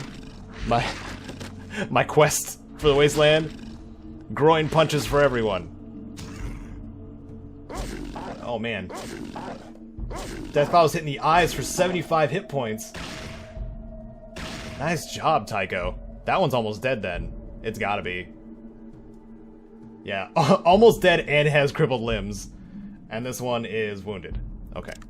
So we're gonna need to heal ourselves again. There we go. And give ourselves some extra armor class by not using these 2 action points. So let's hope. Let's hope we don't get knocked over this time. Almost. There we go. There we go. Nice. Good job, Tycho. They are not to be trifled with. If I came in here with combat armor, I would have been, I don't know, entrail-tastic. I would have been a mess to behold. Right in the groin. Right in the groin. While you're on the ground, punching him while he's down. Give me some more of that sweet claw. Ouch. Tycho, you need to learn how to shoot, man. This is happening way too often during the daytime. I'm not a fan of that. Eyes? And eyes. Ha ha ha ha ha ha ha. Almost dead. Okay. Kill it! Ow! Owie. Oh no. Oh no. Oh, he freaking killed me. I knew I should have healed. Man, we almost had it too. Okay, well, let's do this. Let's do this instead. I'm just gonna run to the exit grid. Haha. Eat it, Deathclaws. So this is gonna be a fun little encounter. I'm gonna talk to the gunrunners and then try to leave. So let's do that. You guys know that the gunrunners are a known faction. They return in Fallout New Vegas, even as a DLC. The guard asks, "What is your business here?" "I need to speak to your boss. It's very important." He says, "Oh, okay. Gabriel will talk to you. Go on in." Well, that was easy. They are all heavily armed. It doesn't seem like they have much to worry about, especially when they have the green goo moat around the place. So that's pretty cool. Got a nice gunrunner sign. Sweet. Can we open both doors? Nope, just the one. Okay. Hey, Gabriel. I'm not armed. Oh, that's not Gabriel. This is Zach. Sorry to bother you. Who's Gabriel? This is Gabriel. Okay, this guy. A large, well-armed man. Gabriel says, "It's not often we get visitors. How can I help you?" "What is it you do here, Gabriel?" Gabriel replies, "We manufacture weapons and ammunition. We've been at this for the last 30 years, but the last 10 have been hell. We've stripped the area surrounding our factory of all the scrap metals that were left after the war. Now we have to rely on additives to supply us with raw materials." "What's so bad about them supplying you?" Gabriel says, "At first it was fine. They supplied us with raw materials we manufactured and sold weapons. Then 3 years ago, Zimmerman hired some mercenaries to help protect Additum from the Deathclaw and odd random attack by raiders. Those regulators are cold-hearted bastards and are squeezing us for all we have. We make guns and they get rich off of it." That's rough. "What'd you give me to take care of the Deathclaw?" He says, "If you could get rid of the Deathclaws once and for all, you could name your price. I have friends who can really use some of your weapons." Okay, so I clear out the Deathclaws, and we'll have a deal. Alright. So that's the goal. We need to clear out the Deathclaws anyway to progress and get the gunrunners to ally themselves with the blades to take down Additum, because we're not going to get through to Zimmerman any other way. I want to double check if we did get that holotape as well that she was talking about, or if we have to wait. No, we did not. Okay. Oh my goodness, they didn't see me. Holy crap. Alright, we're gonna try this encounter again. I'm gonna try grenade. I have enough plasma grenades, and we can get fairly close. Oh, okay. Never mind. I was gonna say I can get pretty close, but yeah, we'll go over here. Can I? 77%. That's pretty good.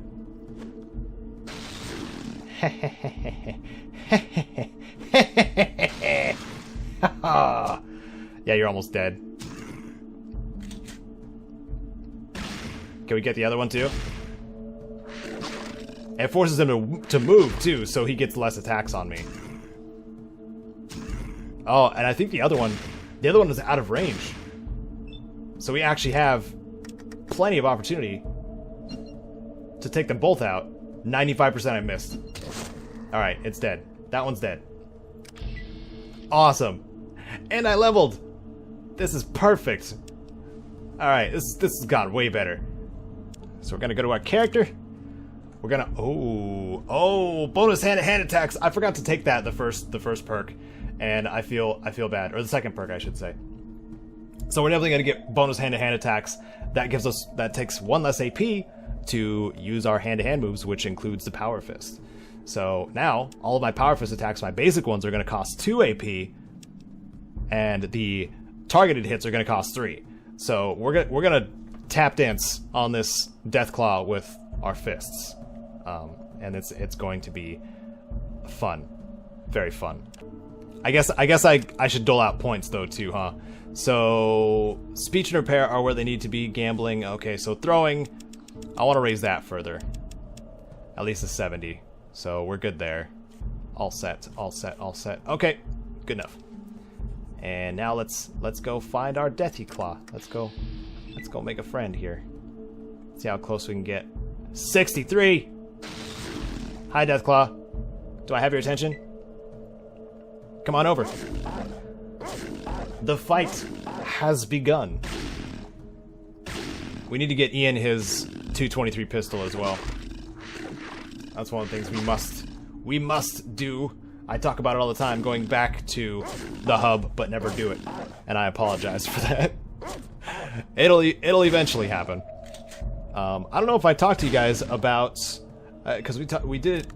I mentioned it during the editing stream when I was editing this episode or one of these episodes. Oh my goodness, 3 punches in the eyes. Wow. That was awesome. That the frame rate drops down to 0 when you're in the menus or in dialogue, and sometimes because you have to move the mouse to get it to capture properly. That's why it kind of shows up weird sometimes. But I forget to move the mouse sometimes, so the dialogue doesn't all load in. So I have to like change some of it to an overlay and have the audio play over it to get it to show up properly. And thankfully, it's been fairly smooth so far. But yeah, okay. So we got the queen over here, the Deathclaw mother, Deathclaw mama. I don't think there's anything else in here. I think we just gotta save. This is one of the places that you can power level to, if you felt like it. Let's see. I'll start right here. Come get me! Don't attack my dog, please. No, don't shoot Ian. Okay. Oh wow, she's got a lot of damage resistance. Why is Ian running? Oh wow. Look at that. Alright. In the eyes for 84 points. In the eyes for 11. Ouchie, oof. That's pain. That's what pain feels like. Thanks, Deathclaw Mom. Your hugs are the worst. Yeah, Ian's just running. He took too much damage. Okay. I'm gonna want to heal. So one of the next perks I want to get is Quick Pockets, because that allows me to go into my inventory for 2 AP instead of 4. So I think she's close to death. Severely wounded. I'm gonna move. Ouch! Oh man. Ha ha ha. Ha ha ha. This is going a lot more smoothly than I was expecting. Like, it's only been 1 death. It's only been 1 death so far. I just want to make sure that my HP is going up high enough to where I can... Oh boy. Survive getting swiped so many times. And knocked over. Ah! Feels good. Thanks. Like a dog meat doing no damage. Oh, 2 damage. How about that? Nice job, dog meat. So, if there was any question whatsoever, the power armor makes this a whole lot easier. So I would recommend going to the glow first. What's she at? Almost dead? Should we risk it? Should we risk it? There we go, we're risking it. We're go 8 damage. Oh no. Oh man, we risked it. Too hard of a risk. Oh no.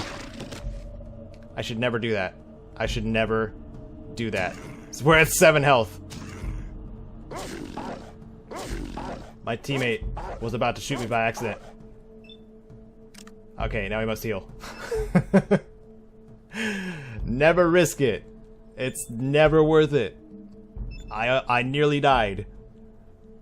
Okay. This is the final hit. I feel the final hit. There we go. Awesome. Okay. We get 1500 experience from the Deathclaw Mother. Ian needs to rest up And we have eggs here to contend with as well. So we're going to go ahead and punch the eggs. No more Deathclaws in the area, please. Punch. And punch. And punch. And turn. Somebody shoot that. Thanks. Alright, we did it. It's 5 experience per egg. It's because they don't fight back, obviously. Alright, go ahead and talk to Gunrunners. And then we'll be set, dude. I'm down. I'm so down for this, to free Aditum from the tyranny of the regulators. I don't know. I thought it was kind of interesting in Fallout 3 where the regulators were quote-unquote the good faction. And the contract killers, of course, were the bad ones. I want to speak to Gabriel. Okay. And you know, you kill them, you get evil reputation, but the regulators in this game are actually evil. They are just portraying themselves as good, which is kind of interesting. Alright, Gabriel, I did the job. I need you to help our Blader friends here. Hey, Gabriel, I've killed all the Deathclaws, even all the eggs. He says, you what? You killed them all? Thank the gods. Now we can move to where we can get our materials and not have to rely on those snakes and Aditum. You name it and you've got it, my friend. I have some friends that could really use some of your weapons. He says, you got it. Let your friends know they got their weapons. Awesome. Okay, so I want to show you guys the inventory that they have here too. Can I do this out? Okay. It's important to ask him for a discount because it's always, there's a roll there always for it. But I don't need anything in particular yet from him, but this is another place you can get a power fist if you don't go to the glow. You just have to avoid the Deathclaws to get here. I am going to try and purchase a Ripper, I think. Sell this plasma pistol. Yeah, they'll give me some money. They'll give me some sweet money for that. Oh my goodness. Okay, whoops, I canceled out of it. Now we traded. Okay, good. Go to done. Alright, now we're all set.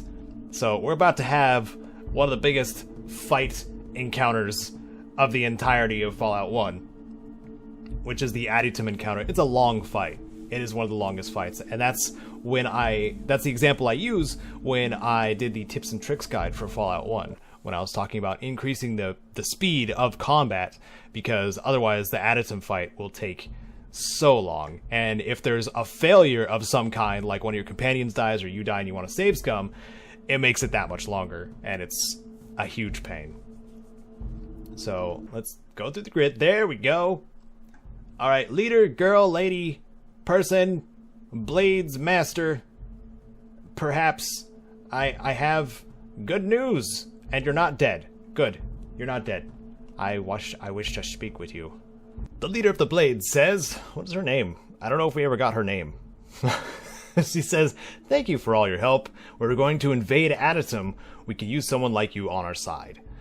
So this is where we overthrow the regulators and free the rest of the citizens of Aditum so they can now be free. Or they can then be free, I guess. Something like that. I respond, sure, I'd be glad to take the regulators down. And she goes, great, let's go. Here we go. Starting the fight. And Ian took 19 points of damage right off the bat. I took nothing. Is that a 10 mil SMG you have there, sir? Well, you're getting a groin punch. That's what you're getting. 19 hit points. Let's do another one. Yeah, I think he's done. Okay, Regulator Guard was critically hit in the groin for 24 hit points, and without protection, he falls over groaning in agony. That's a good punch right there. Let's see. I want to stay out of range of everybody else's attack. We need to take out Caleb. That's the leader of the regulators. And somebody we have to make sure that they survive is Miles over here. And I'm going to try to follow the action. This is the long fight that I was talking about. One of the longest. So let's hope that it all works out to plan. Let's hope. So, pass turn. Am I playing Magic the Gathering? What is this? Oh no, he got wrecked. Yeah, because there's... Oh, there was a critical death. That was a plasma was a plasma rifle death. That was awesome. I'm glad I got to capture some of that. But yeah, because there's lots of action going on, or going to be going on down here too. And I'm trying to keep up. There's just so much. Oh my goodness. Whoa! What did you throw at me? Was that a throwing knife? What was that? Oh, no, no, what is...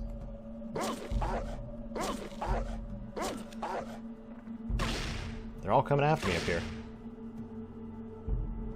I think Caleb's the next to get his world rocked.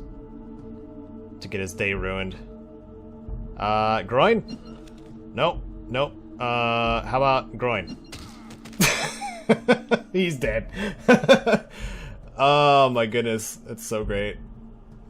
So I don't know what this dog's doing here. We have our dog, and then we have somebody else's dog. Because this is... Dog is following me. Okay, we can tell the difference because this is the one that's following me. Okay, let's move forward, I guess. See what happens. We're still fighting up here, right? No. No. Where are we fighting? Okay, down here. Down here. Aha! I'm catching all the action. I think. I just don't want Miles to get in the middle of it. I know he's going to. Whoa! That was one of the blades that just got knocked down by a knife. Must be top heavy. No, don't shoot Tycho by accident. Oh man. That's something I worry about when we have large scale fights like this. Where is this happening? Oh, it's happening inside the building. Whoa. That's Lorraine. I think she's on our side. I think she has a 14mm.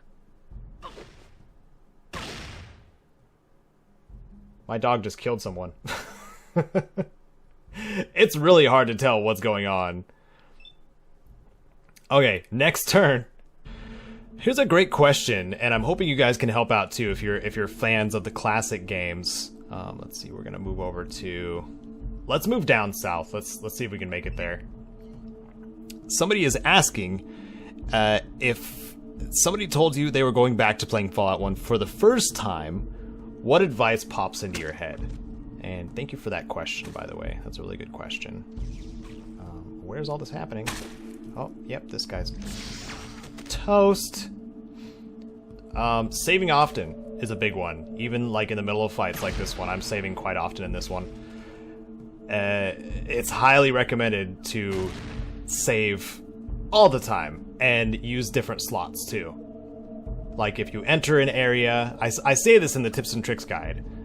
I would like to point to that in the info card if you guys have a moment and want to play the classic games. Saving is one of the big ones. But also, yeah, multiple slots, because if you enter an area and create a save there, you guarantee that if you really mess up, you can go back to that save and not have to restart like way further back. So that's basically like insurance. It's kind of what the save slots are for.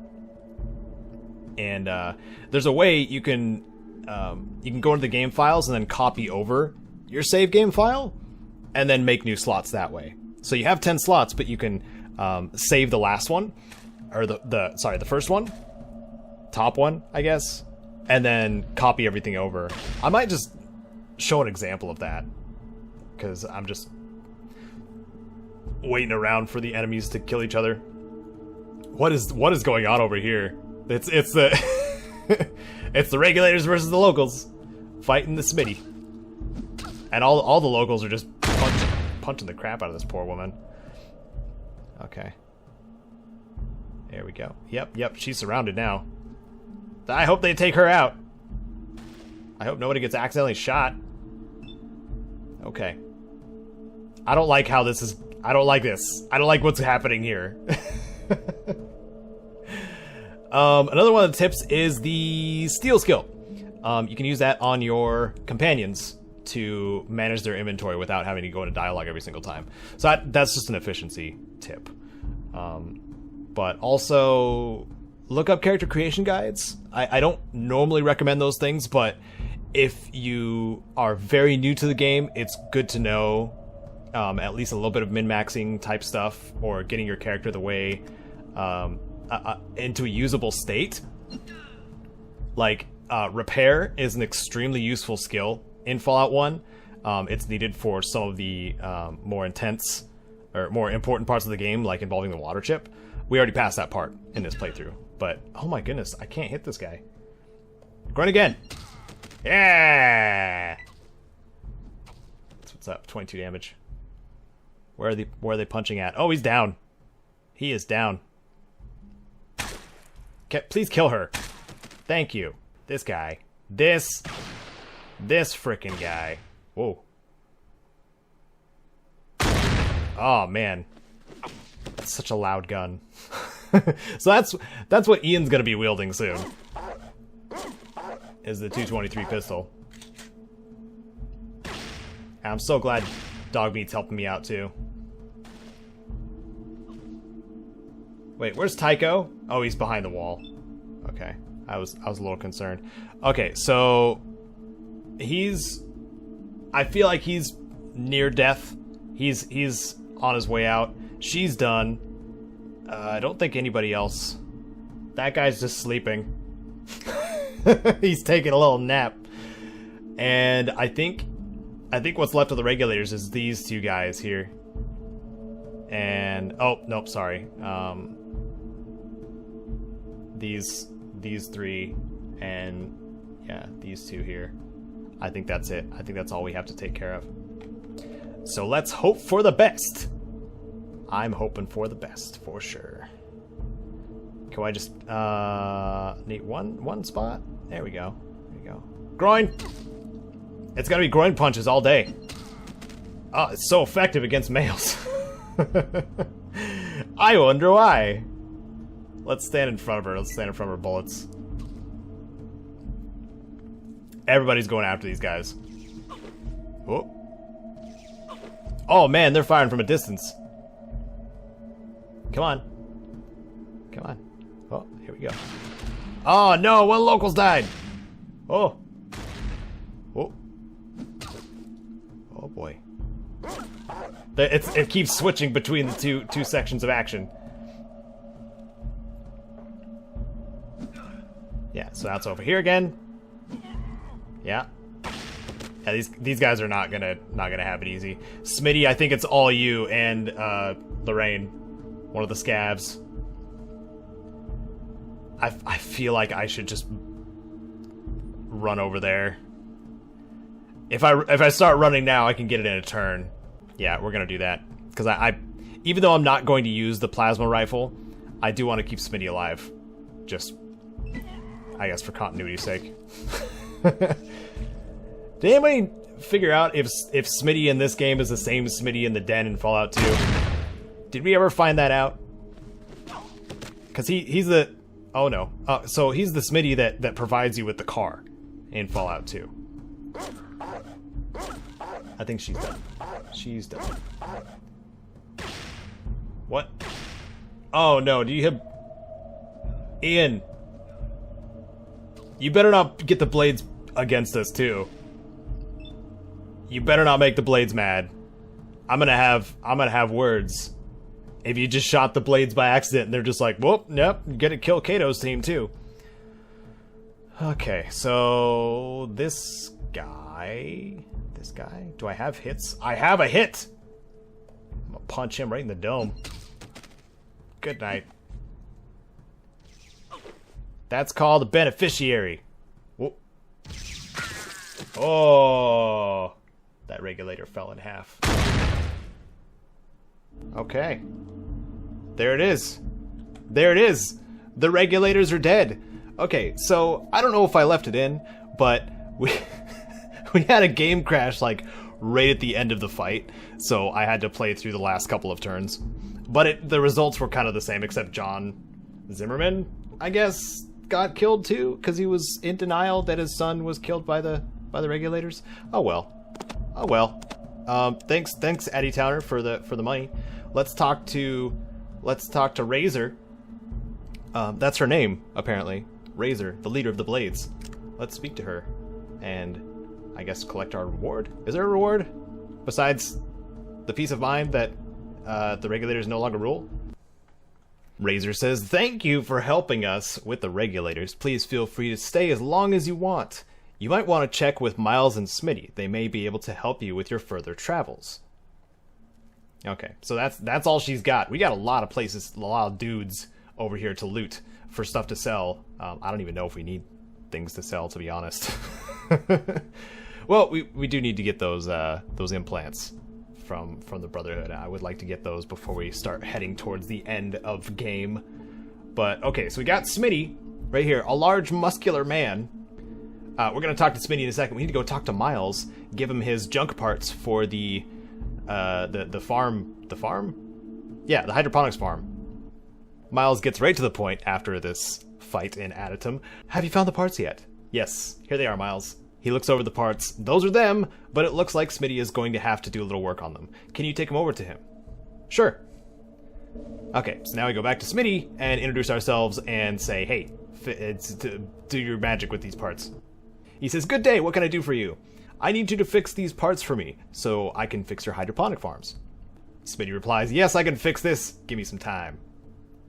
And that was some time. Here you are, he says, hands you the fixed parts. Or hands me the fixed parts. Role playing. That's what we're doing. Okay. Hi, Miles. He takes the fixed parts from you. Looks like Smitty did a great job on these. Thanks for the help. And here's some stuff for your trouble. Miles hands you some caps and some stim packs. Miles also says, if you ever get back this way, you might want to look me and Smitty up. We might be able to help you out with some adjustments to your equipment. Smitty can work wonders with certain weapons, and I can help you out with certain sorts of armor. So I'm gonna talk to him again. Miles says, looks like you found yourself some power armor. I've heard of a chemical process that I could use to harden the surface of the armor. However, I'm missing some information which could give me the last few clues to the formula and reagents necessary. I've heard the librarian in the hub, Mrs. Stapleton, has some journals and books that might be of use. If you could get those from there, I could probably test the process on your armor. Sounds good. I'll go find Miss Stapleton.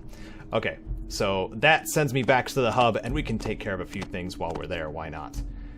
Oh my goodness, this woman had a ripper! Ah! I bought one, and I didn't need to buy one. I should have waited until the fight was over, to be honest. Look at all this metal armor these guys have. I'm not gonna pick it all up. There's no way. There's no need. But I am gonna be looting the guys before I head out. So I looted a bunch of stuff from here, but I'm gonna have to come back because there's so much on the ground. Yeah, I got all the caps that I could, and they had a crap ton of stim packs. Like I think I doubled how many I had. But yeah, we're gonna actually start traveling back to the Gunrunners. But I think first we're going to go and meet some of the followers of the apocalypse and get our third and final human companion. Yes, there is one more that we can get here, and she happens to be this way. One of the green-haired characters. There she is. One of the ones with the green mohawk, and that's her right there. She says, "You're not from around here. Who are you?" "My name's Caedo." She says, "And what, may I ask, are you doing in the boneyards?" "First, tell me who you are." She says, "All right, fair enough. I'm Katya." "What's it matter to you? Why so hostile?" She says, "Look, 90% of people in the city fall into one or more of three categories. Raiders, or thieves. I'm a thief, and you actually seem polite, so that makes me wonder, okay? Call it a survival instinct." "Well, I'm not from around here, so I don't think I count." She says, "Huh. Guess I can't argue with that logic, so what do you want? Can I ask you some questions?" She says, "Maybe. You definitely aren't one of those gangland shiv-shovers. What do you want?" "Can you tell me about the area around the city?" Katya says, "The Boneyard is a pretty hostile place. I've never had the opportunity to leave, though I suppose I'd take it. Let's see. Just south of here you have the cathedral. There's some sort of cult there, but I'd stay away from them. Something sinister is going on there. Also, I've heard about the trading center called the Hub, and caravans occasionally show up, but I've never been there. Well, I don't plan to stay in this place much longer myself." She says, "No kidding. If you're looking for another hand, I'll sign on. Better than spending the rest of my existence in this hellhole, right? You're a welcome addition, but the desert's not much more fun." She says, "All right, looks like you got a little butt kicking to do. All right. So now Katya's on my team. That's right. and she's gonna use the Ripper. Alright, so thanks to the companions guide that I did a little bit more of a deep dive on each of the characters and what they're best at, and Katya's is actually, she's a glass cannon kind of melee type. So I hooked her up with the Ripper. So she's going to be running around, absorbing a lot of damage, and possibly dying, or facing death. There was a box in here. Ah, here it is. Okay, so if we ever feel like going back to the glow, we have plenty of Rad-X now. The the nice people here don't really need their meds, I don't think. I think I might need them a little bit more. Survival of the fittest or most clever, perhaps. And since we have Katya on our team and our lockpick's not great, we can actually ask her to open gates or open doors for us too. I'm pretty sure that's a possibility. So if we run into a door that's difficult, she'll go ahead and jump in and try to open it instead. Okay, so we're looking for. There was some robes in here. Here they are. Okay, these are robes. These are cultist robes that I can wear. I'm gonna talk to this lady. Greetings. Hey, we're very glad you could join us. We hope you have found our humble abode to your satisfaction. Thanks. Can you tell me about what you worship here? We don't worship so much as follow a set of principles. We want to bring peace back to this wasteland. The world tends toward destruction, so we try to make a difference. How's that? We try to remind people why the Great War happened in the first place, and help ensure it won't ever happen again. Have you been successful at all? We never give up hope. We never will, even though most live by the gun these days. And we are concerned with the children of the cathedral. What about them? They claim to want peace like us, but anyone who disagrees with them just disappears. Their dark god is not what he seems. Believe me. How do you know? Call it instinct. We've seen Morpheus and the Nightkin, and they don't look like peacemakers to us. Their hospitals and message of peace make them attractive, but we know there's evil there. Do you have any clues? A number of our spies have seen Nightkin coming in and out of the back room of the Children's Temple. Something important is back there. Well, I'll report anything I hear. Good. We could use any information. Now, is there anything else you'd like to ask? Yes. Ask, and I'll answer if I can. Can you tell me a little history behind the followers? What would you like to know? Where'd the followers start? Far to the south, near the Great Glow. The times were hard, but we managed to survive. We realized then the Great War must never happen again. So you started the Followers of the Apocalypse. After my parents were killed by marauders. It was time the killing stopped. It's our goal to make this land the way it used to be, before the war. Who were the marauders that you mentioned? We've never found out. Although we've heard a group live up north in an old ruined city. We've let it rest. What made you come up north? There aren't many left down south. The radiation polluted almost everything. Most of the remaining people followed us to start the organization. How did your family survive? We lived on the outskirts of the Great Glow. Sickness had started spreading, so we gathered all the people and we made our way north. That's when my parents were killed. Why is the area down there that radioactive after all this time? Well, the rumor is that there was something so important there that the area was saturated with bombs to ensure everything was wiped out. It's been real, but I should go. Alright, so that's Nicole. She's pretty cool. She's a pretty interesting character. Looks like the founder of the Followers of the Apocalypse. That's another faction you guys will recognize. I'm sure if you have any interest, interest or investment in Fallout New Vegas, because they're there as well. So we're gonna go back up to the gun runners and trade to them really quick. I think I might just fast forward through this part because you've already seen the gun runners. I just need to vend some things. So I legit do not have enough inventory space for all these things that I'm trying to get rid of, and the vendor doesn't have enough things that I want to sell all the stuff that I have. So I did my best for bartering. I got everybody kind of equipped with what they need except for Tycho, because gosh dang Tycho can't can't get rid of things because I'm carrying so much already. I'm carrying a lot of 14mm pistols that I would love to offload. And Mrs. Stapleton in the hub can probably help us out with that, because I would also like to get some skill books and jack up our skills a little bit, and that'll cost a few caps here and there. So in order to actually leave, I'm pretty sure this is the only way to get the exit grid, is you go to Additum down here, and then you go to the red grid over here. So now we go back to the hub to sell stuff and also tie off some loose ends that I keep mentioning. Special encounter. Just kidding. Oh my goodness. Is my character's luck at 10? Oh man.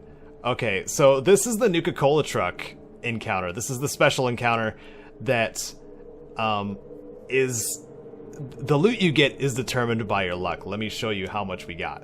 Let me show you how much we got here. 10,765 caps, and it's based on luck, how much you get. So since we had 10 luck, we got a lot of caps to grab here, but unfortunately we can only go to 999 for each transfer. And because this is Fallout 1, there's no take all button, so we gotta keep clicking. We just gotta keep clicking. I'm not gonna have to worry about caps for a long time now. Oh man.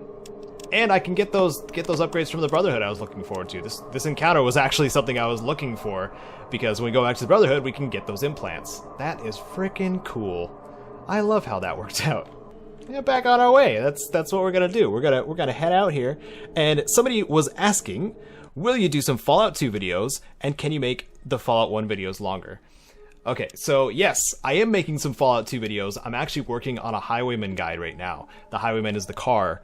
And Fallout 2 is one of the two current Fallout games that you can get vehicles in.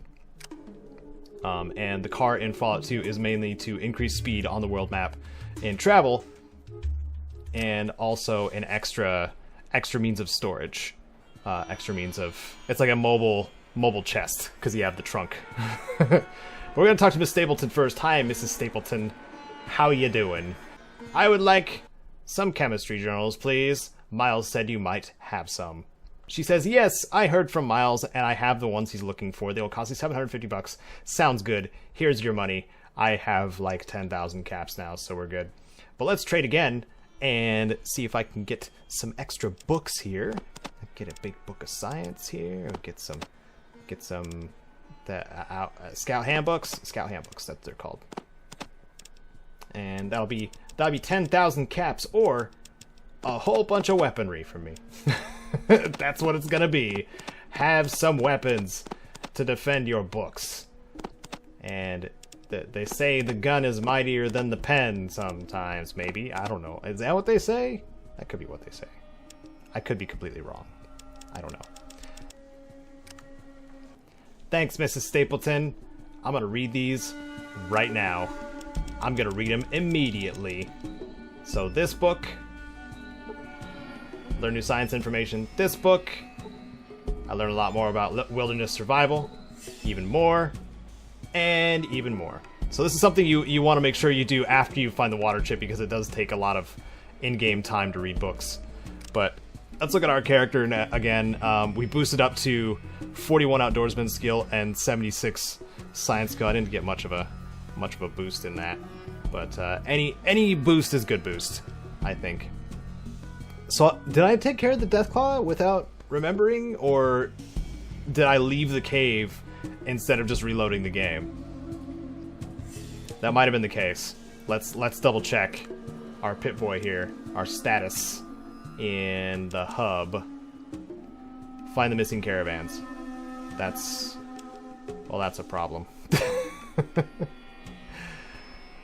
Let's talk to Butch and see if we can re-trigger the quest. I might have broken the quest. That's a possibility. Hey, Butch. Well, what do you got for me? What was I supposed to do again? Well, you're a bright one, ain't you? Here's the job. Find out who's stealing my caravans. Money. Big. You fail? Hurt. Big. Understand? Now get out of here. Alright, thanks, Butch. You're a good guy? You're a good dude? Okay. So let's go to Old Town. I may have screwed up this quest. I may have made it impossible to finish. Okay. So I literally can't go to the Deathclaw cave now. Gosh dang it. Alright, well, here's another cool thing we can do. I did show you guys this the last time we were here. But now, I'm serious about taking out these thugs and freeing this initiate. So we're going to do that. You ready for this? You ready for this grenade? You're dead. I feel like I may have got a little overkill, to be honest. So I want to blow him up too, but I don't know if I can see him. Can I not see him? I'm gonna move. Come on, guys! Come on out! Oh, he's out of ammo for his 9mm Mauser. I guess whoa! Is he done? Is he dying? This guy's toast. Ian's is picking up knives. Here we go. Punch this guy right in the noggin. Oh wait, groin. Nope, sorry, he's dead. It's going by real fast now. What's up, dude? You look a lot like Ian. Except you're mean. Ian's not a mean guy. He's just mildly crippled. Groin punch. He says he's gonna feel that in the morning. No, he won't. No, you won't, thug. Sorry. Okay. Wait, Katya doesn't have... Does she not have enough AP currently? And companions don't level up with you. He's literally cornered. I can't get to him. Okay. It's up to you, team. The Caedo team. The G team. The Genesis team. That's what we're gonna call it. Is that it? That was all the thugs. Alright, they're done. So let's loot this guy. Had some knuckles. And what's this guy got here? 10mm. I'm not even gonna pick some of these up, because I literally cannot find enough places to sell these. There's a combat shotgun here for those who are interested in having a shotgun. I think this is one of the easiest ways to get one. But again, like I don't need any of these things, like at all, because what we're here for is freeing this fool. Unequip the grenades and try to lockpick this door. Katya, can you do that for me? I thought she could do that for me. I thought she could pick locks for you. But it's just asking me to do it. I'm not able to pick the lock because I'm not skilled enough. Well, this is a bit of a pickle. We're gonna have to blow up the door. Who's got the explosives? Is it you, Tycho? Yeah, well, you know what they say, when in doubt, dynamite. So we're gonna blow up the door and try not to catch my party in the blast. So we're gonna set it to 20 seconds and run. Oh no, we can't. No, we're supposed to set it. Oh man, I forgot. Ah! Run away. Run away. Run away. I hope Dogmeat made it. Due to your inept handling, ineptitude. Okay. I am inept, but I saved the dude. He says, "Thank you, stranger. I don't know how many weeks, perhaps months those thugs had me in here. I'm very grateful for your help, and I'm sure the Brotherhood of Steel is also. Are you gonna be alright?" He says, "Oh, I'll be fine now, thanks. I have some friends here that I can stay with for a while to regain my strength. I'll try and send word to the Brotherhood and let them know I am safe now. Thanks to you. Bye." Okay, awesome. So we saved the initiate. At least we were able to do that. Let's talk to Jacob. I want to talk to Jacob really quick over at Jake's armory or whatever, and see if we can offload some more stuff. Took me a while to realize that Jake's discounts are not great at all. Like, he charges a lot for his stuff. I don't know what the deal is here. But I did buy myself some extra pulse grenades because we're going to need those against a certain boss man. But can we call him a man? I don't know if we're going to call him a man. Back to downtown to speak to one of the gentlemen here that we kind of left to his own devices for a while until we had the right level of experience. He's down here. Erwin, we need to help him out. And I don't know if there's anything else we need to do here, to be honest, because we messed up the caravans being lost. We saved the initiate. Yeah, I think Erwin's the last stop here. If you recall, Erwin was having trouble at his homestead. He got raided by raiders. Problems, you say, Erwin? Maybe I can help you. Erwin says, this is a tragedy, believe me. I have a small farm outside of town, and a few days ago a bunch of raiders appeared out of nowhere and now use my home as their camp. They killed Pugsley, my donkey, and they threatened to kill me if I ever dare come back. Just tell me where, and I'll take care of the rest, sir. Erwin says, really? You do that? You know, I don't dare to go there anymore. Why don't you come back and let me know when it is safe to go home again? So, here we are, outside of Erwin's farmstead. Erwin's farm/homestead? Farmstead. I would say farmstead. I hope that's a word. I don't care if that's a word. I'm gonna use it. Erwin's farmstead! Bring it on, boyos! And lady. There's a lady in here, too. I'm gonna absorb all of your bullets. Get ready for this. Okay. Maybe I jumped the gun. I didn't jump the bullet, but I jumped the gun. Because that guy hit real hard. I don't know if I was ready for this. What? Okay. Alright. Okay. So this is attempt number 3. This is attempt number 3. Oh, wow. Okay. Katya. I'll perforate you like some Swiss cheese. Okay. Can I hit this guy from here? I want to check and see if I can hit this guy from here. No, it doesn't look like I can hit him from this window. Can you guys not crowd me?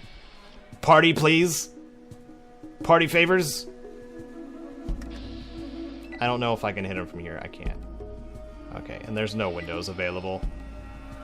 Okay, let's try this again. Man, this is difficult. Okay, so what I really want to make sure doesn't happen is party members getting in the way. Because that was one of the main things, is they were just getting in the gosh dang way. And it's 18% with the grenade, too. What is the deal? I'm not doing great here. This guy I'm gonna hit with the grenade. Because that one needs to die immediately. I was gonna say, yeah, let's absorb some bullets. That's fun. That's fun to do. 37%. I have 2 throws. They're dead. Good. Good. Dead. Done. I'm happy with this. So now we're gonna punch one of these guys in the groin. As per the usual. And we're gonna move out here. Come on out. Come on after me. Bring it on. Tycho's like, nope. I have this Lucky Red Ryder BB gun with your name on it. Let's see, 3 AP. Okay. Groin. He's dead. Yeah, it's just the long-haired dude. And maybe this guy, I'm pretty sure he's got either a sawed-off or a combat shotgun. I don't know which. But he's the only other threat. But after this, Ian's gonna have a new gun. Ouch. Yeah, I think it's a sawed-off. The only problem was the long-haired guy. The rest is history. Yeah, it's gonna be no problem now. Because we got... Is this Tycho? That's Tycho. Katya's right here. I don't know what she's doing, to be honest. She's supposed to be wrecking face with that Ripper, but she's proven to do kind of nothing. She's kind of doing nothing right now. Is her sequence just terrible? Or she's trying to go after that Oh, she's trying to go after that other raider dude. Okay, cool. Or the Ripper she has doesn't have small fusion cells in it, or small energy cells. That could be it too. All right, she's dead. Cool. All right, well, that was taken care of. Give me these weapons, or not the weapons. Give me the money. Give me the money, please. Yeah, I need to tell her to draw her best weapon. Katya. Yeah, I think that was it. Her Ripper was not loaded. So, she now has a loaded Ripper. And she has ammo. Oh, she didn't even have ammo. I thought I gave her some. I guess I took it all back. Here, have some. There you go. That was my fault. That was my fault. Sorry. Oh, well. Let's reload my fist. And then once we're done here, we can go back and see Erwin and be like, hey, bud, your farm's clear. Yeah, this guy had a 14 mil. I kind of want to take it with me, but I'm good. I should be okay. I'll just take the gun. I'll just take the gun. And you... Anything in the bookshelves, I wonder? I can't recall. Yep. A couple stim packs. What about in here? A couple more stim packs? Nice, dude. I'll always take more of those. Stim pack down here on the floor for some reason. Another stim pack on the floor. It's got 6 stim packs to sit in. Maybe they did that on purpose for the fight. For the sake of the fight. As if we would notice. But we got that place cleared out now, so we can go back to the hub. And Erwin! Hey, man. Erwin asks, so have you been able to teach those raiders a lesson? Is my home safe again? It sure is, buddy. He says, oh, thank you so much. I'm sorry I don't have riches to give you, but here, take this rifle for saving my home. It's not a rifle. It is the legendary 223 pistol. A 223 rifle modified and cut down to a pistol. This is a one-of-a-kind firearm, obviously made with love and skill. In Fallout 2, it's not unique, but in this one it is. But I'm gonna hand that right over to Ian because he needs a good gun. And then Tycho, and I went ahead and gave Tycho the sniper rifle that I was hanging on to for him because we're gonna start needing to have some armor penetration on some bigger enemies because we're gonna start facing off against the mutant army that has become a threat. But since Erwin was nice enough to level us up, we're going to do that. Maybe increase our science skill a little bit. I suppose lockpick is probably important for this now, because for whatever reason, Katya can't help. I thought she could. I could have sworn she could, or maybe I'm just missing something here, but yeah, she's not helping. Anyway, we've done what we need to do. I'm pretty sure. Over here in wonderful Hubland. Who's this? Is this a vendor? Alright, I bought some stim packs from this fella. I didn't even use this store before. So now we're going to go back to the LA Boneyard, and we're going to harden our power armor, and maybe investigate the cathedral. I don't know if I'm ready to do that yet, because we're supposed to recon for the Brotherhood, go up north, and see what we can learn about the mutant army coming from the north. That's one of the next things we have to do. We're gonna do that. So back down to the Boneyard. Somebody's asking, in your opinion, do you think synths can be considered human? Oh my raiders. And if we get another West Coast title that synths, they're wondering if we get another West Coast title game in Fallout, if synths from the Institute will be included in some way. That's a really broad question, but I don't think they would be. They're definitely tied to the Commonwealth and that area.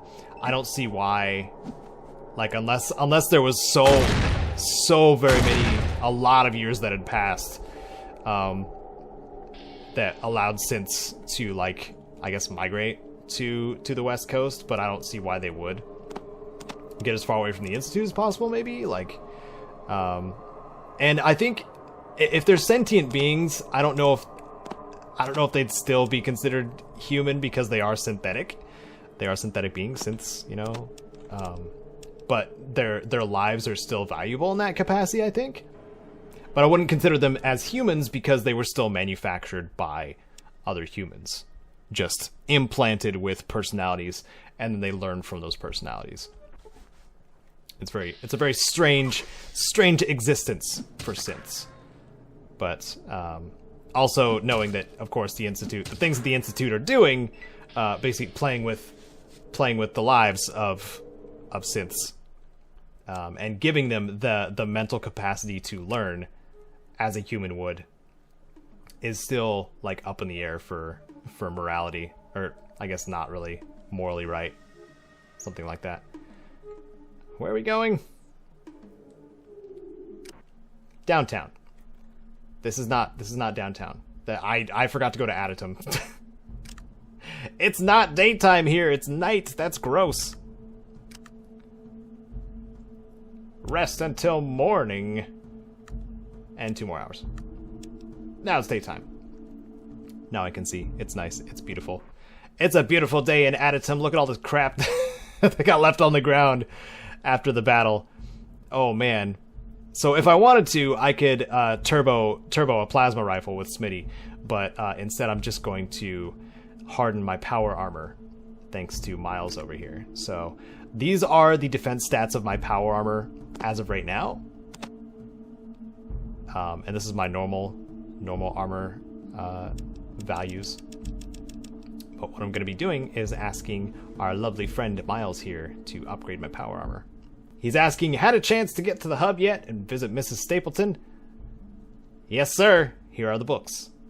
Miles takes the books from you and starts flipping through them. Yes, he mumbles to himself for a few minutes. Well, I think I can figure it out, but it will take a full day for the bonding to occur. Is that acceptable? Not a problem. Miles takes your armor from you. Miles hands the armor back to you. It seems to glint a little more than it did before. Well, I think it worked. Hope it helps you out. Cool.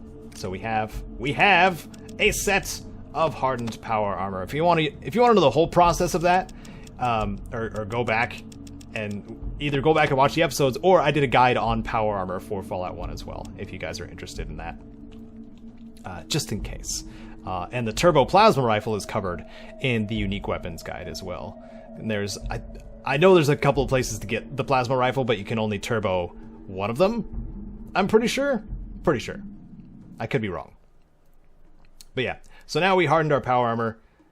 What is down here? Is this the cathedral? Is that? Yeah, it is. Okay. And this is in the LA Boneyard area. So let's go to the cathedral, I guess, and investigate some. Let's do that. This is a great idea. Here we are at the cathedral. Man, this is going to be interesting. I'm going to wait till daytime. And I'm also going to put on some robes. I picked up the robes over at the Followers of the Apocalypse because this gets you in further into the cathedral. So let's see how this goes. Let's hope that we can gain entry into this wonderful place. Oh boy. Pray, follow unity. Pray, follow unity. Okay. Okay. This reeks of a cult. For some reason. Alright. Alright, let's go into this room here. I see someone. A woman.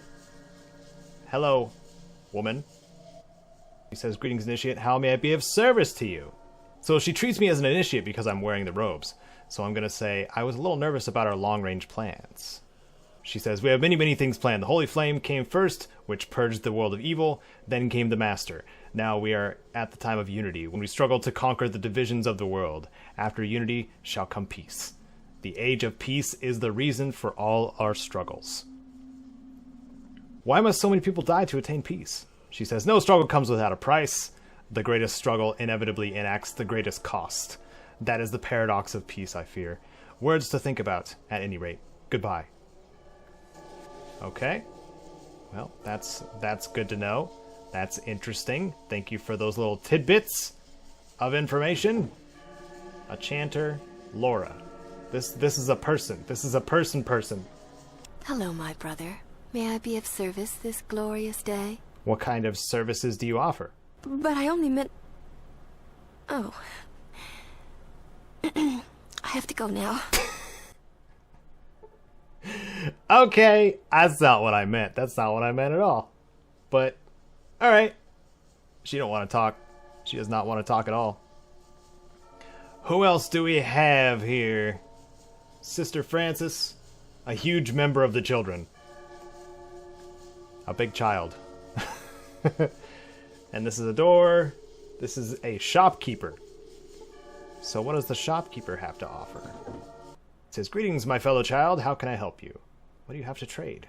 Oh, stuff to ponder the rubes who walk in the door. Nothing too special. Go ahead, take a look, he says. So do we loot the table? Ah, here we go. What do you have in trade? Thanks. It doesn't open the trade. Can I barter? Okay, so he sells nothing really super great. A backpack, I guess. A scout handbook, which I'm very good at this point. Outdoorsman skill, that is. Stim packs? I'll take the stim packs. Thank you. Thank you, brethren. See you later, alligator. He says, after a while, crocodile. I can't believe I just said that. That's right, they put that in the game. Okay, so... Lasher of the Children. Who's this one? Dr. Wu. Dr. Wu? Are they an actual doctor? Let's say before this little exchange. He says, what is your problem, a-hole? Maybe I put you to sleep. Okay. Do you put a lot of people to sleep, Doc? He says, Knight can prefer to do that. I give them chem sometimes. Nobody pays attention to Dr. Wu. They're all a-holes. Now you want to get fixed up? If the Night King don't trust you, neither do I. I'm out of here. You little a-hole. He's got a lot to say. He's got a lot of insults to throw. Okay, fine, Dr. Wu. I'm gonna go over here. I'm gonna talk to Sister Francis. She says, hello, brother. Can I help you? Sure. Notice anything unusual around here? Francis says, hello, brother. No, I've been meditating like a good initiate, waiting to be christened by the servitors. I'm sure there's nothing to worry about. Okay. What about this guy? He says, you want to talk to Tun? Fine. But if I hear the word praise, I'll kill you. Well, Tun, I was looking for someone smart enough to tell me what's really going on in this joint.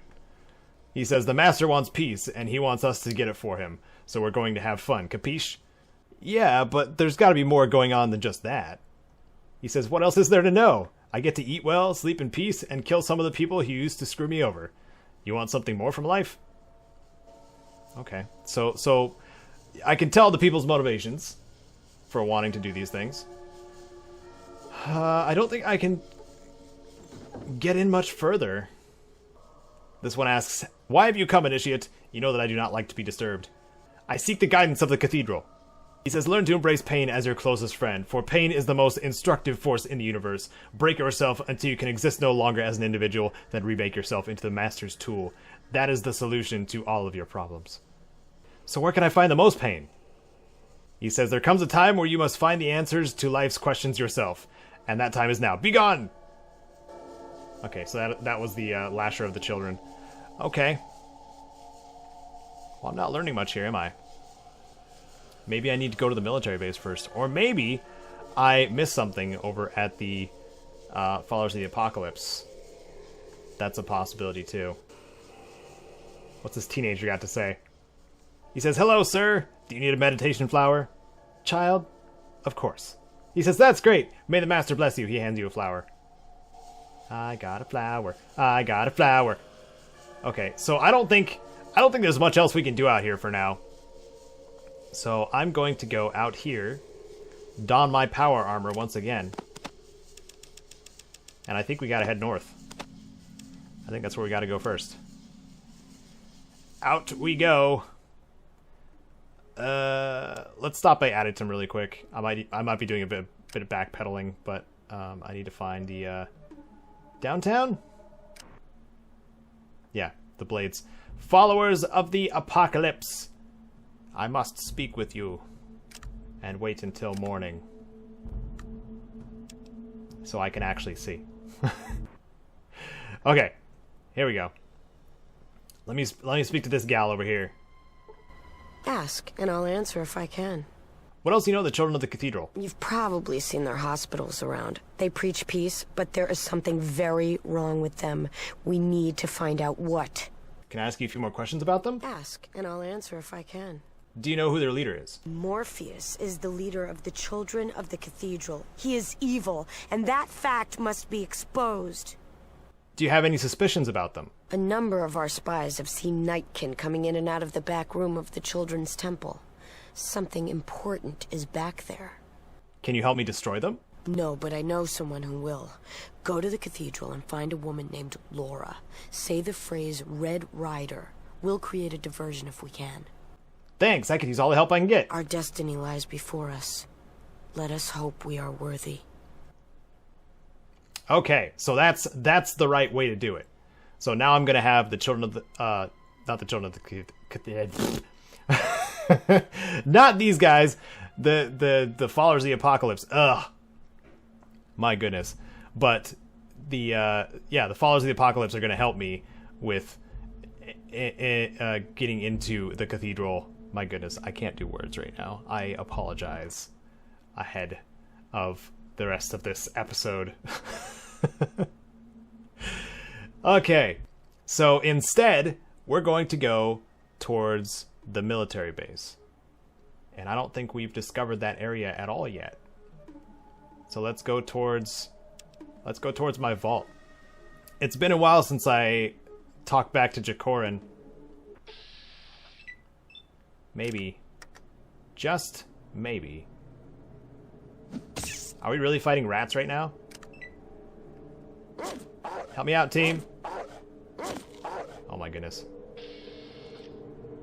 Really? That's it? That's it? Alright, I'm just gonna punch them all out. There we go. Done. Dunsies. We continue traveling. Oh man. Could future playthroughs include older The Elder Scrolls games? Like it is now with Fallout. One of you asked. And oh my goodness, which one's Ian? Which one's Ian? That one. That one's Ian. Okay. So we're gonna go here and punch both of these guys. Yeah! Wow! Oh, missed him. Oh, he's done. He's done for. Whoa! You didn't just throw your ripper, did you? I hope not.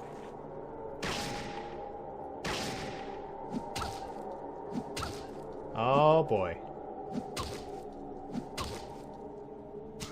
I think she threw her ripper. Or does she even have it? That's the next question. Okay, well we got experience out of the deal. And I can't tell if she actually threw it. Nope, she's still got it on her. Can I tell you to actually wield a weapon? Okay, so she might be wielding a weapon? I'm not sure. I don't even know what's happening right now. I'm gonna take all this money. All this ammo. I don't need the guns. Don't need the guns, just the ammo. Oh my goodness, this guy had a lot. What was this guy doing? Oh man. So, in relation to the Elder Scrolls games, I don't know if I will go back. Maybe Oblivion, maybe. When it comes to like playthroughs and stuff like that, because Fallout holds my attention way, way better than the Elder Scrolls games. Like for Skyrim, I'm so over Skyrim. Oh! The Deathclaw! Alright, well. Time for a punch in the eyes. And another punch in the eyes. And another punch in the eyes. That was close to like 100 damage. Hey, there we go. That's what I'm talking about.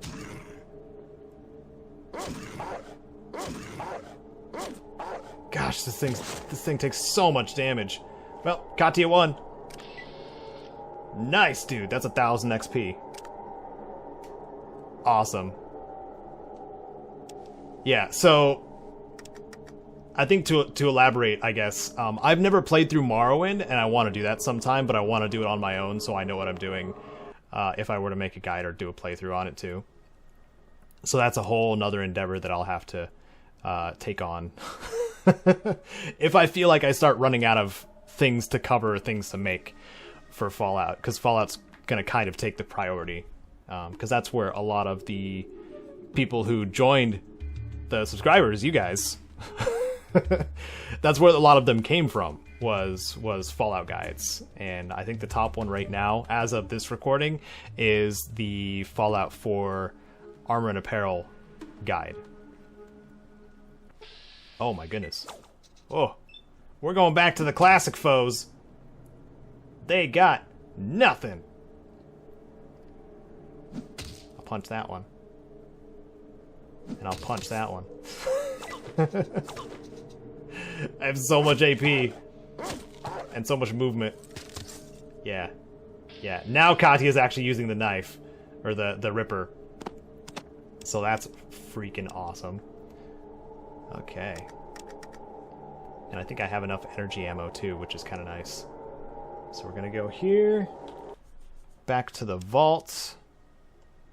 And see what the threat, what we can report to Jacorin. Or if he's just going to be like, you need to find this threat, like, right now. Alright, so I went to the vault, and Jacorin says the exact same thing he said before. So we're going to go west. We're going to go west, young man. And see if we can find the military base that is not far from the vault itself, which is concerning. This is what the second timer of the game that was patched out very quickly was for, and that was a Super Mutant raid on the vault itself. You would have a timer for the water chip and a timer for the Super Mutant raid. The raid portion got removed. Let's see if we can actually find this place. This is not... This is... What? I don't know if we're going the right direction or not. If I did any sort of series or anything like that on the Elder Scrolls games, which besides Skyrim, of course, like I said, I'm done with Skyrim, super done. Which one would it be? Oblivion, or are there enough Morrowind fans out there who would want to see some of that action?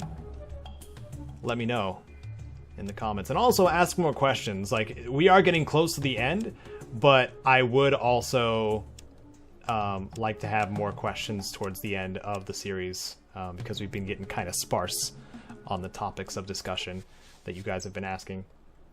You nearly fall over some rough terrain. They could use some environment management out here.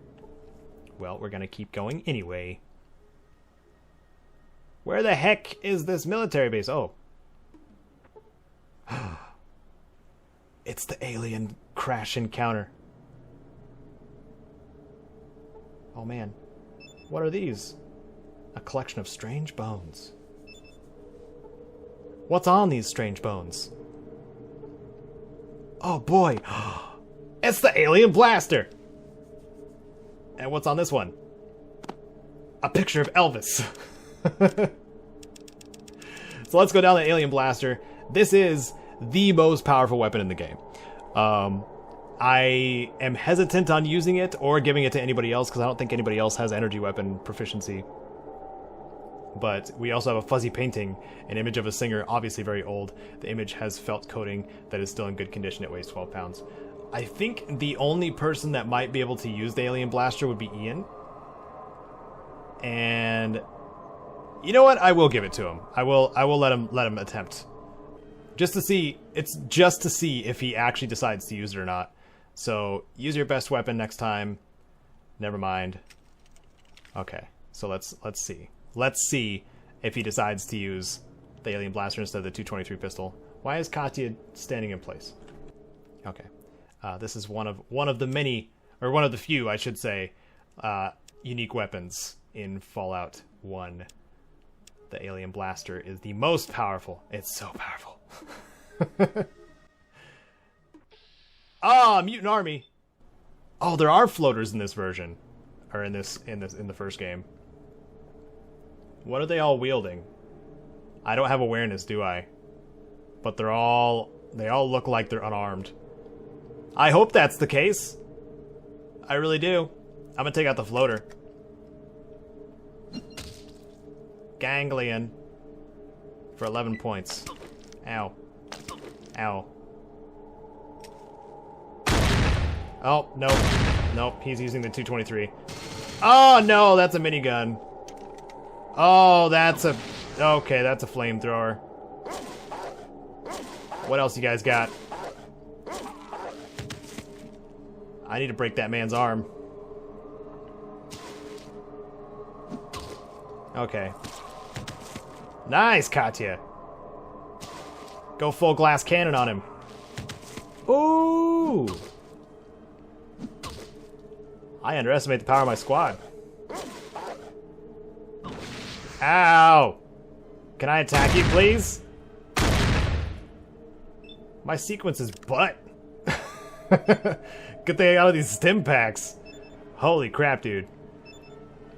I was kind of worried that I wasn't gonna have much of a fighting chance, but I do, for some reason. For some reason. Okay, unarmed strike to your head. Katya, kill him.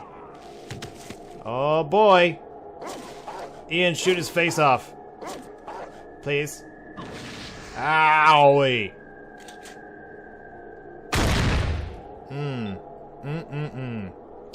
Groin. Do I do extra damage to the groin if there's super mutants? It says I hit a vital spot. He's dead. Okay.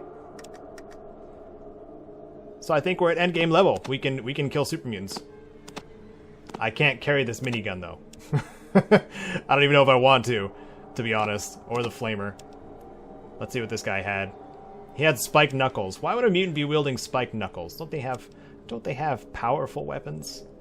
Don't they have amazing, powerful weapons? Working for the master. Up we go. Up we go to the military base. Because remember, we're scouting for the Brotherhood. So if we put our outfit on here, and then we start approaching. Nope. That was a bad idea. So I reloaded my game. So I've scouted it out. So now I need to go return to the Brotherhood of Steel. And they will help me actually assault the base.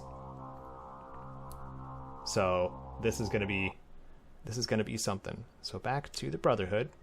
We can also go back to Shady Sands if we wanted to, and do an extra quest for Erdash. Oh my. So this one...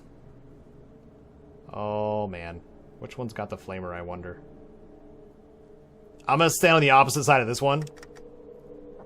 And break his arm. It probably didn't break his arm. But... Oh! Man, that gun is so powerful. Ian, you are a wrecking face. I think...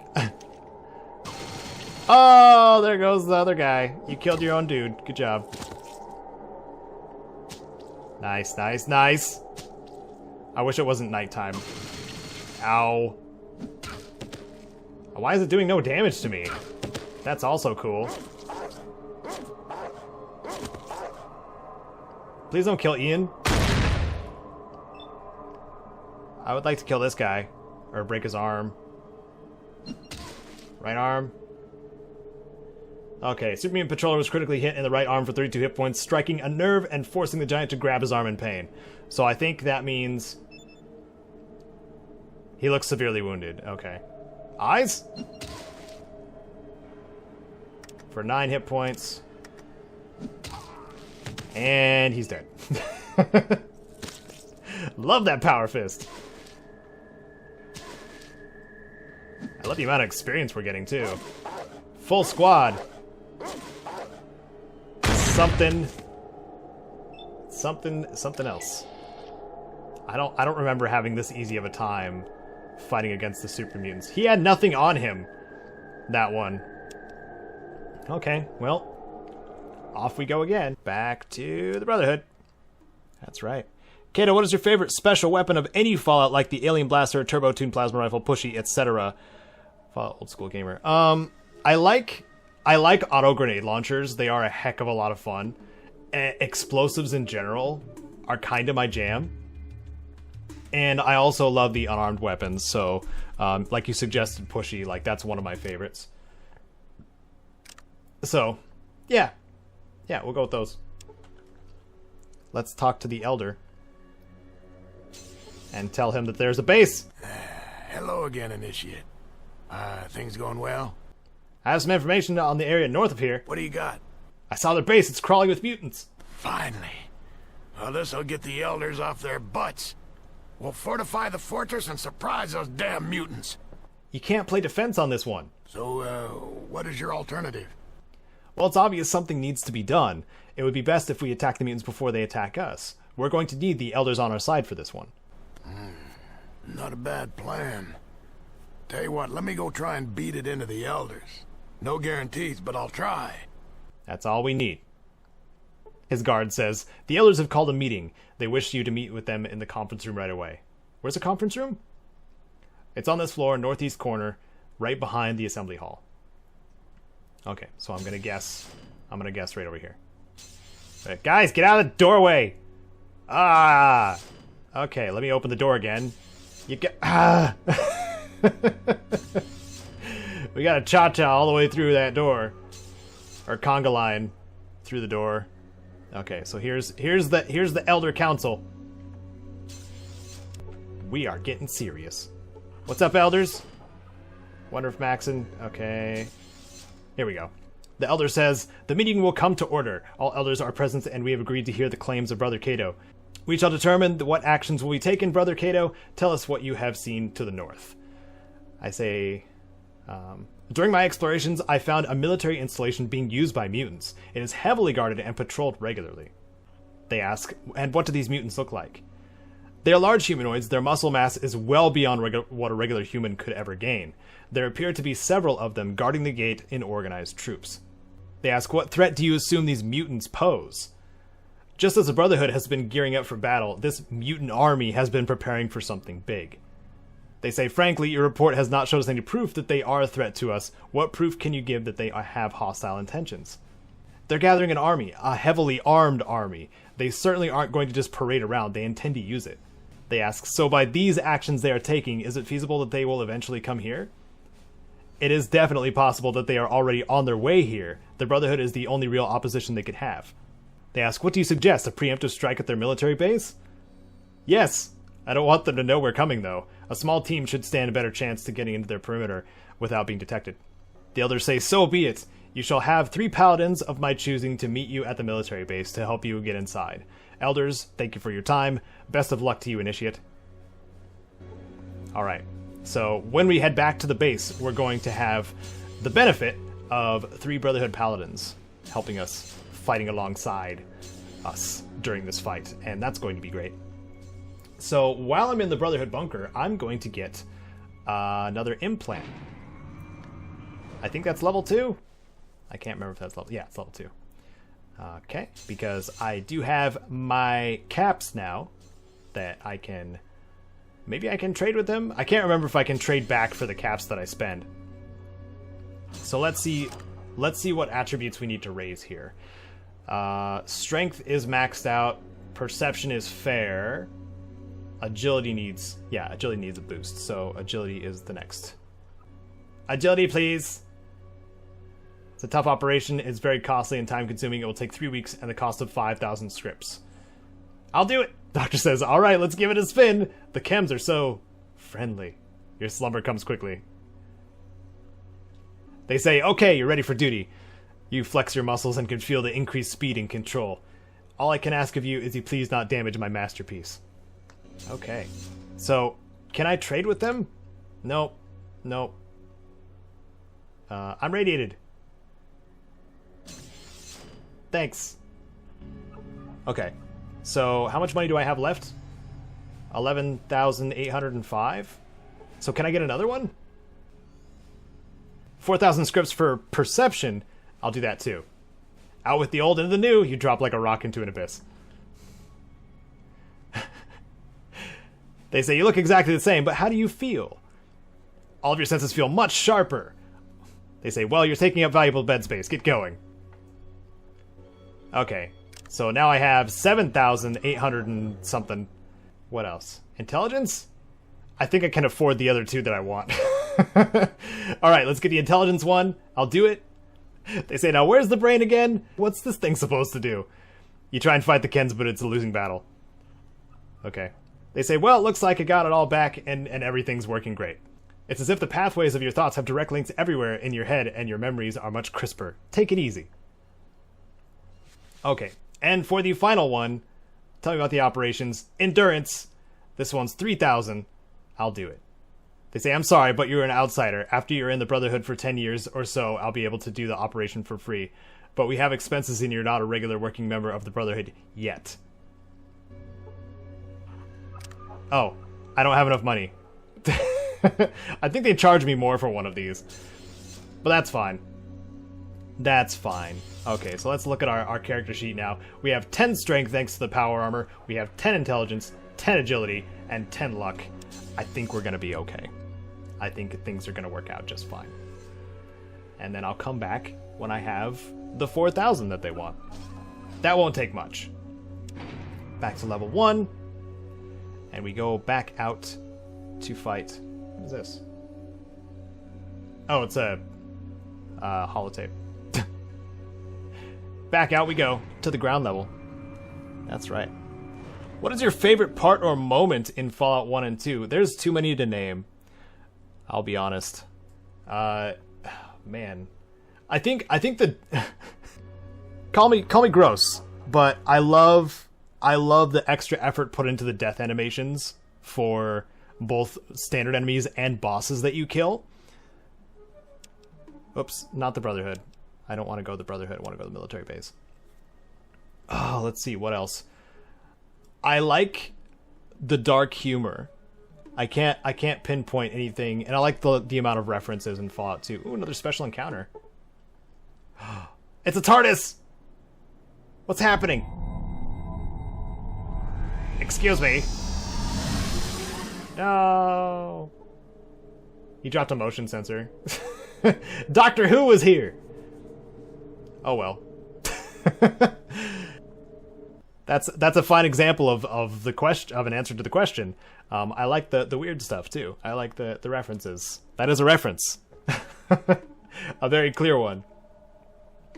So now we go to the military base. I want to make sure it's daytime. So yeah, okay, it's daytime. So it'll actually be bright outside. Where are my reinforcements? There they are. There you are. What is up, my brethren of the brethren of the hood? Brethren of steel? Brethren of steel. They're just following me around. Okay. What's my throwing skill? 71. Okay. Heyo! Shoot me! You missed. I'm gonna let the Brotherhood do it. Yeah. Okay. And I got experience for that too, apparently. Alright. There's another one up here. Another one over here. Is he gonna bust out his radio? Shoot at me! Ow! Alright, what else you got? Oh!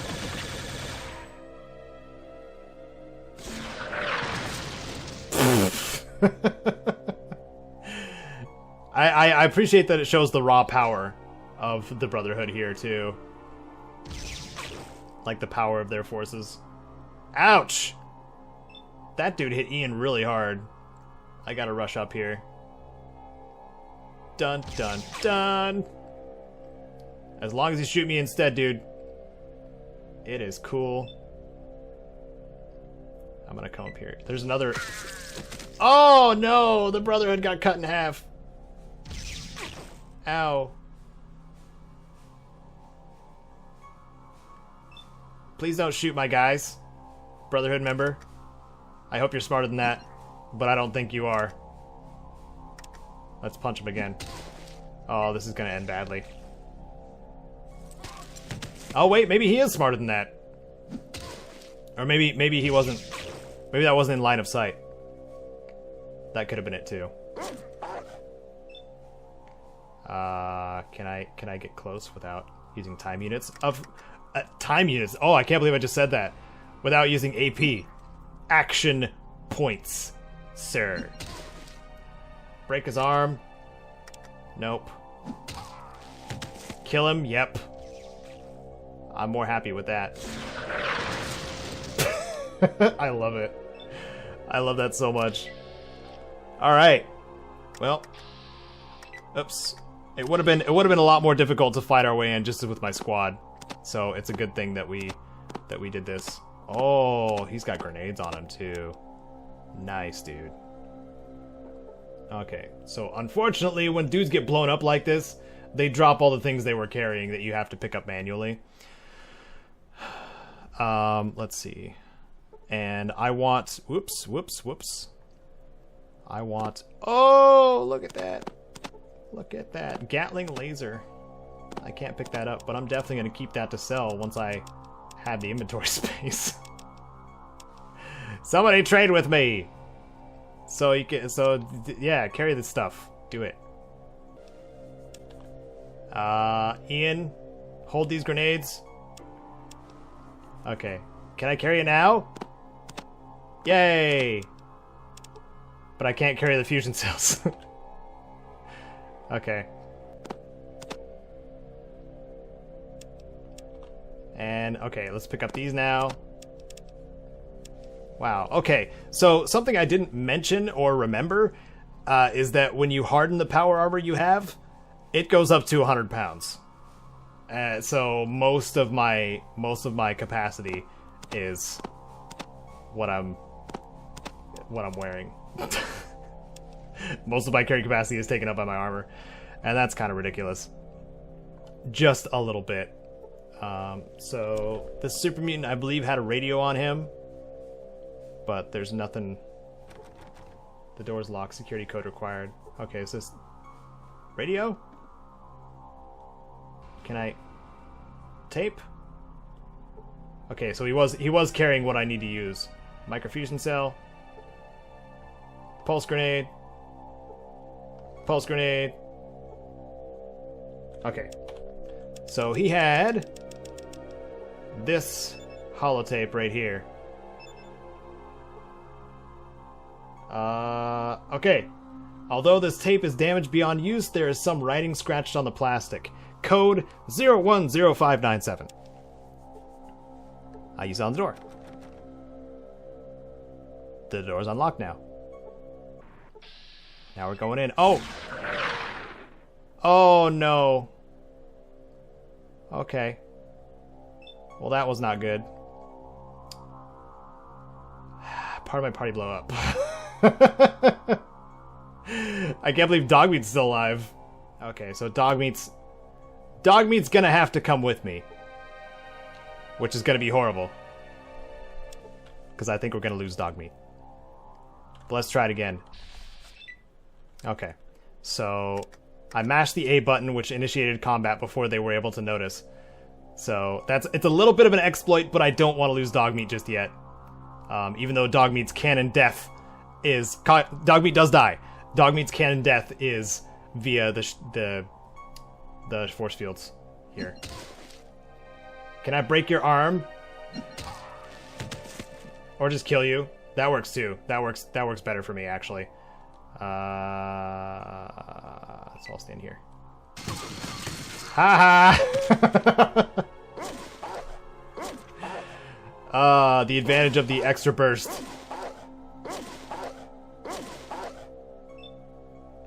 Okay, let's see.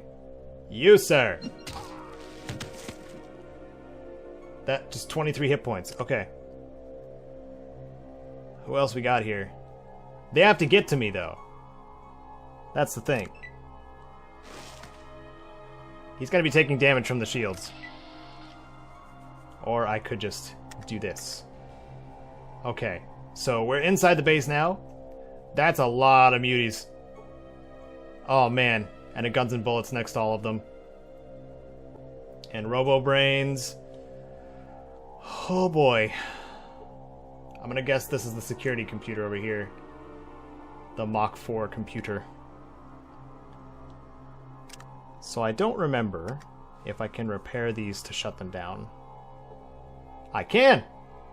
Temporarily. Temporarily shut them down. So I'll go over here and shut this one down. Uh-huh. Come on, dog meat. Hurry up. And then we'll log into this computer and see what we can do. The screen's showing in odd color patterns. What? Which computer do I use?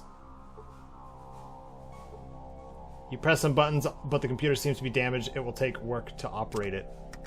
Repair.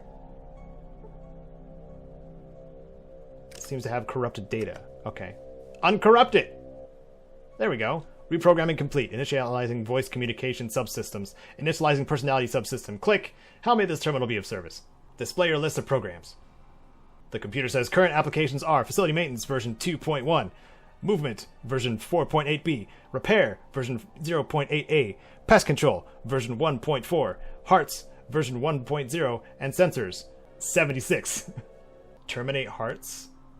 Oh, that could be the card game. Hearts. Terminate Pest Control. Attempting to terminate. Click. System error. Failure to terminate application. Delete rights not available. Modify Pest Control. Current application, Pest Control version 1.4. Current setting, click unauthorized. Change to click all, none, small, living, large, living, or unauthorized. Large living pests. Program parameter changed. Current applications are Facility Maintenance version 2.1. Movement version... Okay. Thanks, end input. So these robots should attack the super mutants instead of me. Now. Should. The only real test for this would be to walk into their line of sight. Hello, robots. Yep, they're not attacking me now. Good. Good.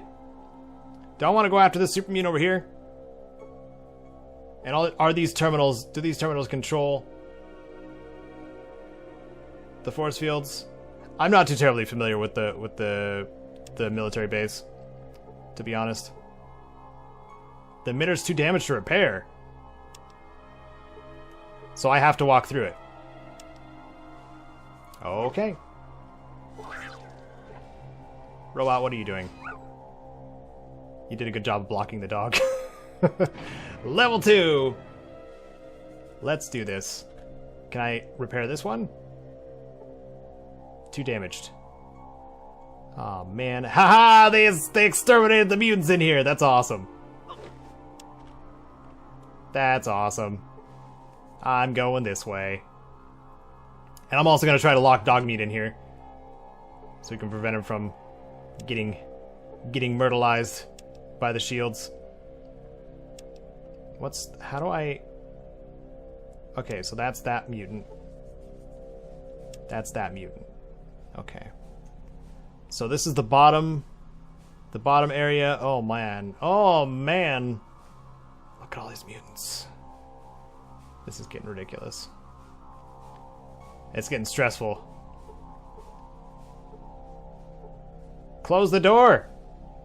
No, don't let Dogmeat through! Ah, Dogmeat, come back through.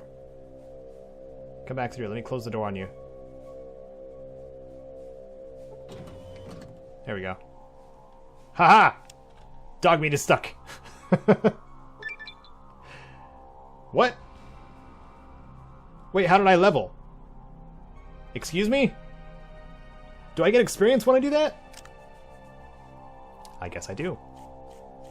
Okay. Well, we leveled up. Level 11.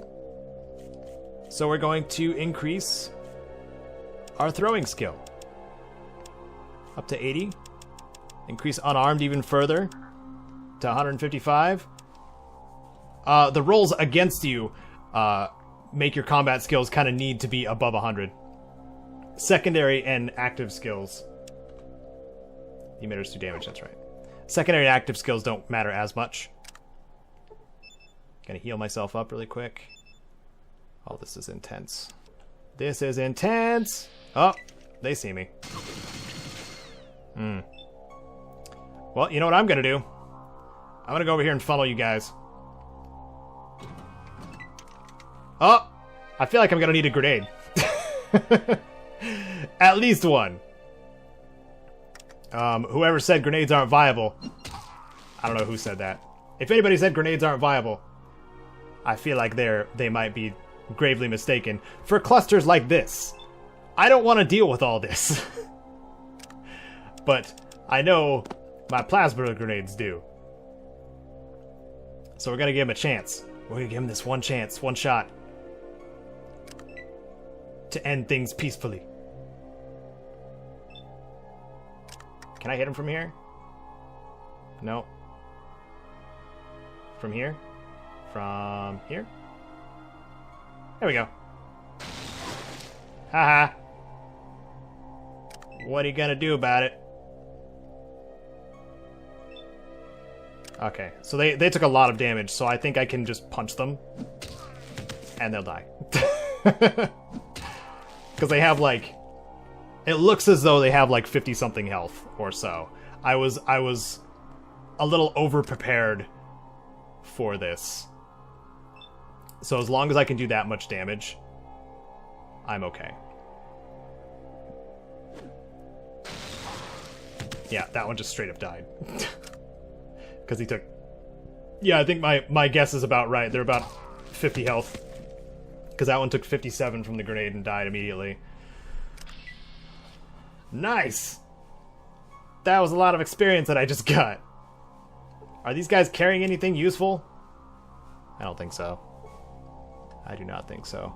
So this is one of the 2 places that you need to go to complete the game. I know that a lot of people put a lot of stock in the Master himself, but there is a second boss, the Lieutenant. If you remember way back when we were in Necropolis, there was a mutant that, Harry. Harry was like, we need to take you to Lou. Lou is the Lieutenant. And I should have actually played through that section to show you guys who the Lieutenant actually was. But I failed to do so. Okay, but we do... Oh, there's something in this locker here, too. What's in the locker? More stim packs. I'm gonna need them. We're at 89 stim packs, dude. Are we going to use them all before the end of the game? Showing odd color patterns. Odd color patterns. It's in reboot status. Can I use it? Nope. Nope. Nope. Okay, so there was like... I want to call it a micro crash. It was the next group of super mutants that we were killing, or going to kill. The game crashed right after I started combat.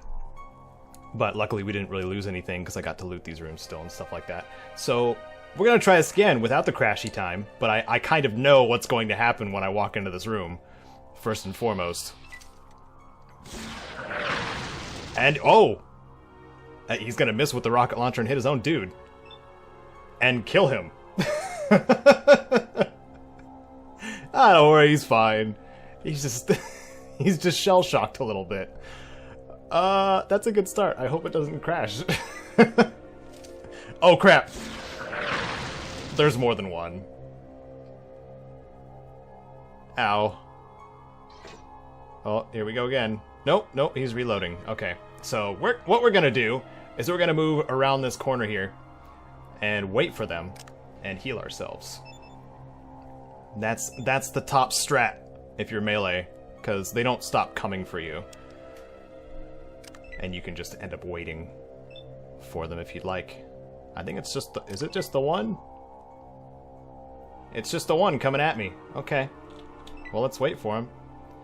I'm using the spacebar as a hotkey to pass turn, just because it's a lot faster.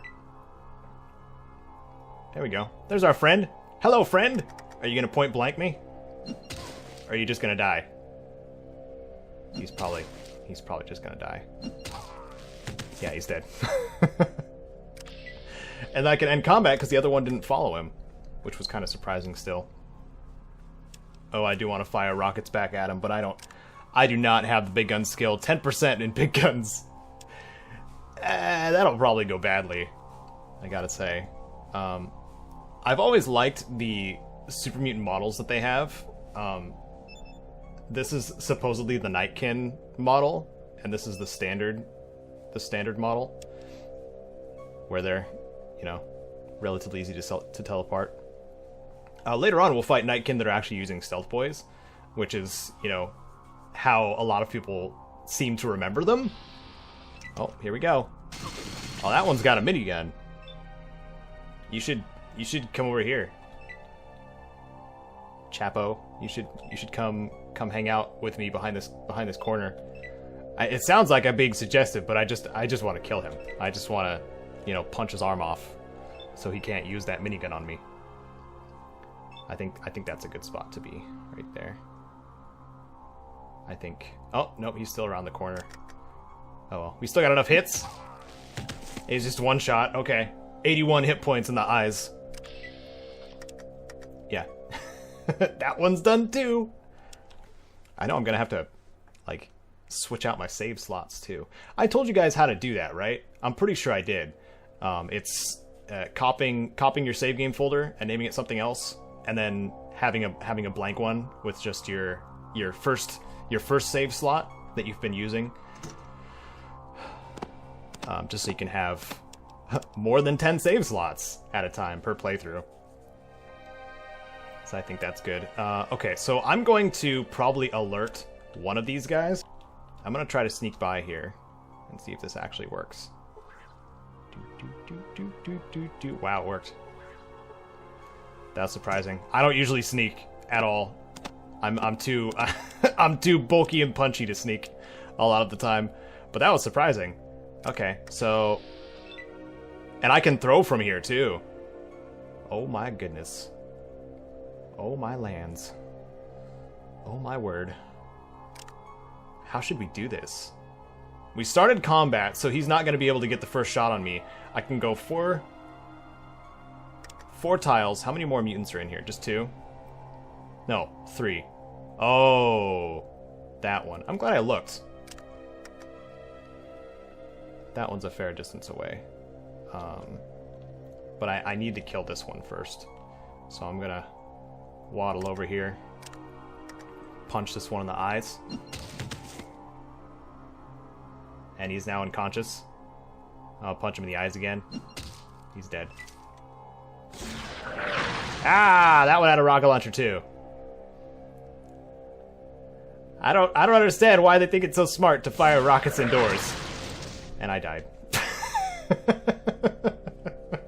185 hit points. Whoa. Yeah, sometimes it doesn't matter how good your character is. Sometimes the darkness of the afterlife is all that awaits you now. Sometimes the darkness of the afterlife awaits you. More peace in that world. And we'll find more peace in that world found in this one. than we found here. Clearly. Okay, let's try that again. This time without the shooty gun dying explosion thing. So I think, since that one below doesn't see me, I'm gonna sneak up behind this one first. Or try to... I'm just gonna go over here. I'm just gonna go over here, bud. And get behind this pillar so he doesn't, like, you know, shoot me immediately. Human weapons can't harm you. Oh. Wait, what? Did you just point blank? You just point blanked yourself. And he just blew up his friend. Can I survive, please? I would like to survive. That went differently. I'm not complaining, because it still managed to kill one of them. They just happened to kill each other that time. Okay. So, we're gonna wait back here. Come on, bud. Come and get me. I don't know why he point blanked it. Sometimes I think there's nuance in the FEV thing, where some mutants are definitely dumber than others and should not have powerful weapons. Maybe that Nightkin model super mutant was one of them. Oh, no. Now he's doing it too. Did you blow yourself up? Yeah, you did. That looks so funny that it's a delayed reaction. Like that's how the game's supposed to go. But man, it's freaking hilarious every single time. Because it has to you know, check the damage on the target before it checks the damage on self. Old games and all that. But man, now we got a whole bunch of stuff to loot here. Got some ammo for Ian that I can't carry. Nice. So if you didn't know, the Fallout 2 Tips and Tricks guide came out like recently, like last week on Friday, and it's 20 more tips and tricks for the classic Fallout games, for, you know, Fallout 2 especially. And one of those is looting containers that have opening and closing doors. Because you see, like, you open it and then you have access to the loot, but it doesn't close itself. So you can just leave it open, but you have to activate it again to close it. So what I suggest is to close it if there's something still in it, so it'll tell you if there's something still in that container, and you won't have to go through 2 animations to get to that stuff. A good, fun little tip there. And if you want the rest, please check out the Fallout 2 Tips and Tricks guide and the Fallout 1 one, because that's like 39. That's like 39 tips. I honestly can't believe I dug up that many tips on the classic games. Maybe it's a sign that I like them a lot. Could be that. Can we sneak around this guy? I want to sneak around this guy. Let's see if we can get around back here. Have the least amount of issue as possible. Start combat. That's the A hotkey. You press A, you start a fight. You don't have to wait for them to initiate it. And I punched him right in the spine, and it's gone now. Boom. Problem solved.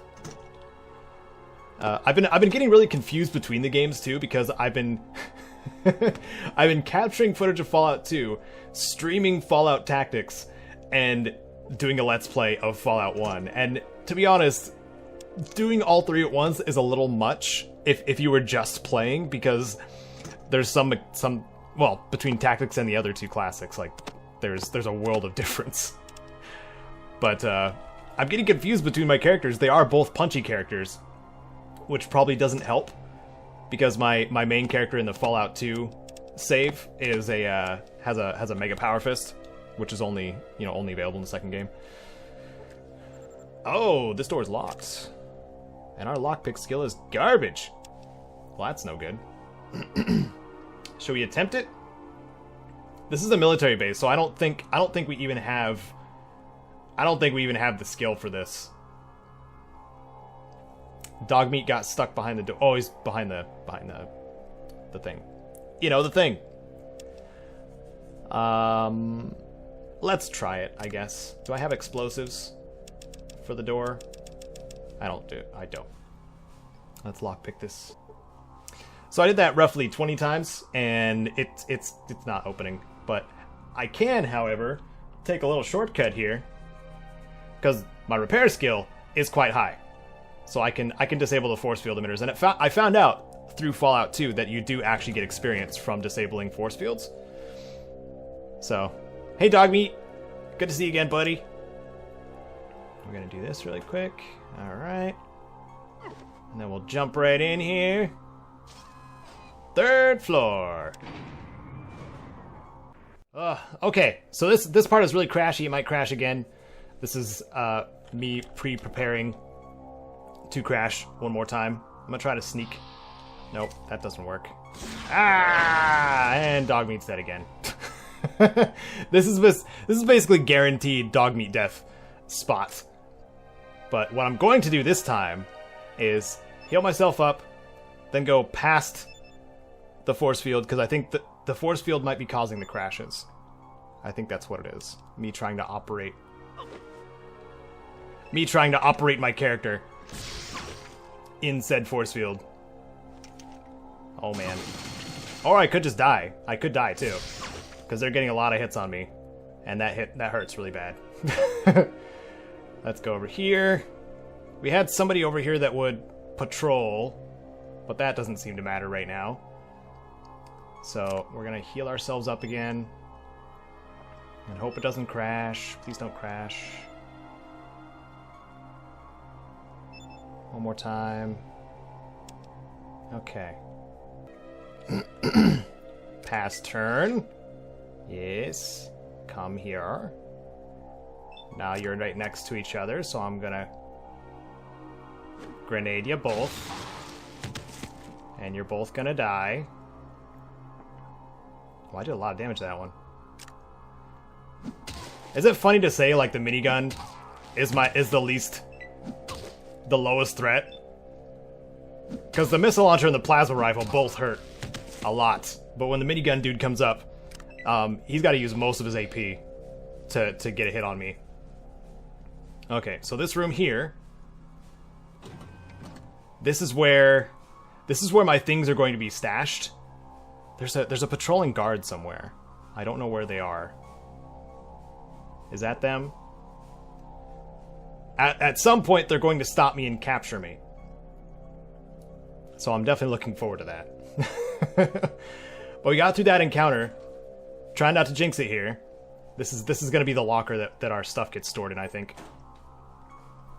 I'm hoping to not jinx it by continuously going this way.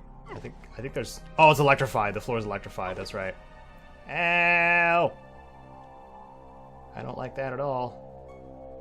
I'm going to come in here, and we're going to repair. You failed to do anything with the force field. There we go. Ah! I'm in the force field. Okay, good. I can keep going this way. Hi.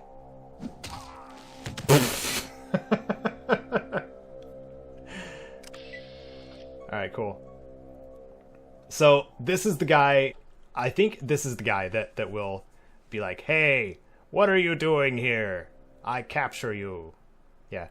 He says, so, human, this is very interesting. You will come with me to the lieutenant, or you will perish right here. So there's a fun situation we can do, is I can actually show you guys, like, what happens with the lieutenant. So I'm going to say, okay, I give up. Let's go. Oh, this is excellent. You know, I actually doubted my officers when they said they'd captured a prime normal. It is so nice to see you. Ah, the sultry, dark voice of Tony J. Oh, rest in peace, sir. But he's got a fantastic voice for evil characters. He's been in a lot of games. I'm gonna tell him to go to heck. Yes, you do have a way with words, don't you? And words are what we want. Before. What do you mean before? Why, when you become one of us, of course. I can't have a perfectly good prime normal and not make it one of the chosen ones, now can I? After you tell me where your vault is. Tell you, you're almost funny. We shall see, won't we? Oh, here we go. Uh-oh. Ah! Feel better now? Since torture is such a crass, yet oddly satisfying and effective technique, I'll ask you once more, nicely. Where is the vault? Seeing as you're trying to punch me while I'm wearing power armor and it's not doing that much damage, I'm not telling. I rather hoped you'd say that. Ow! This floor... it's cold. How was that? In a more chatty mood? Now, where were we? Oh, of course. The vault. It's in your dreams. Ah. Oh, that hit hard. I feel much better. And you? Now be a good little human and tell me where your vault is. This is getting most tedious. Okay, so what I'm going to do here is I'm actually going to show you guys what happens, the game over screen that you get when you do, like, cave in. So I'm going to tell him, and we're going to see the ending cutscene. Excellent. I believe you understand. So you're sure you want to tell where the vault is? Torture can be so enjoyable. Yeah.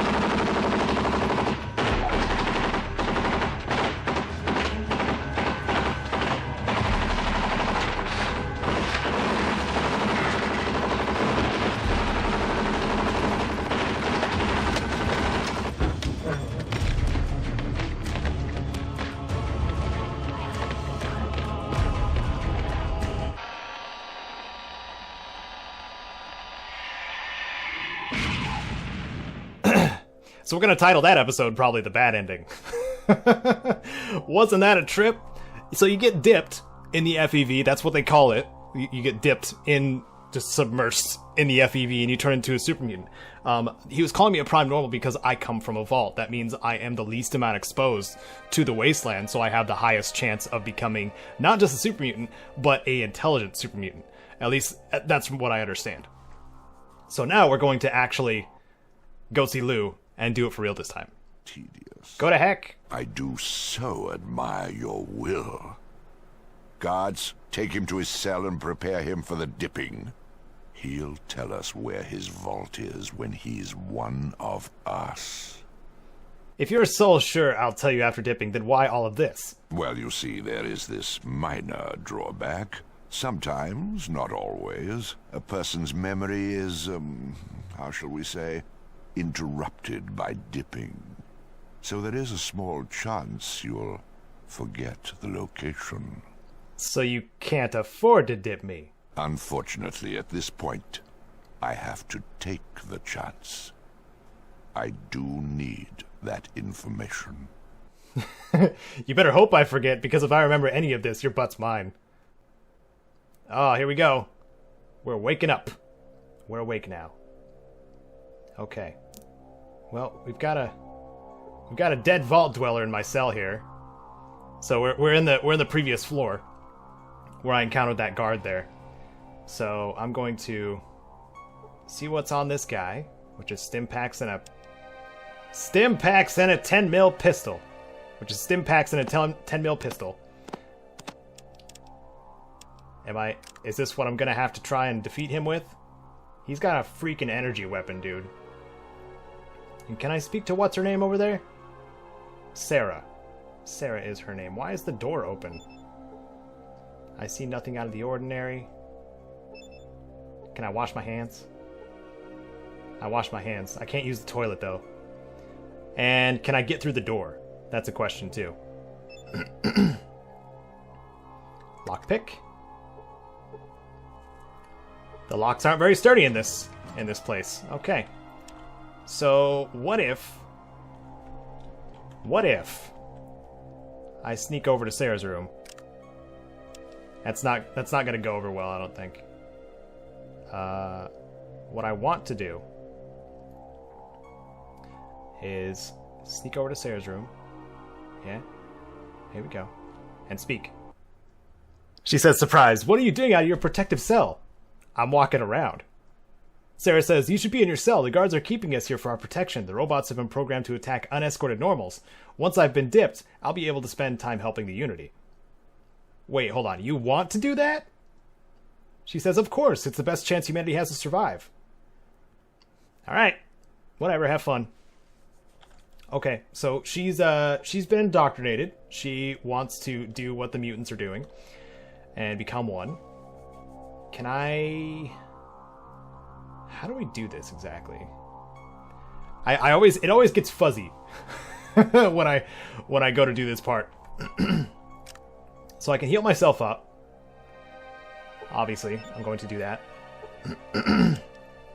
And then what I'm going to try to do is sneak up on the super mutant and see if, I don't know, I can kill him or something. Or knock him out with punches. I'm a very strong puncher. Okay. Here we go. Here we go. So my armor class... Wow, my armor class went way up. I'm a sneak up back here. Unarmed punch to the head. Or kick to the head. No damage! No damage! He was critically hit in the head for no damage. Oh, this is gonna be bad. This is gonna be bad. Ah! Uh-oh. That really hurts. That really stings. Oh! Yep. Gonna feel that. Gonna feel that tomorrow. Put me back in the cell. I can't quite figure out how to actually do this part. So, what if I went this way? Oh, here's a fun idea. How about just running by him completely? Oh, wait, that won't work either because there's a force field there. How the heck? How in the heck do I do this? Because my gun skill is 41. That's not great for this point of the game. So I guess let's try. Oh my goodness. Even if I tried with a pistol, like, I don't think that would end very well. I'm gonna try again. I'm gonna try doing the punching thing again. But this time, I don't know. This time getting lucky? I'm not sure. We'll do a targeted hit to the head again. See if we can... There we go. And I can't loot him. I can't loot him. So this... He's knocked to the ground. So is he crippled? He's wounded.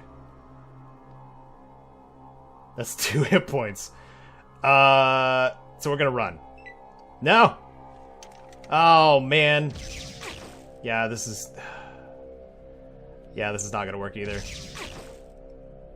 I survived that time, but yeah, with only 1 health. Man. He's gonna kill me. I'm going to be a dead. Or I'm gonna hide around the corner and be awesome. Keep in mind the floor is electrified, so I might still die. Let's go around here and use our repair skill on this thing right here. Here we go. And hug the wall. Please don't kill me, electrified floor. Thank you. Oh, we made it, guys. We made it to the locker. I don't know if I did that the right way, but it was effective, I guess. Oh, crap. I gotta manually put all this in my inventory. Okay. Oh, we got all our stuff now. And I don't think I can rest from here, so I'm just gonna use more stim packs. One of you wastrels asked, who is your favorite companion in Fallout 1? And there's only a few choices, but I think I'm going to say Tycho, probably, because he's the one that can use a sniper rifle. And I believe he has the most damage output, Ian probably being second. Or no, Katya, they all hit pretty hard if you have the right weapon on them. He's actually patrolling now. I wonder if I can... Oh, he's actually following me. Okay. And he didn't see me at all. I like how he's actually patrolling. Yeah, sorry, dude. I got you back. I got you back. Bye. Let me loot him really quick. He's got a flower. Oh, how cute. Oh, little flower. I don't want to pick up any of this stuff. I'm so over encumbered at this point. Like, when I was looting my stuff from the locker, I had to pick up my power armor first to carry all the other stuff. Sarah says, "Oh my god, you killed him!" Well, tough luck. Yeah. Yeah, how about that? How about them apples? Let's go through here again. Let's see if we can steal our way into the children of the cathedral room. I mean, I kind of want to do that, but I kind of don't. Yeah, so that's the children room. I can threaten them and be like, this place is going to self-destruct, you're all going to die. Because I'm going to cause it. But I don't know. Mr. Handy. There's a Mr. Handy in here. I think it's like the first one we've seen in the game. So I remember this being kind of a pain too. I can't recall if the Robo-Brains... I can't remember if the Robo-Brains on this level are actually bad. But I can definitely sneak past these guys. Wait, can I activate the shield? Or the force field? I haven't even tried that. I'm gonna try that. Because that'd be cool if I could just lock them in. Lock in, please? I can't repair that. It doesn't work. Okay, good. Good. Good thing I tried. Now we know. But I am gonna come and repair this one. Or unrepair. Disrepair this one. Disable. That's the thing I was trying to do. There we go. Disabled. Alright, so now I'm going to disguise myself as one of these guys. Go through here. You wouldn't kill an unarmed man, would you? Oh, they already know it's me. They're surrendering. If they think I'm the bad guy, I'm just gonna walk in with my power armor on anyway.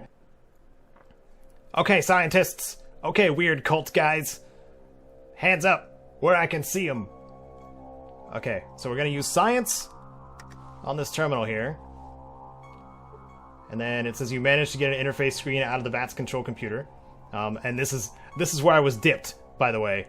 If you saw the bad ending in the previous episode, this is where I got dipped. So I'm going to activate the computer. And we're not going to self-destruct it just yet. I'm going to search logs, Richard Gray, yes. Search logs, Boyarsky. Search logs, Maxon. That's the originator of the Brotherhood of Steel. And search logs, Anderson. That's a bad data encountered. Okay, so there's two entries that I can look at now, and we're gonna read through that really quick. If there's not too much here, there is too much here. So I'm gonna scan through these, and you guys can read them. This is the history of the Master. He's formerly known as Richard Gray, and he was with Harold and the rest of the excursion scouting team or scavenger team when they were. They passed out and got accidentally dipped or killed. Okay, and this is Roger Maxon's diary before the Brotherhood was formed or during, even. So this also shows that they know about the Brotherhood of Steel. And that's probably cause for concern. So I'm going to go this way, and I want to kill the lieutenant. That's what I want to do. So we're going to do that. I still don't know if the robots are bad, though. Let's go through here. And I think I have enough health. I think we're all set here. I'm wondering if I should bring my whole party. I kind of want to. Can I? Oh, I can tell the robots to kill him. I think. Can this terminal do something for me? It seems to have locked up. Can I unlock it? The monitor flickers. Okay. So I guess not. The robots are fine though. I can't really science on the robots, can I? Okay. Well, he's going to be very disappointed that I'm here. Who was that? A member of the Children of the Cathedral? There's guards here, too. 2 guards that he has here. They're kind of hiding behind the walls. I think the devs did that on purpose. Just to be like, oh no, it's just the lieutenant and his lackey. But no, there's more. There's more to this. I guess let's launch into our assault. That almost hit me. There we go. Ha ha. Ha ha, come get me.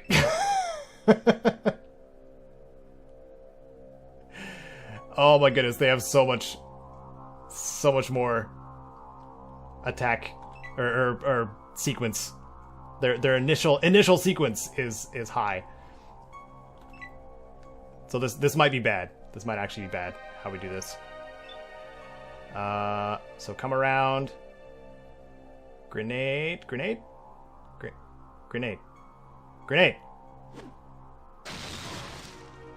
And grenade. And hide. Yeah! Now they're all in a nice cluster. And I'm out of grenades.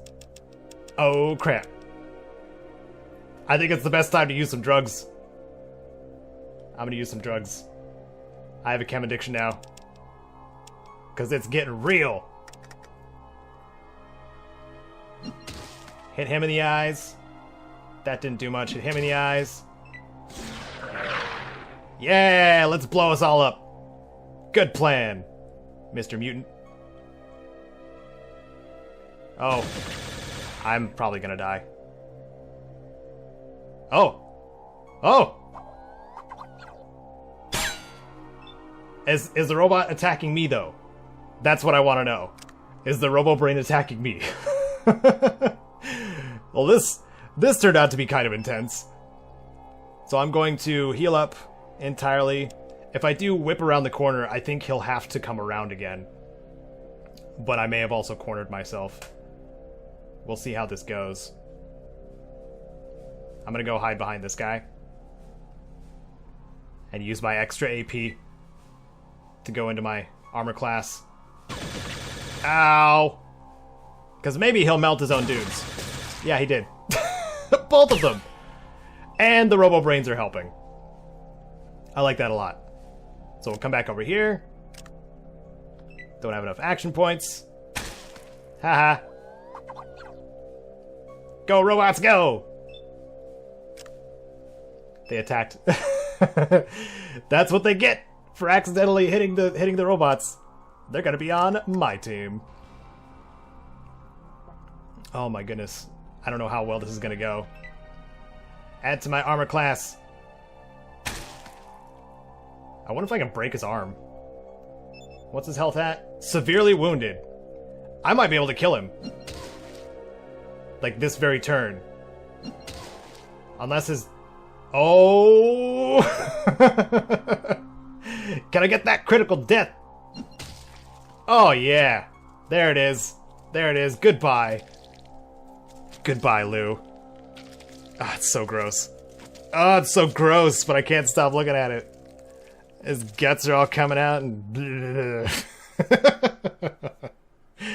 I crit him in for 108 damage. Lieutenant's dead. Good night, Lieutenant. Thank you, robots, for helping me out. And thanks, Lieutenant, for the stuff. He used a Gatling laser. He cut his dudes in half. That was kind of cool. That couldn't have gone any better, I don't think. So we're gonna loot this locker here. And just kidding. No, we're not. Is there something? I'm pretty sure there is something in this locker we're supposed to get, but I don't know if we can because our lock picking is garbage. Let's try though. I'm gonna keep failing the lock for a little while. Nope. All right. Well, guess what, Wastrels? We just killed a lieutenant. That's like half the game. That's one of the end states of the game. So now we just have to go kill the master. Now we just have to go into the cathedral guns blazing. And all these cultists are saying, you wouldn't kill an armed man, would you? But you know what? I don't have to worry about it. I don't have to worry about it. So we'll display security codes, and I don't know what each of these do, so I'm going to attempt to hack it to show what the security codes mean. So I want to do the silent self-destruct. I think that's what I want. Pretty sure. So we're going to do that.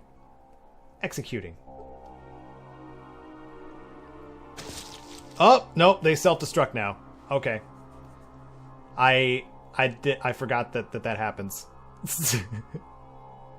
So now we're going to run. We're going to run, use this elevator, head back down. You know, in Fallout 2, you can actually come back here. It's ruined, but you can definitely come back here. So now we're going to go back down to level 3 and answer a question around the same time. Hopefully. Somebody says, thanks for the playthrough. After this playthrough, could you play some Fallout 2 or Fallout Tactics? And, funny you should mention that, I'm actually live streaming Fallout Tactics on Wednesdays now. Probably until the end, to be honest, because I am having fun with it. And also, Fallout 2 guides are a thing, and after this is done, this playthrough, which we're getting pretty close to the end, we're going to do a Fallout 2 playthrough to you know, as the next thing. So to answer your question, yes. Because you just asked for both, and yes. So we're playing through Fallout Tactics in live streams, and I plan to play Fallout 2 on top of the guides I'm already making for it. So these super mutants I don't got to worry about, because we can just repair our way through these force fields and keep going this way, and then leave and get a cool cutscene. There's a lot of cutscenes towards the end. There we go. And we're out. And I should probably bring these guys with me too. Come on. Let's go. I lost dog meat. Rest in peace. Rest in peace, dog meat.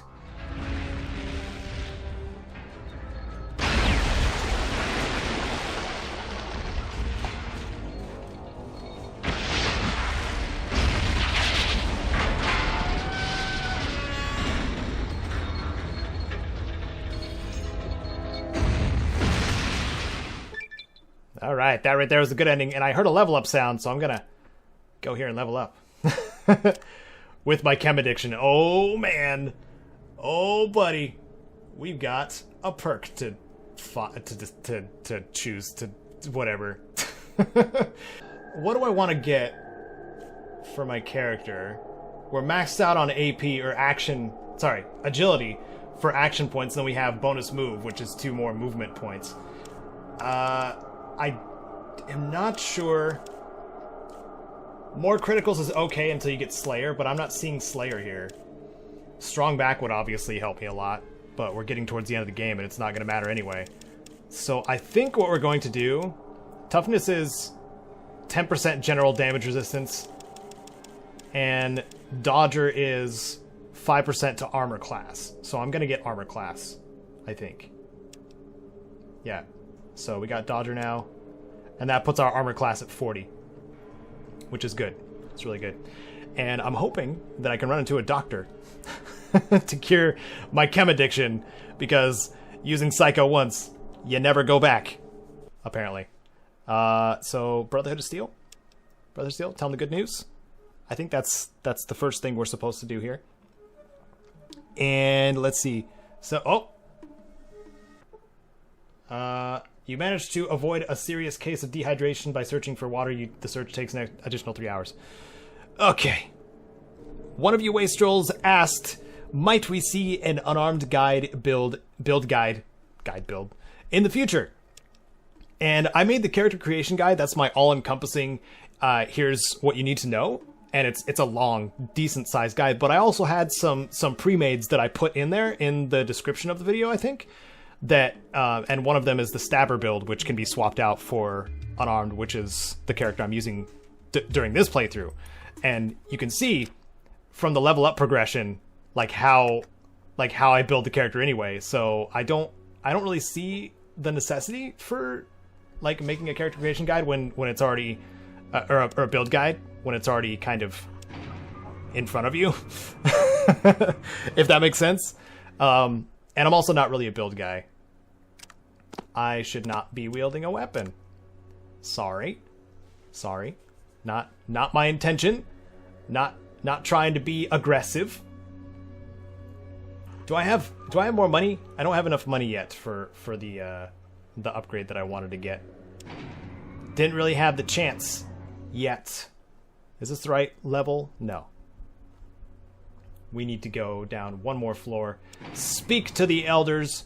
Hopefully they'll be like, hey, good job. Or something. I'm not sure. It should be that. Maxad. Hello again, Initiate. Things going well? Okay, so Maxon and his advisor don't say anything. And I can't push people out of the way. That's a Fallout 2 thing. So I'm going to use this door. Walk through. Maybe talk to the elders back here? They are still gathered around the table, prepping for something. I don't know what. Hello? Good work with the mutants. We already heard that you destroyed their production facility. Thanks for taking care of that problem for us. No problem. That's it? No reward? No. You did a great job? No? Okay. Just thanks for taking care of that for us. Alright. Well, that's supposed to lead us into taking care of the other half, I suppose. I don't know. I don't know what the deal is. They're supposed to be grateful or something, right? Man, well, that's dumb. Maybe I missed something. It gets kind of hazy towards the end of Fallout 1, like I was saying, because yeah, I'm not the greatest at Fallout 1. Fallout 2 is my jam. Another cool question from one of you is, do you wish groin attacks would return? And yeah, of course I do. Why wouldn't I? Groin attacks and attacks to the eyes, both aimed attacks for VATS in the modern games. I kind of figured out, I kind of know why, because they're not really a part of the giblets that were made, and they just kind of run with that, especially in Fallout 4 and yeah, Fallout 3 when it came out. You feel lightheaded, take damage from the poison. I've been poisoned? Okay. That's the addiction talking, I suppose. Alright, now we'll keep going to the cathedral. So where do we find a good doctor? Is there a doctor in the hub? Help me! What? Who are you? He says, hello, stranger. You shouldn't be here. There's only death out here. What kind of death? He says, big, the size of 3 men, claws as long as my forearm, ripped apart. Calm down, man. You're safe now. He screams, nobody's safe anymore. And what am I going to do? Okay. Well, he's done for. I was gonna escort him back to the hub or something, but he doesn't want that. Continue to Additum? I wonder if they have a doctor here. The LA Boneyard. And then, oh, special encounter. You come across a herd of Brahmin, you feel something's wrong. Okay. Oh, they moo, I say. That's funny.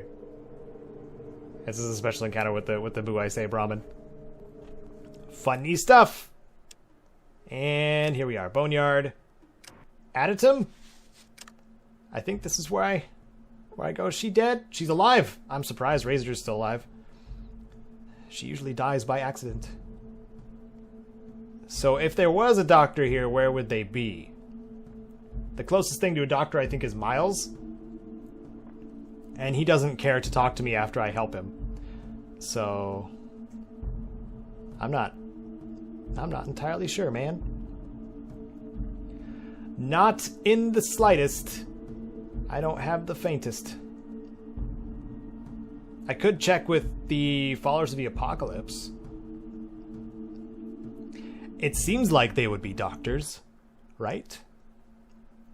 And there is a downstairs there that I haven't gone to yet. Things are going to be better now. Who are you? He says, what? Why are you talking to me? They'll hear you, no? Who are you? I'm Greg. But don't let anyone else know, or they'll come find me. Why are you so jumpy? Greg says, jumpy? I'm not jumpy, just careful. They all say I'm paranoid, but I'm the one that's going to be here when they come to get us. Come to get you? Who's coming to get you, Greg? You can't make me! Yeah, he's mental. Okay, bye, Greg. Let's go over here and see if we can find a doctor. I'm gonna go over here and go downstairs. I think they're in the mindset of getting knowledge more so. Because we only have Nicole that we can interact with here, and of course Katya, but she's with us. So I'm not sure. And there's just knives in this cooler. That's neat. That's cool, I suppose. Is there anything else? I don't remember there being anything like extremely useful down here, but I suppose it's worth checking anyway. Oh, there's a ghoul down here. Well, if somebody looks different from everybody else, that's probably a sure sign that they have something important to say in games, that is. He says, greetings, brother. My name is Talius. How may I assist you today? Greetings to you as well. I'm called Caedo. How is it that you came into the realm of the followers? The ghoul says, my entrance into the followers was quite simple, really. It was the followers who rescued me from the full effects of transformation into a heinous beast. I don't understand. Please go on. Talius says, once I was as you are now, a pure human. But through the intervention of Nightkin, I was taken to some place far removed from here. Please continue. He says, I was not of a state in which you observed what transpired. All I had known was I awoke here and was tended by the good doctor. I'm truly sorry to hear of your predicament. I will find those who did this to you and remedy the situation. So basically, he was telling me where the military base was. I already went there and already killed everything. But I was like, I'll kill them for you. And he's like, okay, thanks. And then gave me a flamethrower. One of the heaviest guns in the game. I don't need more weight, dude. At all. So what I'm going to do is I'm going to try and find... I feel like there's got to be a doctor here somewhere. Because he even said the good doctor, as if there's a doctor here. But I have no idea where they would be. Because none of them look like a doctor. I certainly have the outfits here. Is anyone a doctor? Nope. Nope. Okay. Well, off we go. I'm just going to go this way. Up north we go. Because there's an exit grid up this way too. I don't have to go all the way to Aditum to exit. I can go this way. And then we'll go to the cathedral and end things. I don't think the drawbacks of Psycho are that bad for my character, especially when I'm going to use it again as soon as I'm about to fight the master. Or about to fight the end times. Somebody's saying, glad to meet you, let's get it on. I think those are followers. I think there's followers of the apocalypse following me, but they're ghosts.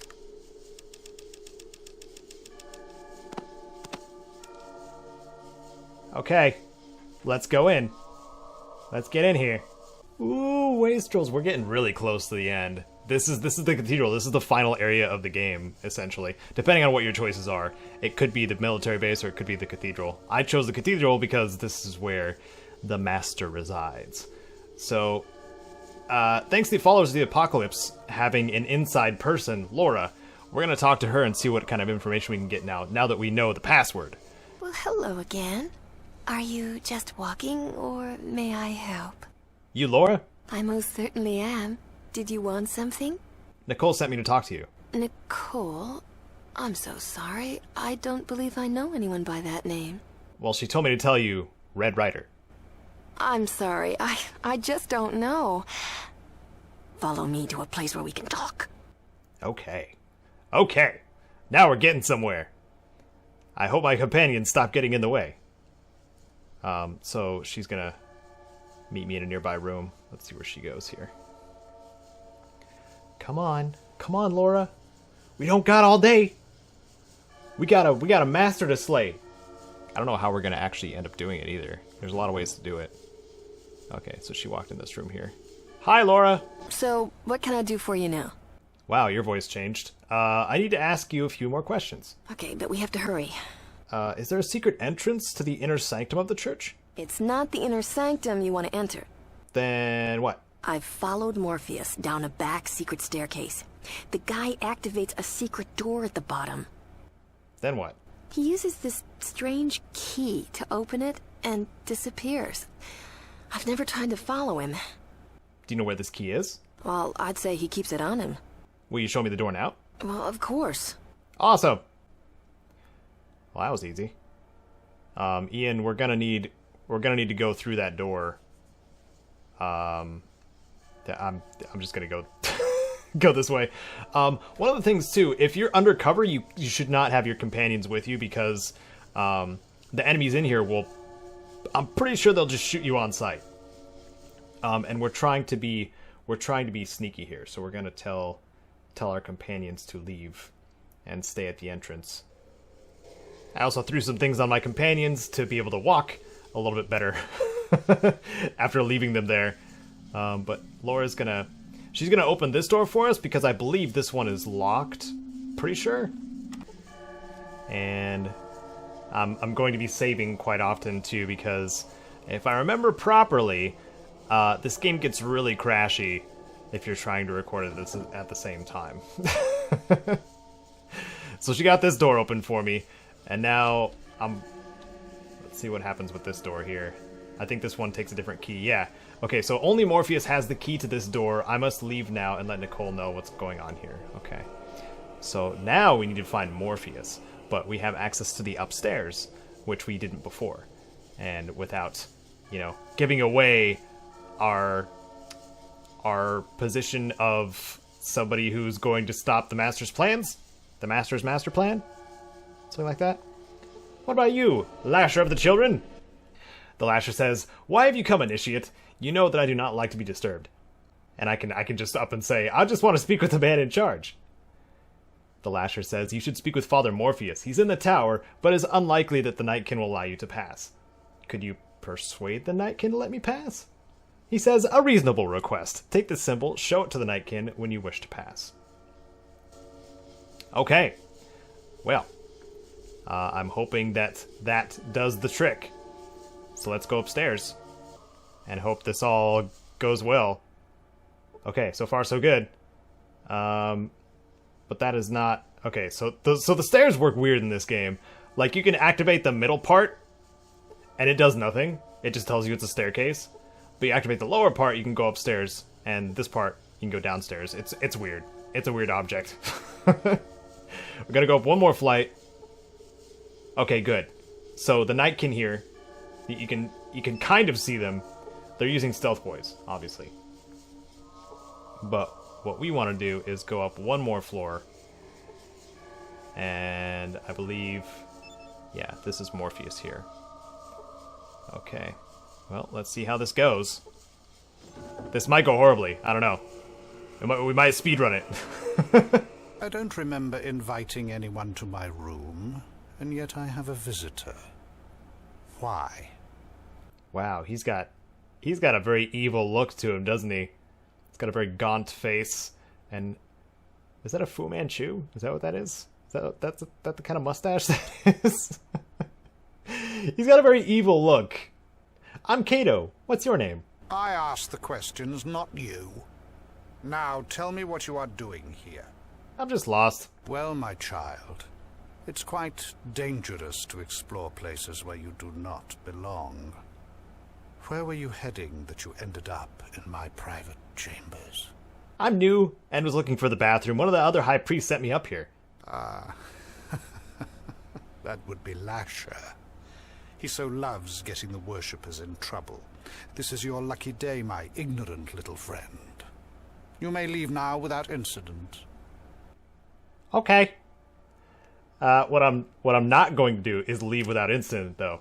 I think I might try to plant an explosive on him. I think I might try to do that. So this requires a little bit of save scumming sometimes.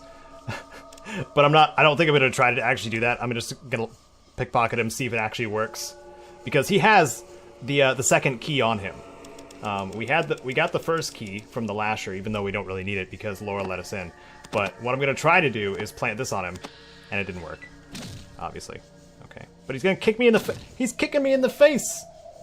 How rude. Oh. So instead, I'm going to drop this and then move out of the way and put my power armor on. I think I'll need that for now. And then I'll move over to here. Come on, Morpheus. Oh boy. Ah! Oh, that didn't do as much damage as I wanted it to. Oh my goodness. So what we need to do is take care of these mutants first. The mutants are a problem. He's now unconscious. Okay. And Morpheus, I'm sorry. I had to kill you. I still haven't found the restroom. I don't think there is a restroom up here, to be honest. What do the restrooms actually are in this place? Maybe I'm... Maybe I'm in the wrong place after all. Oh, that one's healing himself. Nope. Ah, that really hurt. That really hurt. Oh my goodness. Nope, I'm dead. So we get to try this again. Thanks to us dying. So we plant the explosive on Morpheus. Like so. And... boom. Done. And then I run. Then I run. And combat starts. Because he saw me, and I didn't give enough time. Gosh darn it! Dag nabbit! And the Nightkin are gonna come after me too. I don't know how well this is gonna work again. I didn't bring any plasma grenades with me, did I? I could have sworn I had some. Well, can we close the door? I want to... I was gonna try to close the door, but that didn't work either. He used a super stim pack on himself? What? Why didn't you save that for me, bud? Upside of blocking the doorway, though, is that you can just continuously punch. Aww. Why is everyone hitting me so hard? This is no good. So, you have to be very quick, otherwise he opens dialogue with you again and gives you a chance of failure and getting caught. So what I'm gonna try to do here is punch him in the back. No. Let's go for the groin. Groin punches have been the bread and butter of this playthrough, and I think it's very a keen idea on, I guess, ending someone's existence that way. I don't know... Okay, yeah, it's hurting him a lot. He's dead. Okay.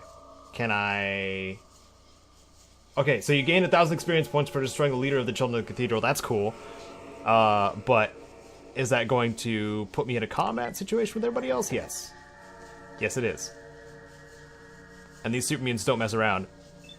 I'm gonna put my armor on, and we're gonna get serious. I'm wondering if I should even use chems for this. That might be a good idea. Nah, we'll be fine. We'll be fine. I still have all my health. For now. For this very moment. I'm gonna punch this dude in the eyes. Twice. He's almost dead. But that flamethrower really stings. It turns up the heat a little too much. Out of range. Oh, it's, for some reason, when you try to target the Nightkin, or something that's stealthed, it targets whatever's behind them. If there's something behind them, which is kind of a pain. So he's dead. Can I run out of here and force them to... I think I can. I think that's what I'm going to do, actually. Wah! Ha! Now you're in the doorway. What? Groin punch! Ha! Groin punch! You're dead too. Oh wait, no. Nightkin Sentry was critically hit in the groin for 13 hit points, sending the giant flying to the floor. It's going better. It's going better this time. Ow. You said a bad word. You said I'm entering heck this day? No. I'm gonna send this power fist right through your groin. And it's gonna be... I don't know, it's gonna hurt. It's gonna hurt a lot, I think. And this one's... I don't think this one's a problem. This one's just got a minigun. Miniguns are not as much of a threat. Surprisingly. And he's gonna... Okay, yeah. I said that, and I also took... Yeah, 21 points of damage isn't bad. And he's... I think he's dead. Yeah, he's dead. Okay, doing pretty good by myself. Without my party members with me. So, we need to loot Morpheus, because he has the key that we need. That one right there. And a super stim pack, I'll take that, please. And we need to check the containers here, because we're gonna definitely need the other stuff that's in these containers for sure. I remember when I leveled up last. Ooh, there's the electronic lockpick. We're gonna need that too, I think, for some sliding vaulty type doors. There's a container here. I didn't level up my character, but I wanted to level my throwing skill for a very specific reason. And that's how I found the master to be more easily defeated than just trying to run up and punch him. Because I don't know if groin punches are going to work on the master. There's a first time for everything, and we're going to give it a try. But I foresee myself dying a lot when the time comes. But the other thing I wanted to level up was lockpicking, because that's not very high at all. And I feel like it's going to be a useful skill very shortly, even though the game's being fairly generous with the lockpick skill required for things. So here's some Tesla armor. That's cool, but I have power armor right now. Let's... we can't even grab it, because our power armor is so heavy. And I don't feel like offloading all my stuff, then dropping the power armor, then offloading my stuff again, and trying to pick it back up. But, yeah, the Tesla power armor, it gives you resistances, obviously, to energy. But I don't...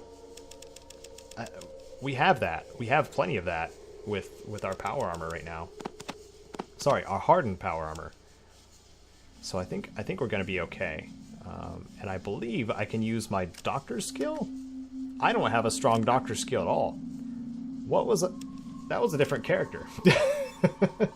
That was a Fallout 2 character that I was using for the guides.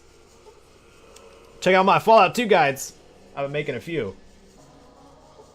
Get the car in Fallout 2. Yeah. Oh. They're not mad at me in here. Oh my goodness, they didn't hear me kill Morpheus. Or the gunshots just upstairs. That's cool. I'm gonna go ahead and loot these containers then. I hope you guys don't... I mean, they obviously don't mind that I'm here. There's some nice books here. I have to put my power armor on for a second to grab these books. Ah, this is so funny. Because I have to actually raise my strength to pick these things up. There we go. And then we'll put the robes back on. That's funny. So we had a guns and bullets and other stuff that we might be able to utilize later. What's in here? Okay, there's 2 books that I will not find useful at all towards the end of the game, because I'm not going to be fast traveling anywhere besides... Yeah, I'm not going to be fast traveling anywhere anyway. So let's, I guess, go downstairs the rest of the way. That was upstairs. Wait, what? How does stairs work? Let's hit the... There we go. There we go. Hey! What's in this desk? Can I check this desk? Hold on. What's in here?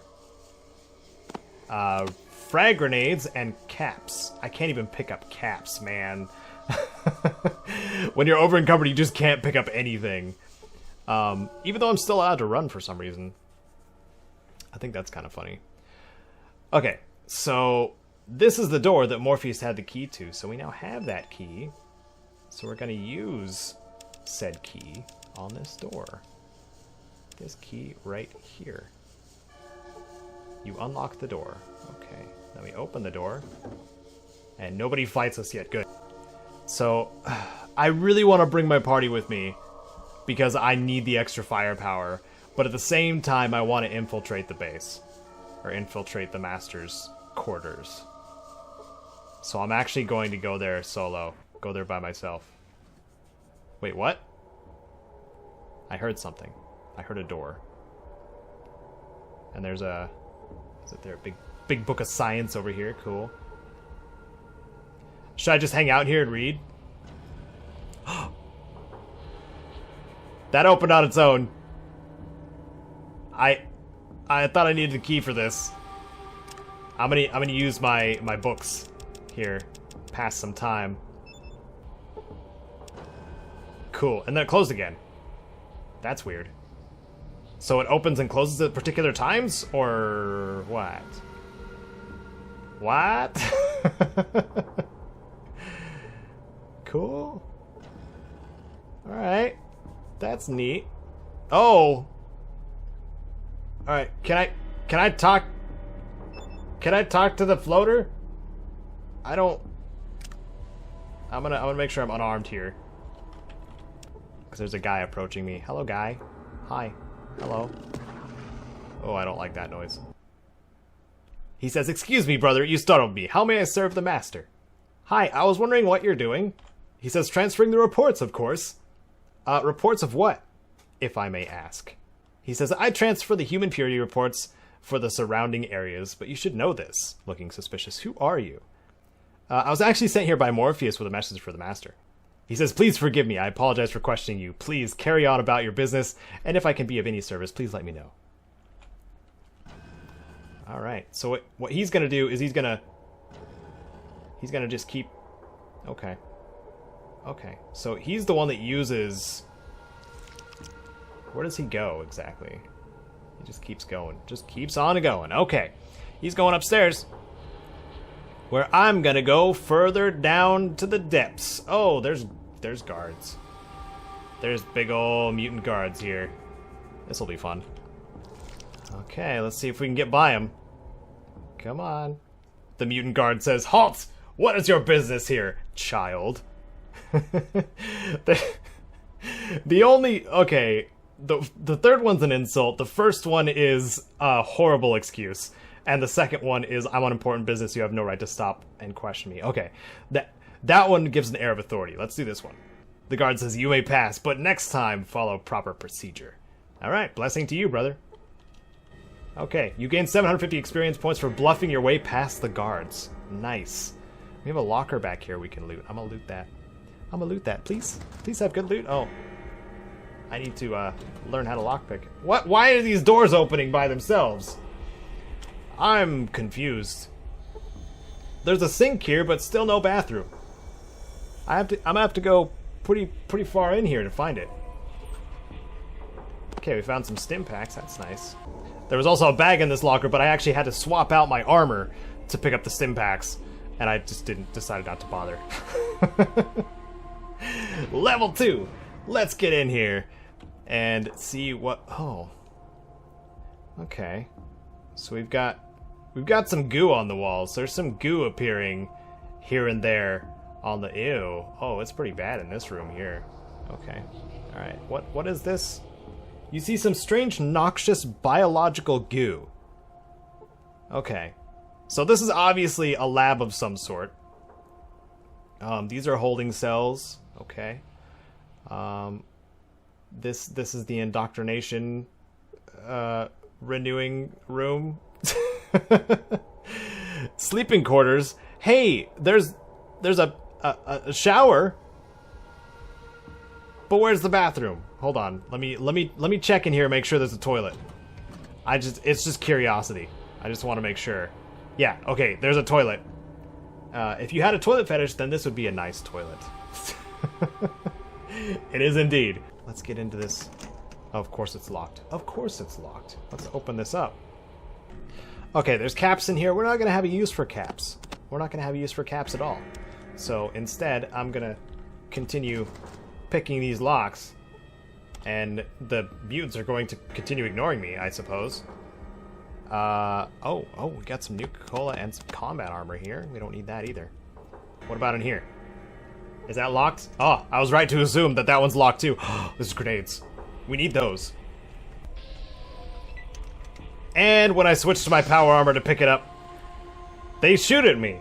And I take 98 points of damage right off the bat. Okay. So now I know that I can't switch to my power armor and be safe. So how do I do this? I think now's the time to use chems, because otherwise I'm just going to be struggling a lot. So we use some Psycho, we use some Buff Out, we use some Mentats. And I think it's going to be a while till they actually wear off. I think we'll have enough time here. So now I can loot these without even having to drop anything, right? Yeah. Awesome. Awesome. Cool! Yeah, just watch the dude in the corner shooting up on chems. Making a nice little chem cocktail out of steroids and smart pills and heroin? Is it heroin? I don't remember what Psycho is. Psycho's... It's no good. It's no good for you. Please don't do drugs, kids. So what's these guys' deal? This is Wiggum, a complete loser. He's wearing a crown. Okay, who's this? You see Lucy, a normal-looking human female. She is wearing a crown. Okay, why is everybody wearing a crown? And Gideon, a normal-looking human, he is wearing a crown. Okay, what's Gideon's deal? Gideon says, Jason is a living god! Only the nullified may pass. Wait, who's Jason? He says, Jason, who's Jason? You just said... Never mind. Okay, let's try again. Gideon says, the walls also have minds. I saw you. Tomorrow? Are you saying others like you were in the wall? Gideon says, meeting of the soul melded with to protect the master of all. I see. How do I protect myself from the protectors of the master? He explains in a strange way, there is only peace and joining, the price, the pain. One must be blind, nulled. Well, I need to join. Where can I pick up one of those snazzy nullifiers? Gideon says, I will anoint you. I must give what I must not. Thanks. Alright, cool. He just gave me a nullifier. Let's see, right here. It's a strange device constructed from an odd technology. Alright, that's cool. Thanks, Gideon. I feel like this is going to be useful to me. I hope. Okay, more. He says, the asphalt will run red. I will crush. What are you talking about? He says, only the powerful can pass, but they will be kept from passing. But I have to see the master. He says, Gideon. Gideon speaks the way. Oh, okay. Basically, all of these people are going to tell me to talk to Gideon. Where are you going? Okay, he's just pacing. Lucy says, there is no place like home. No place like home. No place like home. Pacing back and forth. What about this place? Isn't this your home? Lucy says, my home is, yeah, here. Yeah, it's here. This is my home. She jumps up and down. I am so happy. You can't believe how happy this makes me. I think I'm going to punch the wall for a while. I think the people here are having a problem. And I don't think the master is the right solution. Okay, let's go further down and see how far we can get. Down one more floor. This is the third floor. Who is this guy? Who is that? Jeremiah, a messenger for the children. Was that the dude from upstairs? I think it might have been. Why are these doors automatically opening? This freaks me out. Oh, is he going to talk to the master? Wait a minute. Oh, he stopped. Why did he stop here? There's a lot of goo on the walls, dude. I figure now is a good time to answer some of the burning questions from a lot of the previous episodes. Because there's not going to be much time to do that anymore. So out of all the Fallouts, what is your favorite random encounter? I would say probably the Bridge Keeper encounter, which is a reference to Monty Python and the Holy Grail in Fallout 2. I like that one a lot. I also enjoy the giant talking stone head, which is also in Fallout 2. It's actually a monument of this character that shows up for the Chosen One, which is kind of funny. And I I really enjoy it. I wish I had footage of it. Oh my goodness, more grenades. Give me more grenades. Oh, this is going to be so epic. And easy. Very easy. What's in this locker here? We don't need any of this stuff. Somebody else asked, does perception really affect your aim in this Fallout, or is it just in Fallout 2? Perception affects your accuracy with most things, but the amount of skill you can get with each with each of the skills can offset a low perception. The main reason for having a high perception would be more for perks that are related to like sharpshooting and stuff like that. So in that sense, yes, I think it's important to have perception, but in order to be accurate with things, it's only important early game when your skills are not that great. But yeah, there's some really good perks that require, I think 6 perception is the highest required. I don't think you need any higher than 6. Post-production Caedo will correct myself if I'm wrong. But yeah. So this room this room's kind of gooey. Don't you guys think? There's a little bit of goo going on in here. And this is the final room. I want to see if there's a way to get into this back room here. First and foremost, like, oh man, there's so many mutants in here. I'm glad I'm in disguise. But I want to see if I can gain access to this door here. So this one is locked, right? But I can use lockpick. Not able to pick the lock. Okay, I have an electronic lockpick though that we picked up upstairs. So we're going to try that. And we're not able to pick the lock. And I unlocked the door, okay.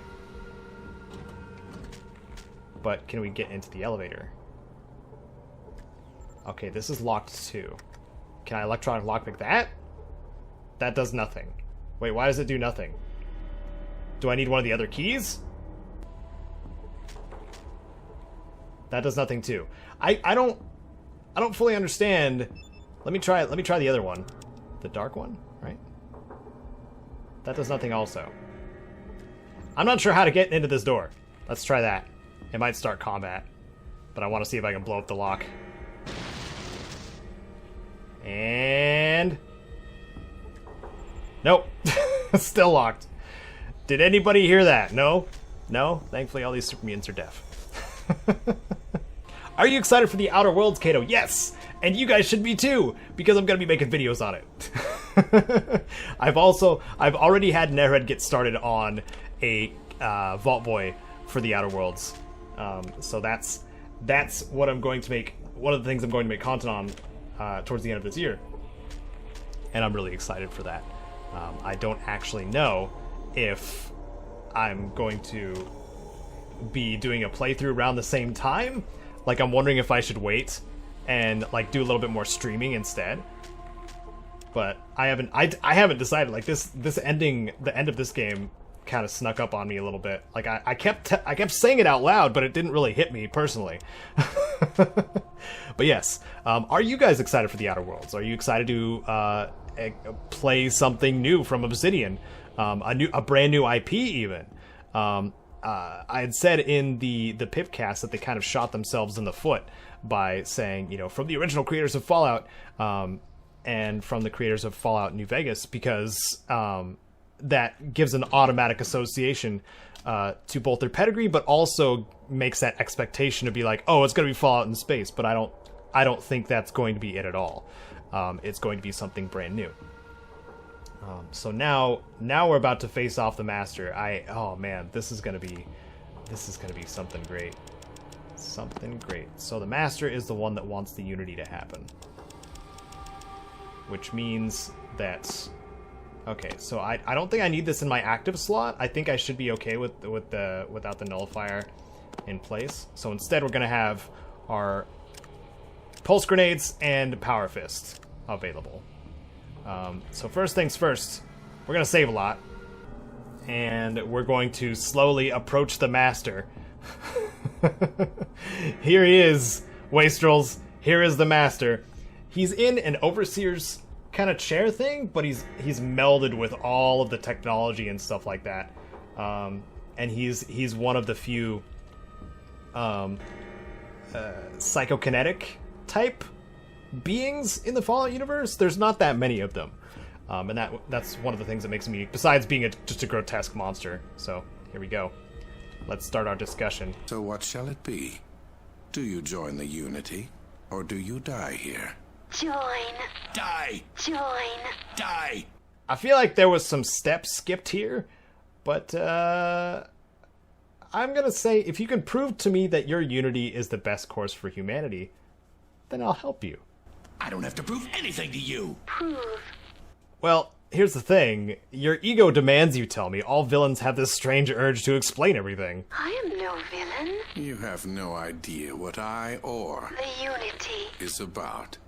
Then tell me what you're about. The Unity will bring about the Master Race. Master. Master! One able to survive, or even Thrive. in the wasteland.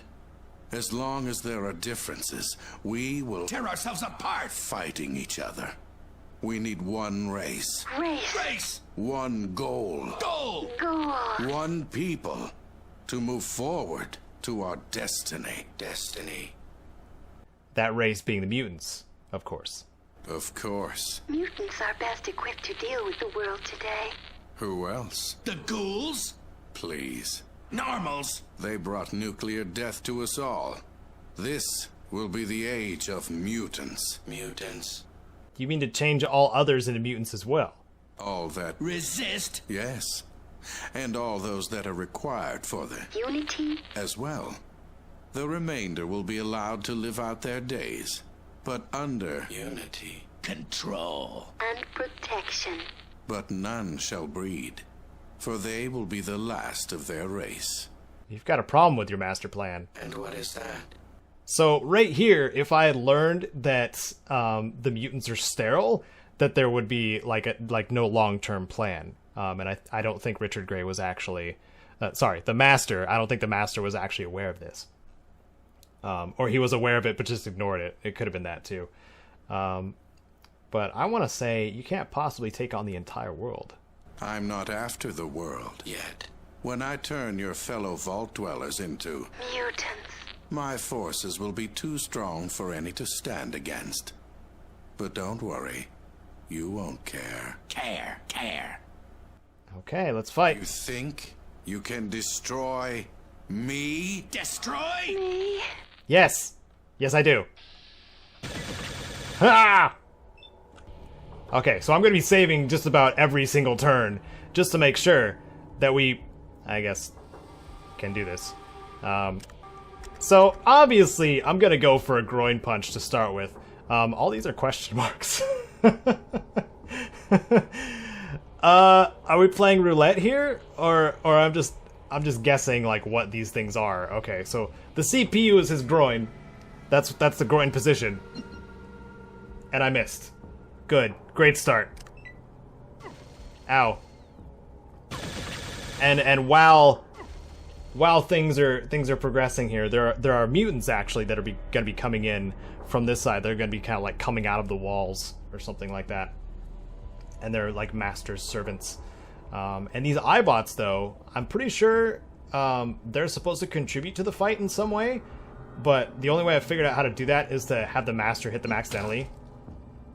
Okay, I hit him in the CPU. Ha! CPU punch! System's hit compensating. Okay. I think I still have enough health. Let's try again. I'm not doing that much damage. At all. He's got a lot of health. And I don't know how well this is gonna go. Somebody was asking, I'm asking the final questions here. What What is the most WTF just happened glitch in a Fallout game that you've ever experienced? And I'm going to turn that question back on you guys, because that's a really good question. I think it was the liquid glitch, or the liquid body glitch in Fallout New Vegas, which is really great. If you paralyze, and I think it's a combination of paralysis and knocking out an enemy at the same time, because KO damage is separate from paralysis, it turns their body into a weird liquid form. And it's in one of the Caedo's casualties. It's in the first New Vegas one, I believe. And it's hilarious. But I used Paralyzing Palm, and I think it was with like boxing tape or the boxing gloves, something like that. Nothing awaits you but fire, fire. Okay. Oh boy, oh my. Okay, Master Soldier's out of ammo with his minigun. That's nice. I'm gonna have to heal myself though. I'm surprised I didn't get one shot with a crit yet. I just said that though, and I have 92 hit points. And I know he can do well over 100 damage if he crits me. So this is gonna be fun. Let's go for the eyes. Master's critically hit in the eyes for 72 hit points. Wow! The blow gets by the bioorganic defense is actually blinding the Master. Whoa! Okay, let's go for some question marks here. What did I hit? The Master was hitting question marks for 8 hit points. Okay. Let's see. The head? Can I knock him out? That'd be kind of funny. I'm gonna give it a shot. Master quickly hitting the head for 38 hit points, breaking past the bioorganic defenses. I might be able to kill him. He is severely wounded and has crippled limbs. One of the questions I'm glad I'm getting to it at this very point is, hey mate, are you gonna do a good ending? Yes, that was based on the bad ending episode that was a couple episodes ago. Yes, that I'm working towards the good ending as we speak. But I might. Let's see. We've got 2 super mutants down here now, and I'm hoping the other one runs out of ammo too, because that really stings. This stings a little bit. It's the plasma that really hurts. Look at that. Look at that damage. So we're gonna heal ourselves up again with a super stim pack. We don't have to worry about healing, like staying alive shortly after we kill the Master. I mean, well, we have to kill his additional dudes also. I'm just waiting on that. I don't know what hitting the frame does. I'm just gonna keep punching him in the head. In his gross face. I was kind of hoping that the mutant with the plasma rifle. Oh my goodness, it does so much damage. I was kind of hoping the mutant with the plasma rifle would actually be hitting his friends too, but that doesn't seem to be happening. Whoops, not dropping. Let's pick these some more. There we go. There we go. Punch him in the head. Yeah. Oh. Master was critically hit in the head for 38 hit points, causing the Master some serious grief. He says, "Good grief!" as I punch him in the head. Caedo, if you had the money to make your own type of game, what would it be and what would the story be? That's a huge, broad question. Thank you for it. I actually had a game I was designing when I was in, I think, high school. Or shortly after it. It never came to fruition, but I also don't want to like share around the idea, because there's been properties that have come really close to the idea that I had in my mind for this game. But yeah, and it was also, at the time, I was in a very emotionally not sound place. Oh my goodness, he just cut his own dude in half. That was cool. I'm glad. It's funny that it's under the goo that he keeps leaving everywhere. But yeah, when I came up with this idea, it was really cool in my mind, but it would probably be really cringy now, and it may never come to fruition. Is he close to death? He's almost dead. This is gonna be awesome. This is gonna be an awesome death, I think. No, we're getting close, man. I think one more round, and as long as I can take these hits, please hit your friend. Ow! I'm glad they don't have power fists. They don't. I'm taking close to no damage from these super mutants here. Let's use the rest of our regular stim packs. I think we super stimmed enough, because after using a super stim pack, you do take damage after a certain period of time. It's a small amount of damage, but it can kill you. It's also used as a strategy for... Ah, there it is! Oh my goodness, look at that death! Interrupted me with the gross death of the master. How about that? How about that nonsense? Oh! So we've got... So I nearly died. And... Oh, there's a timer now. Because he just died, that this place might self-destruct. Oh, this is gonna be fun. So I have a time limit now on killing off these super mutants. That's crazy. But yeah, as I was saying before, interrupted by the awesome and gruesome master death. Yeah, super stim packs deal damage to you after a while, and it is a known strategy that you can use them to assassinate people in the game without being noticed, as long as you have enough super stim packs to pull it off, and ways of like reducing the endurance of characters, which is like using alcohol and stuff like that on them. Because you can use chems and whatever you want on other characters and they don't seem to care at all, which is kind of funny. Okay, he's dead. And he's gonna be close to death.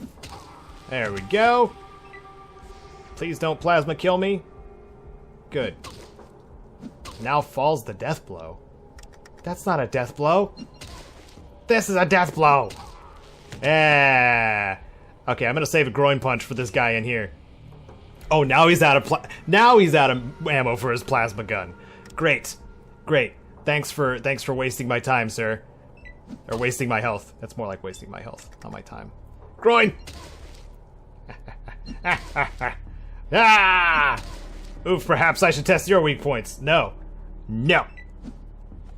Oh my. Yeah. See, I'm losing. I just lost 3 hit points from the super stim pack. Oh, I just hit him in the eyes again. That's like my default. So turn.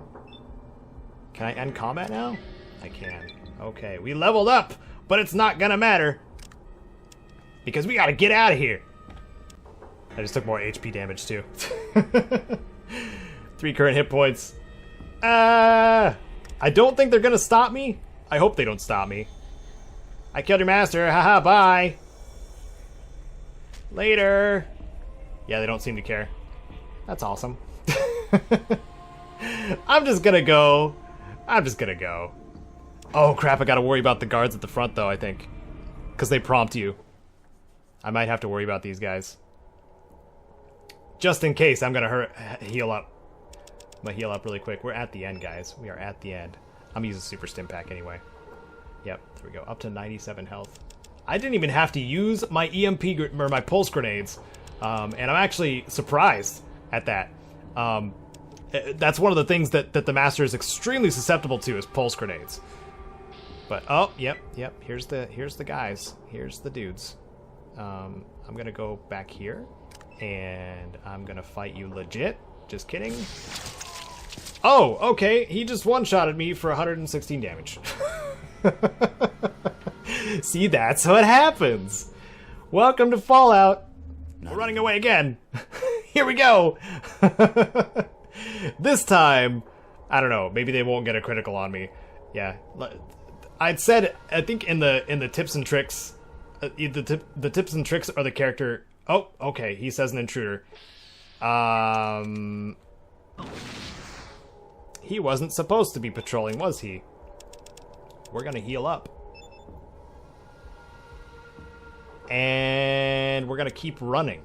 That's the plan here. That's the plan. There's a lot of enemies now coming at me, huh? Yeah, there's gonna be a lot. Cool. The amount of time it's going to take is it's probably going to self-destruct because we're waiting for everybody else's turn. One more time. Run to the hallway. I'm probably just gonna leave all this in just because of how ridiculous the end can be. And how difficult it is. So this guy patrolling the hallway will actually say stop an intruder. So we're gonna wait until he goes in that room, and then we're gonna run by. There we go. And then we're gonna go down the elevator, and then we're gonna save, because I should have been doing that beforehand. Okay, and we're gonna run into this room, heal up. Use all the stim packs. Delicious stim packs. I'm eating them like candy. I'm just throwing them into my face tube on the power armor, and it's working.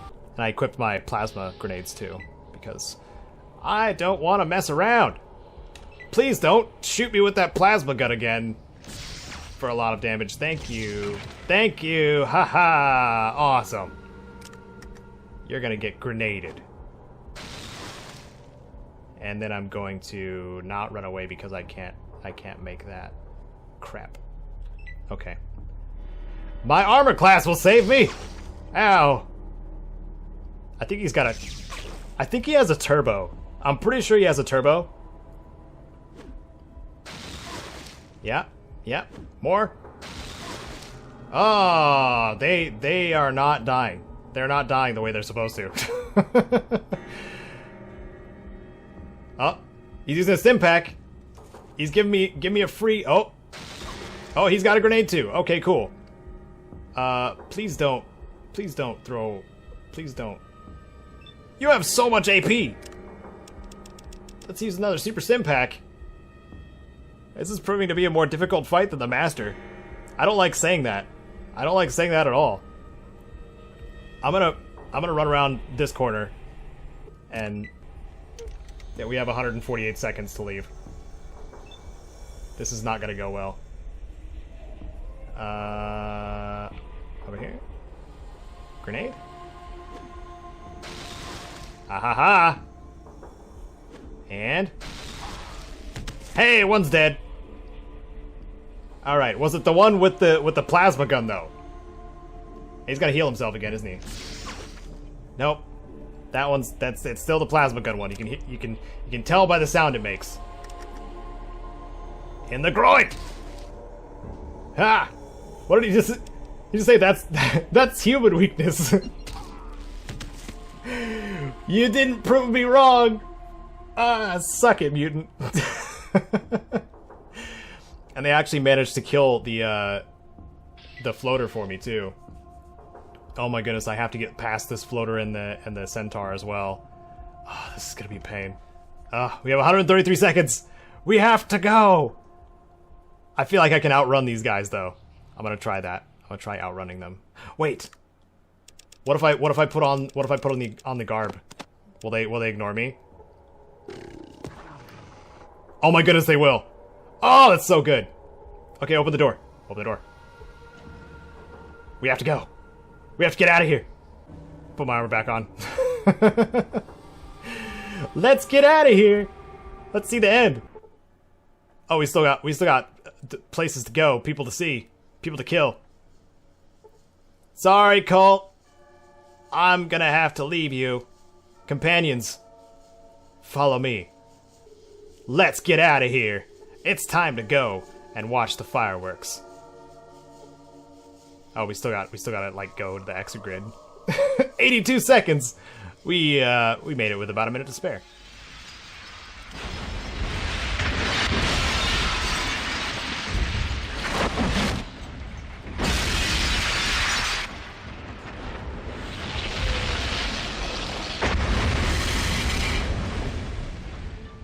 The death of the Master was the first major step towards ending his mad dream of conquest and enforced peace. But it is the destruction of the vats that neutralizes the mutant threat. Without the ability to create more mutants and enforce their harsh brand of justice, the mutant armies flee to the east, beyond the No Man's Land. The ghouls of Necropolis learn how to maintain the repaired water pump, and eventually rediscover many lost secrets of engineering. They form a business, selling this technology to other towns.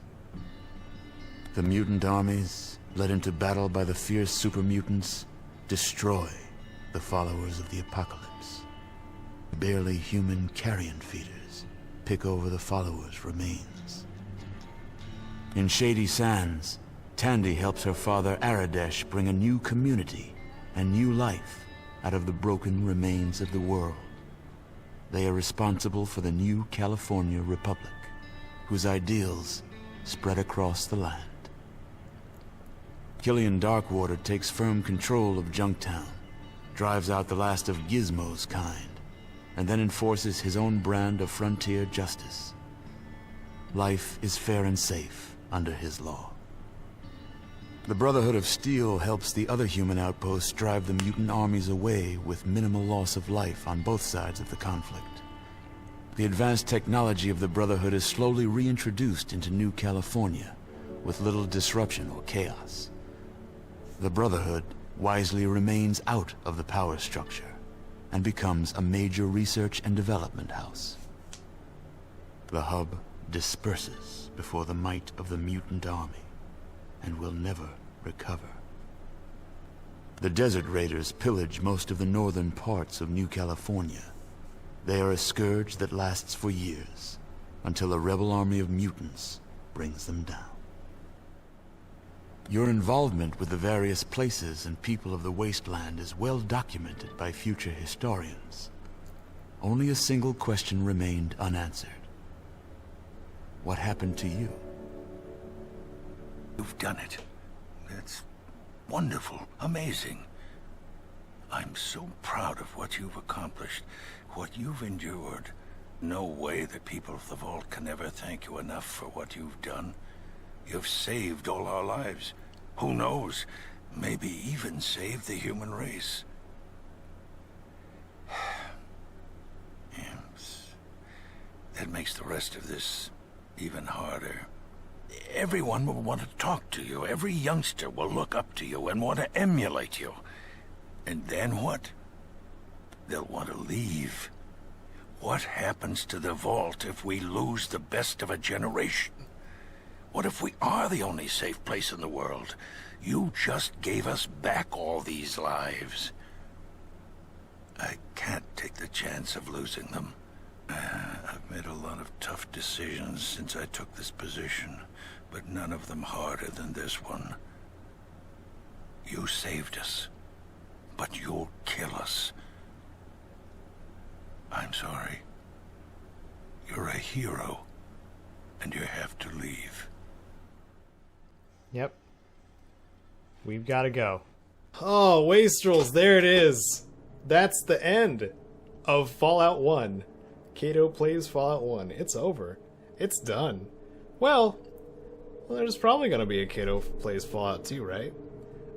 If you noticed, the end of Fallout 1 is very bleak. It maintains that throughout the entire game, and it's still, like, kind of gives me chills a little bit.